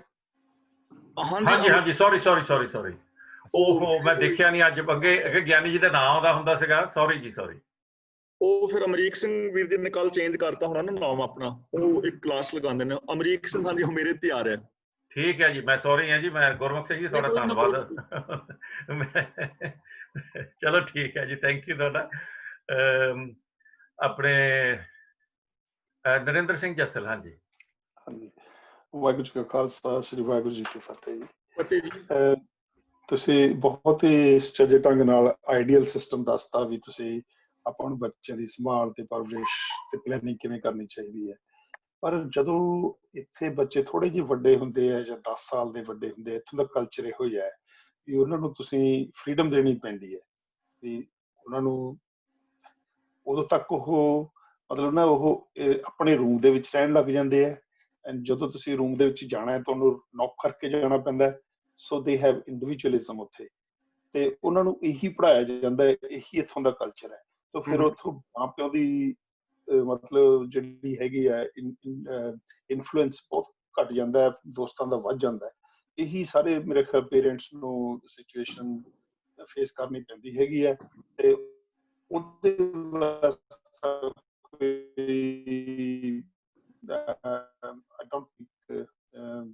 ਪਹਿਲਾਂ ਤੋਂ ਹੀ ਤਾਂ ਕਿ ਬੱਚੇ ਆਪਣੇ ਨਾਲ ਖੁੱਲ ਕੇ ਗੱਲਬਾਤ ਕਰ ਸਕਦੇ ਰਹਿਣ। ਪਰ ਮੇਰਾ ਖਿਆਲ ਆਈ ਲੋਸਟ ਐਟ ਦੈਟ ਪੁਆਇੰਟ ਜ਼ਿੰਦਗੀ ਦੇ ਵਿੱਚ, ਜਦੋਂ 10 ਸਾਲ ਤੋਂ ਬੱਚੇ ਆਪ ਆਪਣੇ ਰੂਮ ਦੇ ਵਿੱਚ ਰਹਿਣ ਲੱਗ ਜਾਂਦੇ ਆ, ਦੈਨ ਥੋੜਾ ਜਿਹਾ ਆਪਣਾ ਇਨਫਲੂਐਂਸ ਬਹੁਤ ਘੱਟ ਜਾਂਦਾ ਹੈ। ਹਾਂਜੀ ਉਹ ਤੁਹਾਡੀ ਗੱਲ ਬਿਲਕੁਲ ਠੀਕ ਹੈਗੀ ਹੈ। ਤੇ ਅਸਲ ਦੇ ਵਿੱਚ ਨਾ ਉਹ ਪ੍ਰੋਬਲਮ ਫਿਰ ਨਹੀਂ ਆਉਂਦੀ ਜੇਕਰ ਅਸੀਂ ਪਹਿਲੇ 4-5 ਸਾਲ ਜਾਂ 10-11 ਸਾਲ ਤੱਕ ਇਹੋ ਜਿਹਾ ਮਾਹੌਲ ਜੇ ਸਾਡੇ ਘਰ ਵਿੱਚ ਹੋਏ, ਇਹੋ ਜਿਹਾ ਕਿ ਅਸੀਂ ਚਾਹੁੰਦੇ ਹਾਂ। ਜਿਵੇਂ ਮੈਂ ਬੇਨਤੀ ਕੀਤੀ ਸੀ, ਬੱਚਿਆਂ ਦੀ ਕੌਣ ਸ਼ਬਦਾਵਲੀ, ਮੈਂਟੈਲਿਟੀ, ਬੌਧਿਕਤਾ ਜਾਂ ਸਰੀਰਕ ਵਿਕਾਸ ਸਾਡੇ ਘਰ ਦੇ ਵਿੱਚ ਇਹ ਮਾਹੌਲ ਪਹਿਲਾਂ ਹੋਏ ਪੂਰੇ ਦਾ ਪੂਰਾ, ਜਿਹੜਾ ਆਪਾਂ ਪਹਿਲਾਂ ਵਿਚਾਰਿਆ, ਤਾਂ ਬੱਚਾ 80% ਉਹਦਾ ਬੇਸ ਬਣ ਜਾਏਗਾ। ਠੀਕ ਹੈ ਜੀ। ਉਸ ਤੋਂ ਬਾਅਦ ਆ ਜਾਂਦੀ ਫਿਰ ਟੀਨ ਏਜ, ਜਿਵੇਂ 10-11 ਸਾਲ ਤੋਂ ਉੱਤੇ। ਟੀਨ ਏਜ ਦੇ ਅੰਦਰ ਜਾ ਕੇ ਬੱਚਿਆਂ ਦੇ ਹਾਰਮੋਨ ਚੇਂਜ ਹੋਣੇ ਨੇ, ਤੇ ਹਾਰਮੋਨ ਚੇਂਜ ਹੋਣ ਦੇ ਨਾਲ ਉਹਨਾਂ ਦੀ ਮੈਂਟੈਲਿਟੀ ਦੇ ਅੰਦਰ ਵੀ ਬਦਲਾਵ ਆਏਗਾ। ਫਿਰ ਜਿਹੜੇ ਟੀਨ ਏਜਰ ਬੱਚੇ ਨੇ 13 ਤੋਂ ਲੈ ਕੇ 19 ਤੱਕ, 10-11 ਸਾਲ ਤੋਂ 19-20 ਸਾਲ ਤੱਕ, ਉਹਨਾਂ ਵਾਸਤੇ ਫਿਰ ਜਿਹੜਾ ਸਾਡਾ ਬਿਹੇਵ ਹੈਗਾ ਉਹ ਵੱਖਰਾ, ਉਹਦੇ ਵਾਸਤੇ ਸਾਨੂੰ ਸੋਚਣ ਦੀ ਜ਼ਰੂਰਤ ਹੈਗੀ ਹੈ। ਵਾਸਤਵ ਦੇ ਵਿੱਚ ਹੀ ਉਹ ਸਾਨੂੰ ਨੋਕ ਕਰਕੇ ਜਾਣਾ ਵੀ ਚਾਹੀਦਾ ਸਾਰਾ ਕੁਛ, ਲੇਕਿਨ ਉਹਨਾਂ ਦੇ ਨਾਲ ਅਸੀਂ ਬਿਹੇਵ ਕਿਸ ਟਾਈਪ ਦਾ ਕਰਨਾ ਹੈ, ਔਰ 11 ਤੋਂ ਲੈ ਕੇ 19 ਸਾਲ ਤੱਕ ਉਹਨਾਂ ਦੀਆਂ ਸਮੱਸਿਆਵਾਂ ਕੀ ਨੇ, ਉਹਨਾਂ ਦੀਆਂ ਲੋੜਾਂ ਕੀ ਨੇ, ਉਸ ਬੇਸ ਦੇ ਉੱਤੇ ਫਿਰ ਸਾਨੂੰ ਅਗਲਾ ਸਟੈਪ ਹੈਗਾ। ਪਹਿਲਾ ਸਟੈਪ ਜਿਹੜਾ ਸੀ ਸਾਡਾ ਇਹ ਸੀ, ਜੋ ਸਾਡਾ ਬੇਸ ਹੈਗਾ। ਉਸ ਤੋਂ ਬਾਅਦ ਆ ਜਾਂਦਾ ਟੀਨ ਏਜ। ਟੀਨ ਏਜ ਬੱਚਿਆਂ ਨੇ ਖੇਲਣਾ ਵੀ ਹੈ, ਉਹਨਾਂ ਦੇ ਅੰਦਰ ਹਾਰਮੋਨ ਚੇਂਜ ਹੋਣੇ ਨੇ, ਉਹਨਾਂ ਦੇ ਅੰਦਰ ਨਾਰੀ ਦੇ ਅੰਦਰ ਨਾਰੀਤਵ ਔਰ ਪੁਰਸ਼ ਦੇ ਅੰਦਰ ਪੌਰਸ਼ ਤੋਂ ਪੈਦਾ ਹੋਣਾ ਹੈ। ਉਹਨਾਂ ਨੇ ਬੱਚਿਆਂ ਨੇ ਇੱਕ ਦੂਜੇ ਨਾਲ ਮਤਲਬ ਫਰੈਂਡਸ਼ਿਪ ਵੀ ਕਰਨੀ ਹੈ, ਵੀ ਸਾਰਾ ਕੁਝ ਵਿੱਚ ਆ ਜਾਣਾ। ਤਾਂ ਉਹ ਟੀਨ ਏਜਰ ਬੱਚਿਆਂ ਦੀਆਂ ਲੋੜਾਂ ਕੀ ਨੇ, ਉਹਨਾਂ ਦੀਆਂ ਸਮੱਸਿਆਵਾਂ ਕੀ ਨੇ, ਇਹਦੇ ਵਾਸਤੇ ਸਾਨੂੰ ਵੱਖਰੀ ਨਿਸ਼ਾਨਦੇਹੀ ਕਰਕੇ ਉਸ ਹਿਸਾਬ ਦੇ ਨਾਲ ਪਲੈਨਿੰਗ ਕਰਨੀ ਚਾਹੀਦੀ। ਉਸ ਤੋਂ ਬਾਅਦ ਆ ਜਾਂਦਾ 20 ਤੋਂ ਲੈ ਕੇ 25 ਸਾਲ ਤੱਕ, ਉਹਨਾਂ ਨੂੰ ਫਿਰ ਜੌਬ ਵਗੈਰਾ ਚਾਹੀਦੀ ਜਾਂ ਕੁਝ ਵੀ ਚਾਹੀਦੀ। ਉਸ ਤੋਂ ਅੱਗੇ ਆ ਜਾਂਦਾ ਫਿਰ ਸ਼ਾਦੀ ਵਗੈਰਾ ਜਾਂ ਉਹ ਅਲੱਗ-ਅਲੱਗ ਇਹਨਾਂ ਦੇ ਸਟੈਪ। ਮੇਰਾ ਮਤਲਬ ਜਿਹੜਾ 10 ਸਾਲ ਤੱਕ ਬੱਚਾ ਹੁੰਦਾ ਹੈਗਾ, ਉਦੋਂ ਇਕਨੋਮਿਕ ਕੰਡੀਸ਼ਨਸ ਹੁੰਦੀਆਂ, ਦੋਨੇ ਮਾਂ ਪਿਓ ਕੰਮ ਕਰਦੇ ਆ, ਬੱਚੇ ਨੂੰ ਤੁਸੀਂ ਚਾਈਲਡ ਮਾਈਂਡ ਕੋਲੇ ਚਲਣਾ ਹੁੰਦਾ ਹੈ। ਫਿਰ ਉਹ ਜਾਂ ਤਾਂ ਬੱਚੇ ਨੂੰ ਤੁਸੀਂ ਸੁੱਤੇ ਹੋਏ ਨੂੰ ਘਰ ਲੈ ਕੇ ਆਉਂਦੇ ਹੋ, ਤੇ ਜਾਂ ਫਿਰ ਉਹ ਵੀਕਐਂਡ ਦੇ ਉੱਤੇ ਤੁਹਾਡੇ ਨਾਲ ਹੁੰਦਾ ਹੈ। ਉਹਦੇ 2 ਦਿਨਾਂ ਦੇ ਵਿੱਚ ਤੁਸੀਂ I don't know how much you can. ਹਾਂਜੀ ਵੀਰ ਜੀ, ਫਿਰ ਉਹ ਤਾਂ ਦੇਖੋ ਬਿਲਕੁਲ ਸਹੀ ਗੱਲ। ਇਹ ਭਾਵੇਂ ਨੈਗੇਟਿਵ ਸੋਚ ਕਹਿ ਲਓ, ਪਰ ਇਹ ਫੇਸ ਕਰਨੀ ਪੈਂਦੀ ਹੈ। ਨਹੀਂ, ਨੈਗੇਟਿਵ ਸੋਚ ਤੁਹਾਡੀ ਨਹੀਂ ਹੈ, ਤੁਹਾਡੀ ਸੋਚ ਬਿਲਕੁਲ ਠੀਕ ਹੈਗੀ ਹੈ, ਕਿਉਂਕਿ ਇਹ ਸਾਡੀਆਂ ਸਮੱਸਿਆਵਾਂ ਨੇ। ਹੁਣ ਇਹ ਚੀਜ਼ ਹੈਗੀ ਕਿ ਜਦੋਂ ਅਸੀਂ 2 ਦਿਨ ਬੱਚੇ ਨੂੰ ਟਾਈਮ ਦੇ ਰਹੇ ਹਾਂ, ਜਾਂ ਅਸੀਂ ਆਪਣੇ ਘਰ ਦੇ ਅੰਦਰ ਸਾਡਾ ਮਾਹੌਲ ਸੀ ਉਹ ਅਸੀਂ ਨਹੀਂ ਰੱਖ ਪਾਏ, ਤਾਂ ਫਿਰ ਸਾਨੂੰ ਬੱਚਿਆਂ ਤੋਂ ਉਹੋ ਜਿਹੇ ਰਿਜ਼ਲਟ ਦੀ ਆਸ ਨਹੀਂ ਰੱਖਣੀ ਚਾਹੀਦੀ। ਫਿਰ ਸਾਡੀ ਉੱਥੇ ਆਸ ਗਲਤ ਜਿਸ ਟਾਈਪ ਦੇ ਅਸੀਂ ਬੱਚੇ ਚਾਹੁੰਦੇ। ਇਹਨਾਂ ਬੇਸ ਨੂੰ ਧਿਆਨ ਦੇ ਨਾਲ ਸੁਣਨ ਦੀ, ਸਮਝਣ ਦੀ ਲੋੜ ਹੈਗੀ ਵੀ ਬੱਚੇ ਦੀ ਟੋਨ, ਸ਼ਬਦਾਵਲੀ, ਮਾਨਸਿਕਤਾ, ਬੌਧਿਕ ਵਿਕਾਸ ਔਰ ਸਰੀਰਕ ਵਿਕਾਸ ਜਿਹੋ ਜਿਹਾ ਅਸੀਂ ਚਾਹੁੰਦੇ ਹਾਂ, ਕਿ ਸਾਡਾ ਆਪਣਾ ਉਸ ਟਾਈਪ ਦਾ ਹੈ ਘਰ ਦੇ ਵਿੱਚ। ਜੇ ਤਾਂ ਹੈ, ਫਿਰ ਉਹ ਬੱਚੇ ਦੇ ਸਾਡੇ ਨਾਲ ਰਹਿਣ ਦੇ ਬਹੁਤ ਸਾਰੀਆਂ ਮਤਲਬ ਪਰਸੈਂਟੇਜ ਹੈ ਨੇ। ਤੇ ਜੇ ਅਸੀਂ ਇਹ ਮਾਹੌਲ ਘਰ ਵਿੱਚ ਨਹੀਂ ਦੇ ਸਕੇ, ਔਰ ਬੱਚੇ ਤੋਂ ਅਸੀਂ ਜੇ ਆਸ ਰੱਖਦੇ ਹਾਂ, ਫਿਰ ਸਾਡੀ ਗਲਤੀ ਹੈ। ਫਿਰ ਸਾਨੂੰ ਉਹ ਆਸ ਨਹੀਂ ਰੱਖਣੀ, ਕਿਉਂਕਿ ਬੱਚਾ ਜਿਸ ਮਾਹੌਲ ਵਿੱਚ ਪਲਿਆ ਹੈ, ਉਹਦਾ ਫਿਰ ਦੋਸ਼ ਨਹੀਂ ਹੈ ਨਾ ਬੱਚੇ ਦਾ। ਹਾਂ, ਇਹ ਚੀਜ਼ ਹੈ। ਫਿਰ ਸਾਨੂੰ ਉਹ ਆਸ ਨਹੀਂ ਰੱਖਣੀ ਚਾਹੀਦੀ। ਫਿਰ ਸਾਨੂੰ ਸੋਚਣਾ ਚਾਹੀਦਾ ਹੈ ਕਿ ਅਸੀਂ ਪੈਸਾ ਬੱਚੇ ਨੂੰ ਦੇਣਾ ਚਾਹੁੰਦੇ ਸੀ, ਉਹ ਬੱਚੇ ਨੂੰ ਅਸੀਂ ਪੈਸਾ ਦੇ ਦਿੱਤਾ ਹੈ, ਤੇ ਜਿਹੋ ਜਿਹਾ ਮਤਲਬ ਬੱਚੇ ਨੂੰ ਅਸੀਂ ਜਗ੍ਹਾ ਤੇ ਛੱਡਿਆ ਸੀ, ਉਹੋ ਜਿਹਾ ਬੱਚੇ ਨੂੰ ਉਹਨਾਂ ਨੇ ਪੜ੍ਹਾ ਦਿੱਤਾ, ਉਹੋ ਜਿਹਾ ਬੱਚਾ ਬਣ ਗਿਆ। ਫਿਰ ਸਾਨੂੰ ਉਹਦੇ ਤੇ ਸਬਰ ਕਰਨਾ ਚਾਹੀਦਾ ਹੈ। ਫਿਰ ਸਾਨੂੰ ਬੱਚਿਆਂ ਤੇ ਦੋਸ਼ ਨਹੀਂ ਦੇਣਾ ਚਾਹੀਦਾ। ਨਹੀਂ, ਪਰ ਬੱਚਿਆਂ ਦੇ ਵੀ ਅਸੀਂ ਉਹ ਕਰ ਰਹੇ ਸੀ ਕਿ ਬੱਚਿਆਂ ਦੇ ਵਿਕਾਸ ਵਾਸਤੇ ਜਾਂ ਪਾਲਣਾ ਵਾਸਤੇ ਉਹ ਜਿਹਾ ਸਾਨੂੰ ਆਪ ਬਣਨਾ ਚਾਹੀਦਾ। ਠੀਕ ਹੈ, ਤੁਹਾਡੇ ਵਿਚਾਰ ਬਿਲਕੁਲ ਠੀਕ ਹੈ, 100% ਸਹਿਮਤ ਹਾਂ ਤੁਹਾਨੂੰ। ਸਾਡੀਆਂ ਇਹ ਪ੍ਰੋਬਲਮ ਹੈ। ਹਾਂਜੀ ਹਾਂਜੀ, ਉਹਦੇ ਵਾਸਤੇ ਅਸੀਂ ਪਲਾਨ ਕਰ ਸਕਦੇ ਹਾਂ। ਜਿਸ ਤਰ੍ਹਾਂ ਹੁਣ ਮੰਨ ਲਓ ਸਾਡੇ ਗੁਰਦੁਆਰੇ ਸਾਹਿਬਾਨ ਨੇ ਇਹਦੇ ਵਾਸਤੇ ਸਹਿਯੋਗ ਕਰ ਸਕਦੇ ਨੇ ਕਾਫੀ ਸਾਰਾ।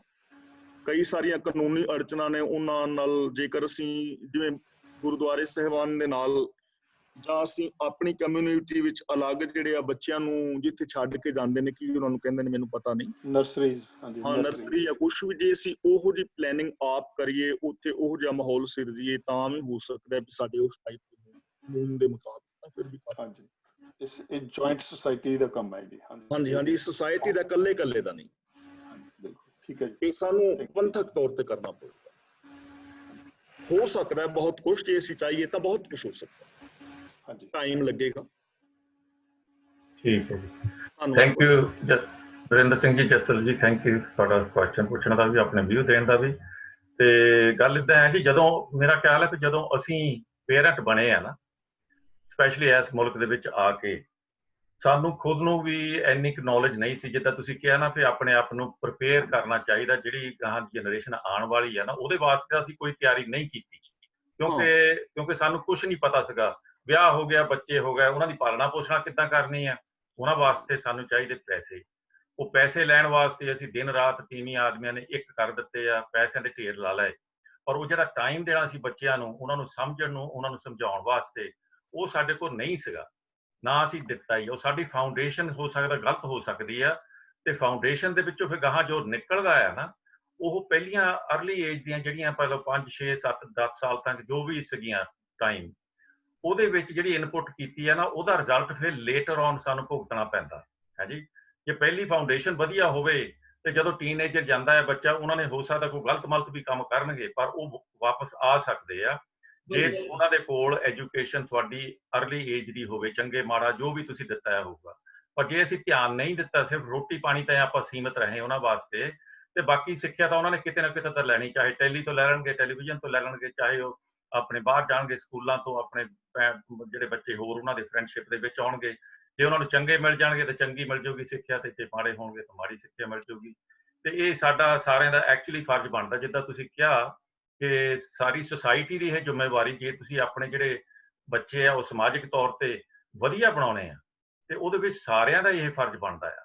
ਕਿਉਂਕਿ ਜਦੋਂ ਵਿਆਹ ਹੁੰਦੇ ਆ ਜੀ, ਸਾਨੂੰ ਐਕਚੁਅਲੀ ਬਹੁਤ ਘੱਟ ਹੋਣਗੇ, ਮੈਂ ਆਪਣੀ ਗੱਲ ਕਰਦਾ, ਸਾਨੂੰ ਤਾਂ ਪਤਾ ਨਹੀਂ ਸੀਗਾ ਜੀ, ਕੱਖ ਨਹੀਂ ਸੀ ਪਤਾ, ਸਿਰਫ ਵਿਆਹ ਹੋ ਗਏ, ਬੱਚੇ ਹੋ ਗਏ, ਉਹਦੇ ਬਾਅਦ ਦੇ ਵਿੱਚ ਆਪਣਾ ਪੈਸਾ ਧੇਲਾ ਕਮਾ ਲਿਆ ਤਾਂ ਆਪਣਾ ਮੌਜਾਂ ਕਰ ਲਈਆਂ, ਜੋ ਵੀ ਸੀਗਾ।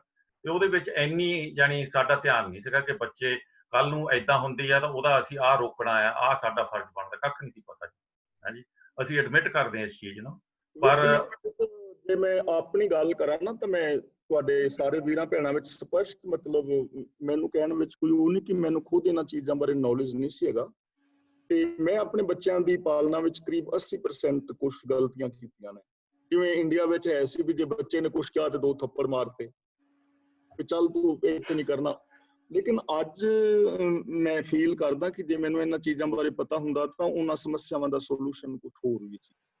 ਪਰ ਹੁਣ ਅਸੀਂ ਜਿਵੇਂ ਸਾਡੀ ਮੈਂ ਮਤਲਬ ਪੋਤਰੀ ਹੈ ਜਾਂ ਦੋਹਤਰੇ ਨੇ, ਤਾਂ ਮੈਂ ਆਪਣੇ ਬੱਚਿਆਂ ਨੂੰ ਜ਼ਰੂਰ ਕਹਿੰਦਾ ਕਿ ਤੁਸੀਂ ਉਹਨਾਂ ਨੂੰ ਇਸ ਢੰਗ ਦੇ ਨਾਲ ਪਾਲਣ ਦੀ ਯਤਨ ਕਰੋ। ਮੈਂ ਨਿੱਕੀ ਜਿਹੀ ਤੁਹਾਨੂੰ ਮਿਸਾਲ ਦੇਣਾ, ਸਾਡੀ ਨਾ ਛੋਟੀ ਬੇਟੀ ਹੈ ਪੋਤਰੀ, ਹੁਣ ਤਾਂ ਵੱਡੀ ਹੋ ਗਈ, ਤੇ ਹਰ ਇੱਕ ਬੱਚਾ ਨਾ ਕੋਈ ਚੀਜ਼ ਮੰਗੇ ਤੇ ਦੂਜੀ ਵਾਰੀ ਰੋ ਪੈਂਦਾ, ਰੋ ਕੇ। ਤੇ ਮੈਂ ਕਿਹਾ ਵੀ ਜਗਨੀਤ ਬੇਟਾ ਤੁਸੀਂ ਰੋ ਕੇ ਨਹੀਂ ਕੋਈ ਚੀਜ਼ ਮੰਗਣੀ। ਕਹਿੰਦੀ ਮੰਮਾ ਫਿਰ ਮੈਨੂੰ ਫੜਾ ਨਹੀਂ ਰਹੀ। ਮੈਂ ਕਿਹਾ ਬੇਟੇ ਤੁਸੀਂ ਹੱਸ ਕੇ ਮੰਗੋਗੇ ਤੁਹਾਨੂੰ ਚੀਜ਼ ਮਿਲੇਗੀ, ਰੋ ਕੇ ਮੰਗੋਗੇ ਨਹੀਂ ਮਿਲੇਗੀ। ਤੇ ਉਹ ਫਿਰ ਮੈਂ ਥੋੜਾ ਹੱਸੀ, ਮੈਂ ਕਿਹਾ ਫਿਰ ਤੂੰ ਹੁਣ ਜਿਹੜੀ ਚੀਜ਼ ਮੰਗਦੀ ਨਾ ਹੱਸ ਕੇ ਮੰਗਦੀ, ਤਾਂ ਉਹਨੂੰ ਅਸੀਂ ਚੀਜ਼ ਫੜਾ ਦਿੰਦੇ ਹਾਂ ਤਾਂ ਉਹਦੀ ਆਦਤ ਬਣ ਗਈ, ਹੁਣ ਉਹਨੂੰ ਰੋਣ ਦੀ ਲੋੜ ਨਹੀਂ ਪੈਂਦੀ। ਕਹਿਣ ਦਾ ਮਤਲਬ ਕਿ ਅਸੀਂ ਨਾ ਇਹ ਪ੍ਰੈਕਟਿਸ ਕਰ ਸਕਦੇ ਹਾਂ, ਜਿਹੜੇ ਸਾਡੀਆਂ ਪੋਤਰੀਆਂ ਪੋਤਰੇ ਨੇ ਉਹਨਾਂ ਵਾਸਤੇ। ਹੁਣ ਜੇ ਸਾਡੇ ਕੋਲ ਟਾਈਮ ਹੈ, ਜੋ ਅਸੀਂ ਆਪਣੇ ਬੱਚਿਆਂ ਵਾਸਤੇ ਗਲਤੀਆਂ ਕਰ ਬੈਠੇ ਉਹ ਹੋ ਗਈਆਂ, ਨੋ ਪ੍ਰੋਬਲਮ, ਸਾਨੂੰ ਨਹੀਂ ਸੀ ਪਤਾ, ਮੈਨੂੰ ਵੀ ਨਹੀਂ ਸੀ ਪਤਾ, ਅੱਜ ਪੜ੍ਹਨ ਤੋਂ ਬਾਅਦ ਪਤਾ ਲੱਗਿਆ। ਤਾਂ ਹੁਣ ਅਸੀਂ ਆਪਣੇ ਪੋਤਰੀਆਂ ਪੋਤਰਿਆਂ ਵਾਸਤੇ ਸਹਿਯੋਗ ਦੇ ਸਕਦੇ ਹਾਂ, ਆਪਣਾ ਤਜਰਬਾ ਆਪਣੀਆਂ ਨੂੰਹਾਂ ਨੂੰ ਦੱਸ ਸਕਦੇ ਹਾਂ, ਆਪਣੇ ਬੱਚਿਆਂ ਨੂੰ ਕਹਿ ਸਕਦੇ ਹਾਂ ਵੀ ਸਾਡੇ ਕੋਲੋਂ ਇਹ ਗਲਤੀਆਂ ਹੋਈਆਂ ਨੇ ਤੁਹਾਡੀ ਪਾਲਣਾ ਵਿੱਚ, ਤੇ ਤੁਸੀਂ ਇਹ ਗਲਤੀਆਂ ਨਾ ਕਰਿਓ, ਨਹੀਂ ਤੇ ਤੁਹਾਨੂੰ ਵੀ ਇਹ ਫਲ ਭੁਗਤਣਾ ਪਵੇਗਾ। ਤਾਂ ਅਸੀਂ ਅੱਗੇ ਟਰਾਈ ਕਰ ਸਕਦੇ ਹਾਂ ਇੱਕ ਦੂਜੇ ਦੇ ਬੱਚਿਆਂ ਵਾਸਤੇ ਪੰਥਕ ਤੌਰ ਤੇ, ਜਿਵੇਂ ਇੱਕ ਦੂਜੇ ਦੇ ਬੱਚਿਆਂ ਨੂੰ ਅਸੀਂ ਆਪਣੇ ਆਪ ਨੂੰ ਚੇਂਜ ਕਰੀਏ, ਉਹ ਸਾਡੇ ਵੱਲ ਵੇਖਣਗੇ, ਤਾਂ ਜੋ ਸਾਡੇ ਕੋਲ ਹੁਣ ਹੋ ਸਕਦਾ ਅਸੀਂ ਟਰਾਈ ਕਰੀਏ ਸਾਰੇ। ਪਹਿਲਾਂ ਤਾਂ ਸਾਨੂੰ ਵੀ ਤੌਬਾ ਕਰਨੀ ਪੈਣੀ ਜੀ, ਜਿਹੜੀਆਂ ਸਾਡੀਆਂ ਬੱਚਿਆਂ ਨੂੰ ਪਾਲਣ ਵਾਸਤੇ ਜਿਹੜੀਆਂ ਆਦਤਾਂ ਬਣ ਗਈਆਂ ਸੀਗੀਆਂ ਨਾ, ਜੇ ਹੁਣ ਸਾਡੇ ਬੱਚੇ ਵੱਡੇ ਹੋਏ ਤੇ ਜੇ ਸਾਡੀਆਂ ਆਦਤਾਂ ਨਹੀਂ ਚੇਂਜ ਹੋਈਆਂ, ਅਸੀਂ ਬੱਚਿਆਂ ਨਾਲ ਉਹੀ ਬਿਹੇਵੀਅਰ ਕਰਨਾ ਚਾਹੁੰਦੇ ਹਾਂ, ਇੱਦਾਂ ਨਹੀਂ ਹੋ ਸਕਦਾ। ਕਿਉਂਕਿ ਇਸ ਮੁਲਕ ਦੇ ਵਿੱਚ ਸਪੈਸ਼ਲੀ ਹੁਣ ਬੱਚੇ ਵੱਡੇ ਹੋ ਗਏ ਆ, ਤਾਂ ਤੁਹਾਨੂੰ ਚੇਂਜ ਹੋਣਾ ਪੈਣਾ, ਤੁਹਾਨੂੰ ਲਰਨ ਕਰਨਾ ਪੈਣਾ। ਉਹਨਾਂ ਦੇ ਕੋਲੋਂ ਵੀ ਅਸੀਂ ਬਹੁਤ ਕੁਛ ਸਿੱਖ ਸਕਦੇ ਹਾਂ। ਤੇ ਜੇ ਅਸੀਂ ਆਪਣੇ ਆਪ ਨੂੰ ਉਸ ਲੈਵਲ ਤੇ ਨਹੀਂ ਲਿਆਂਦੇ, ਬੱਚਿਆਂ ਦੇ ਲੈਵਲ ਤੇ ਥੋੜਾ ਬਹੁਤਾ ਆਪਣੇ ਆਪ ਨੂੰ ਨਹੀਂ ਢਾਲਦੇ, ਤਾਂ ਆਪਾਂ ਜ਼ਰੂਰ ਉਹਦੇ ਵਿੱਚ ਕੁਛ ਨਾ ਕੁਛ ਸਾਡੀ ਕਮੀ ਹੈਗੀ ਆ। ਤੇ ਜਸਵੀਰ ਕੌਰ ਜੀ, ਮੈਂ ਸੌਰੀ ਹਾਂ, ਮੈਂ ਤੁਹਾਨੂੰ ਮਿਊਟ ਕਰਨਾ ਪਿਆ, ਉੱਥੇ ਥੋੜਾ ਜਿਹਾ ਖੜਾਕਾ ਹੁੰਦਾ ਸੀਗਾ।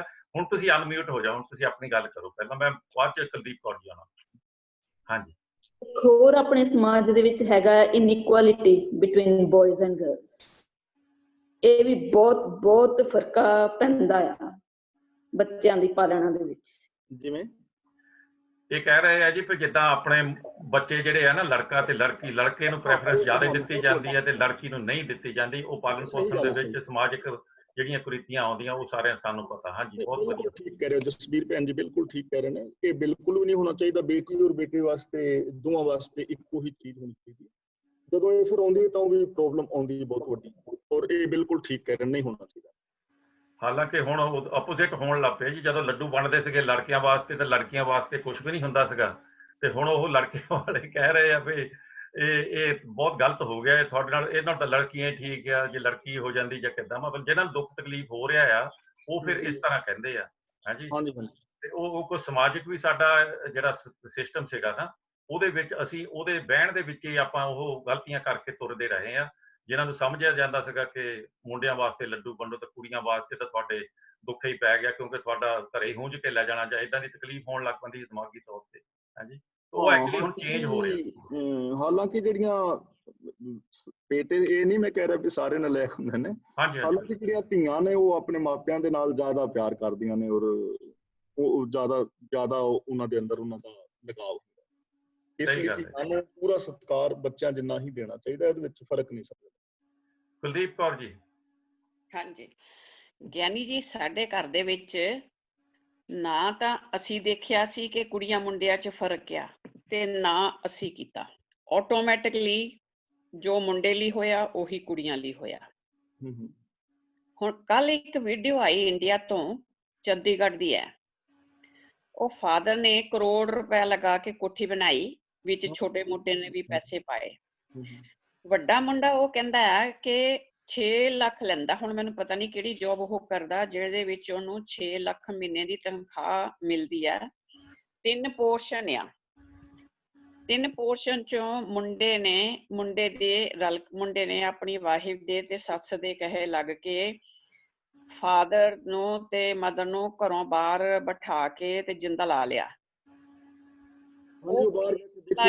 ਪੁਲਿਸ ਕਹਿੰਦੇ FIR ਕਰੋ, FIR ਕਰਨ ਗਏ, ਉਹਨਾਂ ਨੇ FIR ਵੀ ਨਹੀਂ ਕੀਤੀ। ਕਹਿੰਦੇ ਪੇਪਰ ਦਿਖਾਓ। ਉਹ ਰਾਤੀ ਮੀਂਹ ਦੇ ਵਿੱਚ ਬਾਹਰ ਹੀ ਬੈਠੇ ਰਹੇ। ਉਹ ਕਹਿੰਦੇ ਇੰਨੀ ਹਨੇਰੀ ਤੇ ਮੀਂਹ ਸੀ ਕਿ ਅਸੀਂ ਪਹਿਲਾਂ ਤਾਂ ਮੀਂਹ 'ਚ ਹੀ ਬੈਠੇ ਰਹੇ, ਫਿਰ ਉੱਠ ਕੇ ਇੱਕ ਦੁਕਾਨ ਦੇ ਸਾਹਮਣੇ ਚਲੇ ਗਏ। ਸਵੇਰੇ 5 ਵਜੇ ਜਦੋਂ ਫਿਰ ਬਾਰਿਸ਼ ਹਟੀ ਤੇ ਅਸੀਂ ਬਾਹਰ ਆ ਕੇ ਆਪਣੇ ਘਰ ਦੇ ਸਾਹਮਣੇ ਫਿਰ ਕੋਠੀ ਤੇ ਬੈਠ ਗਏ। ਇਹ ਕੀ ਹੋ ਰਿਹਾ ਅੱਜ ਕੱਲ ਇੰਡੀਆ 'ਚ? ਇੰਨਾ ਅਸੀਂ ਪਹਿਲਾਂ ਤਾਂ ਨਹੀਂ ਸੀ ਸੁਣਦਾ ਜਿੰਨਾ ਹੁਣ ਇਹੋ ਜਿਹੀ ਤਬਾਹੀ ਮੁੰਡੇ ਕਰਨ ਲੱਗ ਪਏ ਮਾਂ ਪਿਓ ਦੀ। ਠੀਕ ਹੈ ਜੀ, ਧੰਨਵਾਦ ਤੁਹਾਡਾ। ਹਾਂਜੀ ਗਿਆਨੀ ਜੀ, ਤੁਸੀਂ ਕੁਝ ਐਡ ਕਰਨਾ ਹੋਵੇ? ਨਹੀਂ ਜੀ, ਬਸ ਉਹ ਹੈ ਹੀ ਪ੍ਰੋਬਲਮ। ਮੈਂ ਦੇਖੀ ਪੈਨੋ ਵੀਡੀਓ ਸਾਰੀ, ਤੇ ਪ੍ਰੋਬਲਮਸ ਅੱਜ ਕੱਲ੍ਹ ਨਾ ਆ ਹੀ ਰਹੀਆਂ ਨੇ। ਤੇ ਇਹਦੇ ਵਿੱਚ ਜਿਹੜੀਆਂ ਗਲਤੀਆਂ ਅਸੀਂ ਕਹਿ ਰਹੇ ਹਾਂ ਸਾਡੀਆਂ ਵੀ, ਇਹ ਕੁਛ ਗਲਤੀਆਂ ਹੋਈਆਂ ਹੀ ਨੇ, ਤੇ ਕੁਛ ਮਤਲਬ ਸਮਾਜ ਦੇ ਵਿੱਚ ਵੀ ਆ ਜਿਹੜਾ ਗਲਤ ਸਿੱਖਿਆ ਜਾਂ ਕੁਛ ਵੀ ਸਮਝ ਲਓ ਮਾਦਾ ਪ੍ਰਸਤੀ ਹੈ ਹੀ ਹੈ ਪ੍ਰੋਬਲਮ। ਤਾਂ ਨਾ ਮੋਰਲ ਐਜੂਕੇਸ਼ਨ ਦੀ ਘਾਟ ਤਾਂ ਹੈ ਹੀ ਹੈ, ਇਧਰ ਧਿਆਨ ਦੇਣ ਦੀ ਲੋੜ ਹੈ। ਧੰਨਵਾਦ ਭੈਣ। ਧੰਨਵਾਦ ਜੀ। ਆਪਾਂ ਕਈ ਵਾਰ ਇੱਦਾਂ ਹੁੰਦੀ ਹੈ ਜੀ, ਸਟੋਰੀ ਉਹਨਾਂ ਨੇ ਗੱਲ ਮੈਂ ਵੀ ਦੇਖੀ ਸੀਗੀ ਵੈਸੇ ਕੱਲ, ਤੇ ਉਹਦੇ ਵਿੱਚ ਮਤਲਬ 2 ਪੱਖ ਦੇਖਣੇ ਚਾਹੀਦੇ ਇਹ ਤੋਂ ਪਹਿਲਾਂ ਕਿ ਆਪਾਂ ਡਿਸੀਜਨ ਕਰ ਲਈਏ। ਗੱਲ ਗਲਤ ਆ ਬਿਲਕੁਲ, ਜਿੱਦਾਂ ਤੁਸੀਂ ਕਿਹਾ ਨਾ ਜੀ ਕੁਲਦੀਪ ਕੌਰ, ਵੀ ਜਿਹੜੇ ਮਾਂ ਪਿਓ ਆ ਉਹਨਾਂ ਨੂੰ ਮੈਂ ਵੀ ਦੇਖਿਆ ਸੀਗਾ ਕਿ ਉਹ ਮੀਂਹ ਦੇ ਵਿੱਚ ਭਿੱਜ ਰਹੇ ਆ, ਸਾਰਾ ਕੁਛ ਉਹਨਾਂ ਨੇ ਸਟੋਰੀ ਦੱਸੀ, ਮੈਂ ਵੀ ਦੇਖੀ ਸੁਣੀ ਆ। ਹਾਂਜੀ, ਪਰ ਕਈ ਵਾਰੀ ਵਨ ਸਾਈਡ ਦੇ ਹੋ ਜਾਂਦੀ ਹੈ ਤਾਂ ਦੂਆ ਪਾਸੇ ਦਾ ਪਤਾ ਨਹੀਂ ਹੁੰਦਾ। ਵੀ ਹੋ ਸਕਦਾ ਮਾਂ ਪਿਓ ਵੱਲੋਂ ਵੀ ਕੁਛ ਐਸੀ ਗੱਲਬਾਤ ਹੋਈ ਹੋਵੇ, ਇਹ ਸਾਨੂੰ ਪਤਾ ਨਹੀਂ ਜੀ ਕੀ ਗੱਲ ਹੈ। ਤੋ ਆਪਾਂ ਵਨ ਸਾਈਡ ਮਤਲਬ ਜਸਟੀਫਾਈ ਨਾ ਕਰੀਏ। ਠੀਕ ਹੈ, ਇਹ ਬਿਲਕੁਲ ਗਲਤ ਚੀਜ਼ ਆ ਵੀ ਕਿਸੇ ਨੂੰ ਵੀ, ਇਹ ਤਾਂ ਮਾਂ ਬਾਪ ਆ ਜਾਂ ਹੋਰ ਵੀ ਕੋਈ ਬੰਦਾ, ਇੱਦਾਂ ਦੀ ਜਗ੍ਹਾ ਤੇ ਤੁਸੀਂ ਇੱਦਾਂ ਨਹੀਂ ਕਰ ਸਕਦੇ ਕਿ ਉਹਨਾਂ ਨੂੰ ਮੀਂਹ ਹਨੇਰੀ ਦੇ ਵਿੱਚ ਤੁਸੀਂ ਉਹਨਾਂ ਨੂੰ ਕੱਢ ਕੇ ਬਾਹਰ ਸਿੱਟੋ। ਚਲੋ ਠੀਕ ਹੈ ਜੀ। ਤੇ ਹੁਣ ਸਾਡੇ ਨਾਲ 2 ਜਣੇ ਹੋਰ ਹੈ ਜੀ, ਜਗਜੀਤ ਕੌਰ ਤੇ ਮੇਰੀ ਘਰ ਵਾਲੀ। ਤੇ ਪਹਿਲਾਂ ਜਗਜੀਤ ਕੌਰ ਜੀ ਤੁਸੀਂ ਗੱਲ ਕਰ ਲਓ। ਹਾਂਜੀ ਹਾਂਜੀ, ਗਿਆਨੀ ਜੀ, ਮੈਨੂੰ ਜਿਸ ਤਰ੍ਹਾਂ ਤੁਸੀਂ ਕਿਹਾ ਕਿ ਬੱਚਿਆਂ ਨੂੰ ਜਦੋਂ ਉਹਨਾਂ ਦੀ ਫਾਊਂਡੇਸ਼ਨ ਪੱਕੀ ਹੋਣੀ ਚਾਹੀਦੀ ਹੈ, ਅਸੀਂ ਆਪਣੇ ਵੱਲੋਂ ਕਾਫੀ ਕੁਝ ਸਿਖਾਈਦਾ ਉਹਨਾਂ ਨੂੰ। ਗੁਰਬਾਣੀ ਦੇ ਵੀ ਉੱਥੋਂ ਜੋ ਵੀ ਐਗਜ਼ਾਮਪਲ ਦਿੰਦੇ ਆ। ਚਲੋ ਸਕੂਲ ਤੱਕ, ਹਾਈ ਸਕੂਲ ਤੱਕ ਠੀਕ ਰਹਿ ਗਏ, ਉਹਨਾਂ ਨੇ ਗੁਰਦੁਆਰੇ ਕੀਰਤਨ ਵੀ ਕਰਨਾ, ਸਾਰਾ ਕੁਝ ਕਰਨਾ। ਪਰ ਉਸ ਤੋਂ ਬਾਅਦ ਜਦੋਂ ਉਹ ਬੱਚੇ ਕਾਲਜ ਜਾਂਦੇ ਨੇ ਜਾਂ ਨੌਕਰੀਆਂ ਤੋਂ ਵੀ ਕਰਦੇ ਨੇ, ਤੇ ਉਸ ਵੇਲੇ ਉਹ ਕਿਸੇ ਨੂੰ ਮਿਲਦੇ ਨੇ, ਉਹ ਕੋਈ ਸਿੱਖ ਬੰਦਾ ਵੀ ਹੋ ਸਕਦਾ, ਸਿੱਖ ਧਰਮ ਦੀ ਬੱਚੀ ਹੋਏਗੀ ਤੇ ਜਾਂ ਬੱਚਾ ਹੋਏਗਾ, ਤੇ ਕਈ ਵਾਰੀ ਦੂਸਰਾ ਆਊਟ ਆਫ ਕਲਚਰ ਵਿੱਚ ਵੀ ਜਾ ਕੇ ਉਹਨਾਂ ਦੀ ਦੋਸਤੀ ਬਣ ਜਾਂਦੀ ਹੈ। ਤੇ ਉਹ ਇੱਕ ਦੂਜੇ ਦੀ ਰਿਸਪੈਕਟ ਇਤਨੀ ਕਰਦੇ ਨੇ ਕਿ ਡਿਸਾਈਡ ਕਰਦੇ ਨੇ ਕਿ ਅਸੀਂ ਇੱਕ ਦੂਜੇ ਨਾਲ ਵਿਆਹ ਕਰ ਲਈਏ। ਹੁਣ ਉਹ ਇਹ ਜਿਹੜੀ ਚੀਜ਼ ਹੈਗੀ ਹੈ, ਜਦੋਂ ਆ ਕੇ ਮਾਪਿਆਂ ਨੂੰ ਦੱਸਦੇ ਨੇ, ਤੇ ਮਾਪਿਆਂ ਨੂੰ ਇਹ ਹੁੰਦਾ ਹੈ ਕਿ ਵੀ ਨਹੀਂ, ਉਹ ਕਲਚਰ ਵਿੱਚ ਨਹੀਂ ਹੈ, ਉਹ ਸਿੱਖ ਨਹੀਂ ਹੈ। ਤੇ ਉਹ ਫਿਰ ਬੱਚਾ ਅੱਗੋਂ ਕਹਿੰਦਾ, ਤੁਸੀਂ ਆਪੇ ਤੇ ਕਿਹਾ, ਸਾਡੇ ਗੁਰੂ ਜੀ ਕਹਿੰਦੇ ਮਾਨਸ ਕੀ ਜਾਤ ਸਭ ਏਕ ਕੇ ਪਹਿਚਾਨ ਬੋ, ਜਾਂ ਸਾਰਿਆਂ ਨੂੰ ਸਾਰੇ ਹਿਊਮਨ ਇਕੁਅਲੀ ਹੁੰਦੇ ਹੈਗੇ, ਬੰਦਾ ਚੰਗਾ ਹੋਣਾ ਚਾਹੀਦਾ, ਇਹ ਉਹ ਹੈ। ਸੋ ਇੱਥੇ ਆ ਕੇ ਮਤਲਬ ਪੰਥਕ ਵੀ ਸਹਿਮਤੀ ਨਹੀਂ ਦਿੰਦਾ ਇਸ ਚੀਜ਼ ਨੂੰ, ਫਿਰ ਬੱਚਿਆਂ ਨੂੰ ਕੀ ਜਵਾਬ ਦਿੱਤਾ ਜਾਏ? ਇਹ ਭੈਣ ਹੁਣ ਮੈਂ ਨਾ ਸਹੀ ਤਾਂ ਇੱਕਦਮ ਨਹੀਂ ਕਹਿ ਪਾਵਾਂਗਾ, ਕਿਉਂਕਿ ਹਰ ਇੱਕ ਬੱਚੇ ਦੀ ਵੱਖਰੀ ਵੱਖਰੀ ਸਿਚੁਏਸ਼ਨ ਹੋਏਗੀ। ਉਸ ਸਿਚੁਏਸ਼ਨ ਮੁਤਾਬਕ ਹੀ ਅਸੀਂ ਜਵਾਬ ਜਿਹੜਾ ਦੇ ਸਕਦੇ ਹਾਂ। ਹਾਂਜੀ, ਕਈ ਵਾਰੀ ਬੱਚਾ ਹੁੰਦਾ ਹੈ ਕਿ ਮਤਲਬ ਨਾ ਮੈਂ ਕਈ ਵਾਰੀ ਇਮੋਸ਼ਨਲ ਬਲੈਕਮੇਲ ਕਰਨ ਵਾਸਤੇ ਕੁਛ ਐਸਾ ਕਹਿ ਦਿੰਦਾ ਵਾ ਤਾਂ ਵੀ। ਬਾਕੀ ਜਦੋਂ ਸੁਸਾਇਟੀ ਵਿੱਚ ਬੱਚੇ ਨੇ ਜਾਣਾ ਹੈ ਤਾਂ ਉਦੋਂ ਉਹਦੇ ਉੱਤੇ ਦੂਜੀ ਸੁਸਾਇਟੀ ਦਾ ਪ੍ਰਭਾਵ ਪੈ ਜਾਣਾ ਸੁਭਾਵਿਕ ਹੈ। ਔਰ ਕਈ ਵਾਰ ਐਸਾ ਹੁੰਦਾ ਹੈ ਕਿ ਅਸੀਂ ਜਿਹੜੇ ਜਿਸ ਚੀਜ਼ ਦੀ ਅਸੀਂ ਗੱਲ ਕਰ ਰਹੇ ਹਾਂ ਉਹ ਉਹਨਾਂ ਨੂੰ ਪੂਰੇ ਤੌਰ ਦੇ ਨਾਲ ਸਮਝਾਈ ਨਹੀਂ ਗਈ ਹੁੰਦੀ, ਉਹ ਥੋਪੀ ਗਈ ਹੁੰਦੀ ਹੈ। ਤੇ ਜਿਹੜੀ ਚੀਜ਼ ਥੋਪੀ ਜਾਵੇ ਉਹ ਕਈ ਵਾਰੀ ਬੱਚੇ ਜਿਹੜੇ ਨੇ ਉਹ ਤੋਂ ਦੂਰ ਜਿਹੜੇ ਨੇ ਚਲੇ ਜਾਂਦੇ ਨੇ। ਤੇ ਇਹਦੀ ਜਿਹੜੀ ਸਮੱਸਿਆ ਦਾ ਹੱਲ ਹੈਗਾ ਉਹ ਹੈਗਾ ਕਿ ਸਾਡੇ ਜੇ ਬਹੁ ਗਿਣਤੀ ਬੱਚਿਆਂ ਦੀ ਗੁਰਮਤ ਦੇ ਨਾਲ ਜੁੜੀ ਹੋਏਗੀ ਤਾਂ ਫਿਰ ਸਾਡੇ ਬੱਚਿਆਂ ਦੇ ਜਾਣ ਦੇ ਚਾਂਸ ਘਟਣਗੇ, ਕਿਉਂਕਿ ਸਾਡੀ ਬਹੁ ਗਿਣਤੀ ਨਹੀਂ ਹੈ। ਇਸ ਲਈ ਜੇ ਅਸੀਂ ਹਰ ਘਰ ਦੇ ਵਿੱਚ ਚੰਗਾ ਮਾਹੌਲ ਸਿਰਜਿਆ ਜਾਵੇ ਤਾਂ ਫਿਰ ਉਹਨਾਂ ਬੱਚਿਆਂ ਦਾ ਦੂਰ ਜਾਣ ਦਾ ਸਾਧਨ ਜਿਹੜੇ ਨੇ ਘੱਟ ਜਾਣਗੇ, ਕਿਉਂਕਿ ਉਹਨਾਂ ਨੂੰ ਆਪਣੀ ਸੁਸਾਇਟੀ ਜਾਂ ਜਿਹੋ ਜਿਹੇ ਅਸੀਂ ਬੱਚੇ ਚਾਹੁੰਦੇ ਹਾਂ ਉਹੋ ਜਿਹੇ ਫਰੈਂਡ ਸਰਕਲ ਵੀ ਕਾਫੀ ਮਿਲ ਜਾਏਗਾ। ਤੇ ਸਕੂਲਾਂ ਵਿੱਚ ਨਾ ਮਿਲਣ ਕਰਕੇ, ਹੁਣ 2 ਮਿੰਟ ਜੇ ਅਸੀਂ ਕੇਸਾਂ ਦੀ ਗੱਲ ਹੀ ਕਰੀਏ ਤਾਂ ਇਹਨਾਂ ਦੇਸ਼ਾਂ ਵਿੱਚ ਕੇਸਾਂ ਵਾਲੇ ਬੱਚੇ ਸਕੂਲ ਵਿੱਚ ਬਹੁਤ ਘੱਟ ਹੁੰਦੇ ਨੇ, 1-2 ਹੋਣਗੇ ਜਾਂ 4 ਹੋਣਗੇ। ਤਾਂ ਫਿਰ ਉਹਨਾਂ ਦੇ ਅੰਦਰ ਕਈ ਵਾਰੀ ਇਨਫੀਰੀਅਰਿਟੀ ਕੰਪਲੈਕਸ ਆ ਜਾਂਦੀ ਵੀ ਮੈਂ ਦੂਰਾ ਕਿਉਂ ਰੱਖ ਕੇ, ਤੇ ਜੇ ਸਕੂਲ ਦੇ ਵਿੱਚ ਬਹੁ ਗਿਣਤੀ ਹੋਏਗੀ ਤਾਂ ਫਿਰ ਉਹ ਬੱਚੇ ਰੱਖ ਸਕਣਗੇ। ਇਸ ਲਈ ਕਈ ਸਾਰੀਆਂ ਸਮੱਸਿਆਵਾਂ ਨੇ, ਇਹਨਾਂ ਵਾਸਤੇ ਮਿਲ ਬੈਠ ਕੇ ਲੰਬੀਆਂ ਵਿਚਾਰਾਂ ਕਰਕੇ ਹੀ ਕੋਈ ਸਿੱਟਾ ਕੱਟਿਆ ਜਾ ਸਕਦਾ। ਤੇ ਸਾਨੂੰ ਇਧਰ ਸਾਰਿਆਂ ਨੂੰ ਧਿਆਨ ਦੇਣ ਦੀ ਲੋੜ ਹੈ, ਉਹ ਇੱਕ ਪਲਾਨ ਕਰਨ ਦੀ ਲੋੜ ਹੈ ਪੰਥਕ ਤੌਰ ਤੇ, ਜਾਂ ਅਸੀਂ ਮਤਲਬ ਜਿਵੇਂ ਤੁਸੀਂ ਹੋ ਜਾਂ ਤੁਹਾਡੇ 4 ਚੁਫੇਰੇ ਹੋਰ ਲੋਕ ਨੇ, ਜਾਂ ਅਸੀਂ ਕਲਾਸ ਵਿੱਚ ਆ, ਤੇ ਇਹਦੇ ਵਾਸਤੇ ਲੰਮੀ ਡਿਸਕਸ ਕਰਕੇ ਕੋਈ ਸਿੱਟਾ ਕੱਟਿਆ ਜਾ ਸਕਦਾ। ਧੰਨਵਾਦ ਤੁਹਾਡਾ, ਵਿਚਾਰ ਸਾਂਝੇ ਕਰਨ ਲਈ। ਧੰਨਵਾਦ ਜੀ ਜਗਜੀਤ ਕੌਰ ਜੀ। ਤੇ ਹੁਣ ਲਾਸਟ ਦੇ ਵਿੱਚ ਮੇਰੇ ਘਰੋਂ ਜੀ ਮੇਰੀ ਘਰਵਾਲੀ ਦਵਿੰਦਰ ਕੌਰ, ਉਹ ਤੁਸੀਂ ਆ ਗੱਲ ਕਰ ਲਓ ਜੀ। ਹਾਂਜੀ। ਵਾਹਿਗੁਰੂ ਜੀ ਕਾ ਖਾਲਸਾ, ਵਾਹਿਗੁਰੂ ਜੀ ਕੀ ਫਤਿਹ ਜੀ ਸਾਰਿਆਂ ਨੂੰ। ਜਿੱਦਾਂ ਜਸਵੀਰ ਕੌਰ ਭੈਣ ਜੀ ਹੁਣੀ ਕਿਹਾ ਕਿ ਇਨਕੁਐਲਿਟੀ ਜਿਹੜੀ ਹੈਗੀ ਆ, ਇਕੁਐਲਿਟੀ ਨਹੀਂ ਹੈਗੀ ਆਪਣੇ ਕੁੜੀ ਤੇ ਮੁੰਡੇ ਦੇ ਵਿੱਚ, ਪਰ ਇਹ ਜਿਹੜੀ ਚੀਜ਼ ਸੀਗੀ, ਇਹ ਜਿਹੜੀ ਸਾਡਾ ਏਜ ਗਰੁੱਪ ਆ ਨਾ, ਉਹਦੇ ਵਿੱਚ ਇਹ ਚੀਜ਼ ਬਹੁਤ ਆ। ਪਰ ਜਿਹੜੇ ਹੁਣ ਅਗਲੀ ਜਨਰੇਸ਼ਨ ਆ ਉਹਦੇ ਵਿੱਚ ਬਹੁਤ ਘੱਟ, ਮਤਲਬ ਮੈਨੂੰ ਤਾਂ ਲੱਗਦਾ ਨਹੀਂ ਕਿ ਮੈਂ ਆਪਣੇ ਐਕਸਪੀਰੀਅੰਸ ਤੋਂ ਦੇਖਿਆ ਕਿ ਬੱਚੇ ਇਸ ਚੀਜ਼ ਨੂੰ ਸਮਝਦੇ ਹੋਣ ਕਿ ਇਹ ਕੁੜੀ ਆ ਤੇ ਇਹ ਮੁੰਡਾ ਆ। ਜੇ ਉਹਨਾਂ ਦੇ ਕੋਲ 2 ਕੁੜੀਆਂ ਤਾਂ ਉਹਦੇ ਨਾਲ ਵੀ ਹੈਪੀ ਆ, ਤੇ ਜੇ ਉਹਨਾਂ ਦੇ ਕੋਲ ਕੁੜੀ ਮੁੰਡਾ ਤਾਂ ਉਹ ਵੀ ਹੈਪੀ ਆ। ਤੇ ਦੂਸਰਾ ਮੈਂ ਇਹ ਵੀ ਦੇਖਦੀ ਹਾਂ ਕਿ ਗਾਂ ਦੇ ਬੱਚੇ ਜਿਹੜੇ ਆ, ਉਹ ਜਿੱਦਾਂ ਕਿਚਨ ਦੇ ਵਿੱਚ ਕੰਮ ਵੀ ਹੁੰਦਾ, ਉਹ ਦੋਨਾਂ ਬੱਚਿਆਂ ਨੂੰ ਇਕੁਅਲੀ ਸਿਖਾਲਦੇ ਆ। ਹੁਣ ਮੈਂ ਆਪਣੀ ਤੁਹਾਨੂੰ ਐਗਜ਼ਾਮਪਲ ਦੇ ਸਕਦੀ ਹਾਂ ਕਿ ਮੇਰੀ ਡਾਟਰ ਨੈਕਸਟ ਡੋਰ ਰਹਿੰਦੀ ਆ, ਤੇ ਉਹ ਮੇਰੀ ਦੋਹਤੀ 15 ਸਾਲ ਦੀ ਹੋਈ ਆ, ਤੇ ਉਹ ਆ ਕੇ ਰੋਟੀ ਸਿੱਖਦੀ ਆ ਮੇਰੇ ਕੋਲੋਂ ਕਿ ਰੋਟੀ ਕਿੱਦਾਂ ਬਣਾਉਣੀ ਆ, ਤੇ ਉਹ ਮੈਂ ਉਹਨੂੰ ਸਿਖਾਲਣ ਲੱਗ ਗਈ। ਤੇ ਮੇਰੀ ਬੇਟੀ ਆਈ ਤਾਂ ਉਹ ਬਾਅਦ ਵਿੱਚ, ਕਿਉਂਕਿ ਟੀਚਰ ਉਹ ਲੇਟ ਆ, ਉਹ ਮੈਨੂੰ ਕਹਿੰਦੀ ਕਿ ਤੂੰ ਇਹਨੂੰ ਤਾਂ ਕੱਲੀ ਨੂੰ ਲਾਇਆ ਤੇ ਇਹਨੂੰ ਮਨੀ ਨੂੰ ਕਿਉਂ ਨਹੀਂ ਲਾਇਆ। ਮੈਂ ਕਿਹਾ ਕਿ ਪਹਿਲਾਂ ਅਮਰਤਾ ਸਿੱਖ ਲਵੇ। ਕਹਿੰਦੀ ਨਹੀਂ, ਕਿ ਜੇ ਅਮਰਤਾ ਰੋਟੀ ਬੇਲਦੀ ਆ ਤੇ ਮਨੀ ਨੂੰ ਤਵੇ ਦੇ ਉੱਤੇ ਰੋਟੀ ਰਾੜ ਨਹੀਂ ਆਉਣੀ ਚਾਹੀਦੀ ਕਿ ਕਿੱਦਾਂ ਆਉਂਦੀ ਆ। ਸੋ ਮੈਂ ਮਤਲਬ ਬਹੁਤ ਹੈਰਾਨ ਹੋਈ। ਮੈਂ ਕਿਹਾ ਕੋਈ ਗੱਲ ਨਹੀਂ, ਮੈਂ ਇਹਨੂੰ ਵੀ ਸਿਖਾ ਦਊਂਗੀ। ਕਹਿੰਦੀ ਕੋਈ ਗੱਲ ਨਹੀਂ ਹੈਗੀ, ਮੈਂ ਜਦੋਂ ਵੀ ਇਹਨਾਂ ਨੂੰ ਕੁਕਿੰਗ ਸਿਖਾਲਦੀ ਦੋਨਾਂ ਨੂੰ ਸੇਮ ਟਾਈਮ ਤੇ ਸਿਖਾਲਦੀ ਆ। ਸੋ ਜਿਹੜੇ ਸਾਡੇ ਗਾਂ ਦੇ ਬੱਚੇ ਉਹ ਚੇਂਜ ਤਾਂ ਹੋ ਰਹੇ ਆ, ਪਰ ਇੱਕੋ ਹੀ ਸਾਡੇ ਵਿੱਚ ਕਮੀ ਆ, ਉਹ ਮੈਂ ਇਹ ਮਹਿਸੂਸ ਕਰਦੀ ਆ ਕਿ ਜਿਹੜੇ ਸਾਡੇ ਬੱਚਿਆਂ ਦੇ ਉੱਤੇ ਆਪਣਿਆਂ ਦੇ ਰਾਈਟ ਸੀਗੇ ਜਾਂ ਹੱਕ ਸੀਗੇ, ਉਹ ਥੋੜਾ ਜਿਹਾ ਤੁਹਾਨੂੰ ਪਿੱਛੇ ਹਟਣਾ ਪੈਂਦਾ ਆ। ਬੇਸ਼ੱਕ ਬੱਚੇ ਤੁਹਾਨੂੰ ਜਿੰਨੀ ਮਰਜ਼ੀ ਰਿਸਪੈਕਟ ਦਿੰਦੇ ਹੋ, ਪਰ ਕਿਸੇ ਪੁਆਇੰਟ ਤੇ ਆ ਕੇ ਉਹ ਜ਼ਰੂਰ ਹੁੰਦਾ ਕਿ ਇਹ ਉਹਨਾਂ ਦੀ ਲਾਈਫ ਆ। ਸੋ ਕਾਈਂਡ ਆਫ ਅਸੀਂ ਉਹਨਾਂ ਦੇ ਵਿੱਚ ਫਿਰ ਏਦਾਂ ਲੱਗਦਾ ਕਿ ਅਸੀਂ ਹੋ ਸਕਦਾ ਇੰਟਰਫੇਅਰ ਕਰਦੇ ਆ। ਤੇ ਇਸ ਕਰਕੇ ਮਤਲਬ ਬਹੁਤ ਜਿੱਦਾਂ ਇਹ ਬਹੁਤ ਕੰਪਲੀਕੇਟਡ ਚੀਜ਼ਾਂ ਹੈਗੀਆਂ ਆ, ਪਰ ਜਿੱਥੇ ਤਾਈਂ ਤੁਹਾਡਾ ਹੱਕ ਬਣਦਾ ਉੱਥੇ ਤਾਈਂ ਤੁਸੀਂ, ਜੇ ਤੁਹਾਡੇ ਕੋਲ ਆਪਣੀ ਥੋੜੀ ਬਹੁਤੀ ਸੋਝੀ ਹੈਗੀ, ਅਸੀਂ ਉਹਨਾਂ ਆਪਣੇ, ਹੁਣ ਸਾਡੇ ਬੱਚੇ ਤਾਂ ਜੀ ਪਾਲ ਗਿਆ ਜਿੱਦਾਂ ਦੇ ਪਾਲਣੇ, ਗਾਂ ਤਾਂ ਹੁਣ ਸਾਡੀ ਮਤਲਬ ਜਾਂ ਦੋਤੇ ਦੋਤੀਆਂ ਜਾਂ ਪੋਤੇ ਪੋਤੀਆਂ ਆ, ਬਸ ਉਹਨਾਂ ਦੀ ਤਾਂ ਸੀਮਤ ਹੈਗੀ ਆ ਗੱਲ। ਪਰ ਉਹ ਵੀ ਹਜੇ ਵੀ ਜੀ ਬਹੁਤ ਡਿਫੀਕਲਟ ਲੱਗਦਾ ਆ ਕਿਸੇ ਪੁਆਇੰਟ ਦੇ ਉੱਤੇ ਆ ਕੇ, ਭਾਵੇਂ ਤੁਸੀਂ ਆਪਣਾ ਜਿੰਨਾ ਮਰਜ਼ੀ ਕੋਸ਼ਿਸ਼ ਕੀਤੀ ਹੋਵੇ ਸਮਝਾਉਣ ਦੀ ਕਿ ਏਦਾਂ ਨਹੀਂ ਓਦਾਂ। ਜਿੱਦਾਂ ਹੁਣ ਇੰਗਲਿਸ਼ ਲੈ ਲਓ ਤੁਸੀਂ, ਹੁਣ ਸਾਡੇ 3 ਬੇਟੀਆਂ ਸੀ, ਸਾਡੇ ਮਦਰ ਇਨ ਲਾਅ ਸੀਗੇ, ਇਹਨਾਂ ਦੇ ਤਰਲੋਚਨ ਦੇ ਮਦਰ, ਤੇ ਉਹਨਾਂ ਦੇ ਮਤਲਬ ਅਸੀਂ ਸਾਰੇ ਪੰਜਾਬੀ ਬੋਲਦੇ ਸੀ, ਅਸੀਂ ਇੰਡੀਆ ਤੋਂ ਆਏ ਹੋਏ ਸੀ, ਤੇ ਸਾਡੀਆਂ ਕੁੜੀਆਂ ਪੰਜਾਬੀ ਪੜ੍ਹ ਵੀ ਲੈਂਦੀਆਂ ਲਿਖ ਵੀ ਲੈਂਦੀਆਂ ਜੀ, ਤਿੰਨੇ ਹੀ। ਪਰ ਜਿਹੜੇ ਹੁਣ ਉਹਨਾਂ ਦੇ ਗਾਂ ਬੱਚੇ ਆ, ਤੁਸੀਂ ਜਿੰਨੀ ਮਰਜ਼ੀ ਕੋਸ਼ਿਸ਼ ਕਰ ਲਓ, ਕਿਉਂਕਿ ਉਹ ਹਸਬੈਂਡ ਵਾਈਫ ਦੀ ਲੈਂਗੁਏਜ ਇੰਗਲਿਸ਼ ਆ। ਸੋ ਉਹ ਇੰਗਲਿਸ਼ ਬੋਲਦੇ ਆ, ਤੇ ਉਹ ਇੰਗਲਿਸ਼ ਬੋਲਣ ਕਰਕੇ ਸਾਡੇ ਜਿਹੜੇ ਬੱਚੇ ਆ ਉਹਨਾਂ ਨੂੰ ਪੰਜਾਬੀ ਨਹੀਂ ਆਉਂਦੀ ਹੈਗੀ। ਭਾਵੇਂ ਅਸੀਂ ਜਿੰਨਾ ਅਸੀਂ ਜ਼ੋਰ ਲਿਖ ਵੀ ਲੈਂਦੇ ਆ। ਸਾਡੇ ਗ੍ਰੈਂਡ ਡਾਟਰ ਜਿਹੜੀ ਆ, ਮੁੰਡਾ ਆ, ਉਹ ਪੜ੍ਹ ਲੈਂਦੇ, ਗੁਰਬਾਣੀ ਪੜ੍ਹ ਲੈਂਦੇ ਆ, ਪਰ ਜੇ ਤੁਸੀਂ ਉਹਨਾਂ ਨਾਲ ਇੱਕ ਲਗਾਤਾਰ ਉਹਨਾਂ ਨਾਲ ਪੰਜਾਬੀ 'ਚ ਗੱਲ ਕਰਨੀ ਚਾਹੋ ਤਾਂ ਉਹਨਾਂ ਦੀ ਪੰਜਾਬੀ ਮੁੱਕ ਜਾਂਦੀ ਆ। ਸੋ ਇਹ ਸਾਡੀ ਵੀ ਮਜਬੂਰੀ ਹੁਣ ਹੋਈ ਆ ਗਿਆਨੀ ਜੀ, ਕਿ ਅਸੀਂ ਆਪਣੇ ਵੱਲ ਕੋਸ਼ਿਸ਼ ਕੀਤੀ ਜਿੰਨੀ ਕੁ ਸਮਝੀ, ਪਰ ਸਕਸੈਸਫੁਲ ਨਹੀਂ ਇੰਨੀ ਹੋਈ ਜੀ। ਚਲੋ ਇਸ ਤਰ੍ਹਾਂ ਕਿ ਜਿਹੜੇ ਸਾਡੇ ਫਰਜ਼ ਨੇ, ਅਸੀਂ ਆਪਣੇ ਫਰਜ਼ ਤਾਂ ਪੂਰੇ ਕਰੀਏ, ਅੱਗੋਂ ਤਾਂ ਫਿਰ ਜਿਸ ਤਰ੍ਹਾਂ ਬੱਚਿਆਂ ਦੀ ਮਰਜ਼ੀ ਹੈ ਜਾਂ ਜਿਵੇਂ ਵੀ ਮਾਹੌਲ ਮਿਲੇਗਾ ਉਸ ਟਾਈਪ ਨਾਲ, ਤਾਂ ਸਾਨੂੰ ਵੱਧ ਤੋਂ ਵੱਧ ਟਰਾਈ ਕਰਨੀ ਚਾਹੀਦੀ ਹੈ।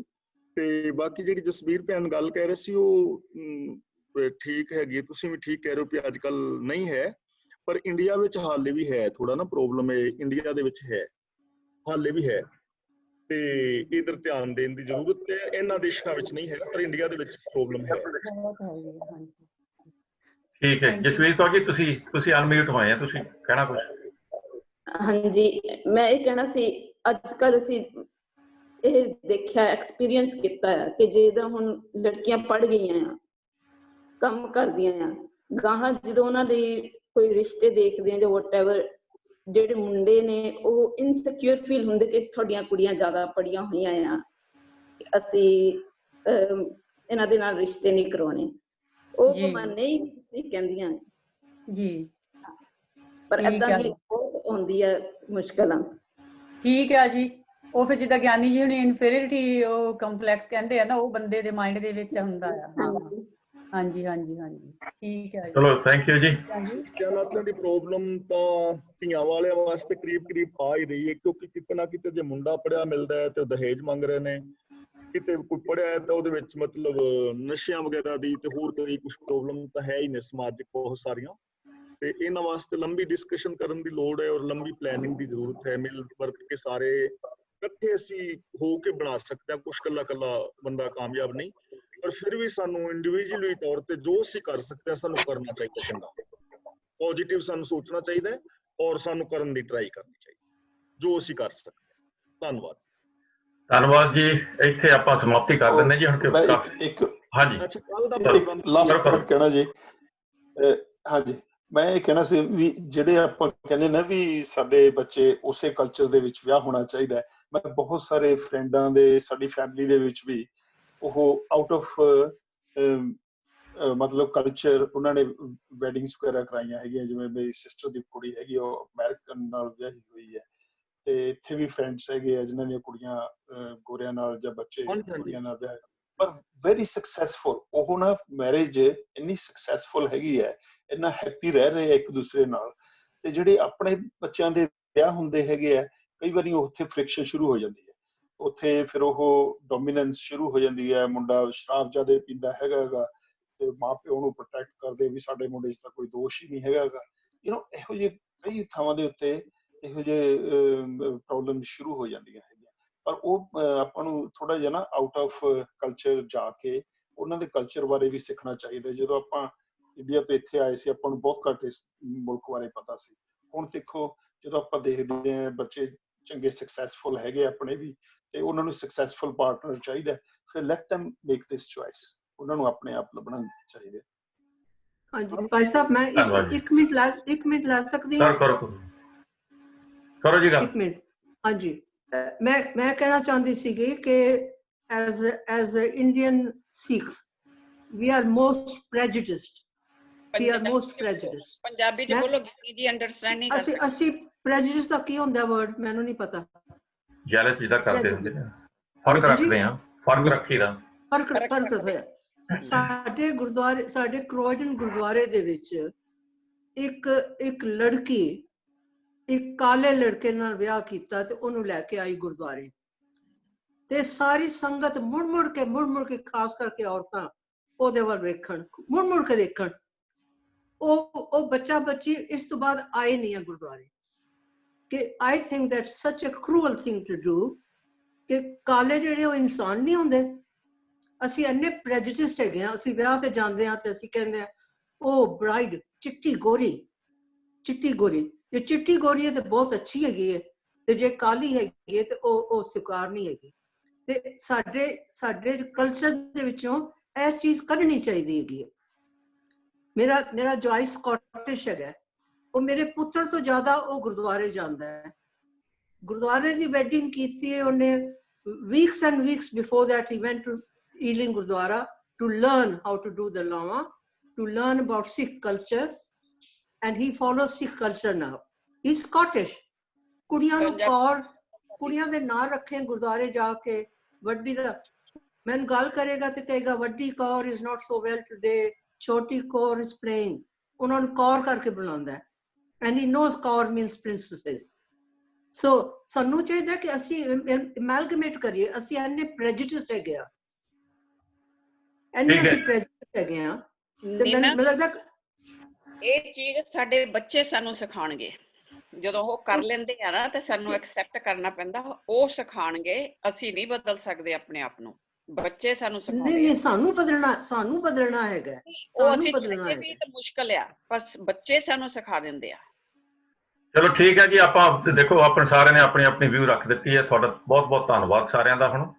ਤੇ ਹੁਣ ਕਾਫੀ ਟਾਈਮ ਵੀ ਹੋ ਗਿਆ ਜੀ, ਤੇ ਆਪਾਂ ਕੱਲ ਨੂੰ ਗਿਆਨੀ ਜੀ ਆਪਾਂ ਕੱਲ ਨੂੰ ਜਿਹੜੀ ਆਨੰਦ ਸਾਹਿਬ ਦੀ ਕਥਾ ਸ਼ੁਰੂ ਕਰ ਦੇਣੀ ਹੈ ਜੀ, ਜੇ ਸਾਰਿਆਂ ਨੂੰ ਠੀਕ ਠਾਕ ਹੈ ਜੀ। ਤੇ ਉਸ ਹਿਸਾਬ ਨਾਲ ਆਪਾਂ ਕੱਲ ਨੂੰ 2 ਵਜੇ ਇੱਥੇ ਮੁੜ ਕੇ ਫਿਰ ਆ ਜਾਵਾਂਗੇ ਜੀ। ਤੇ 2 ਵਜੇ ਤੋਂ 2:15 ਵਜੇ ਗਿਆਨੀ ਜੀ ਆਉਂਦੇ ਹੁੰਦੇ ਤਾਂ ਉਹ ਕਥਾ ਆਪਣੀ ਸ਼ੁਰੂ ਕਰ ਦੇਣਗੇ। ਤੇ ਉਸ ਟਾਈਮ ਤਾਈਂ ਆਪਾਂ ਛੁੱਟੀਆਂ ਲਈਏ ਜੀ ਆਪਣੇ ਇੱਕ ਦੂਜੇ ਤੋਂ, ਤੇ ਕੱਲ ਨੂੰ ਵਾਪਸ ਆਈਏ। ਤੇ ਹੁਣ ਬੁਲਾਓ ਫਤਿਹ ਜੀ। ਵਾਹਿਗੁਰੂ ਜੀ ਕਾ ਖਾਲਸਾ, ਵਾਹਿਗੁਰੂ ਜੀ ਕੀ ਫਤਿਹ।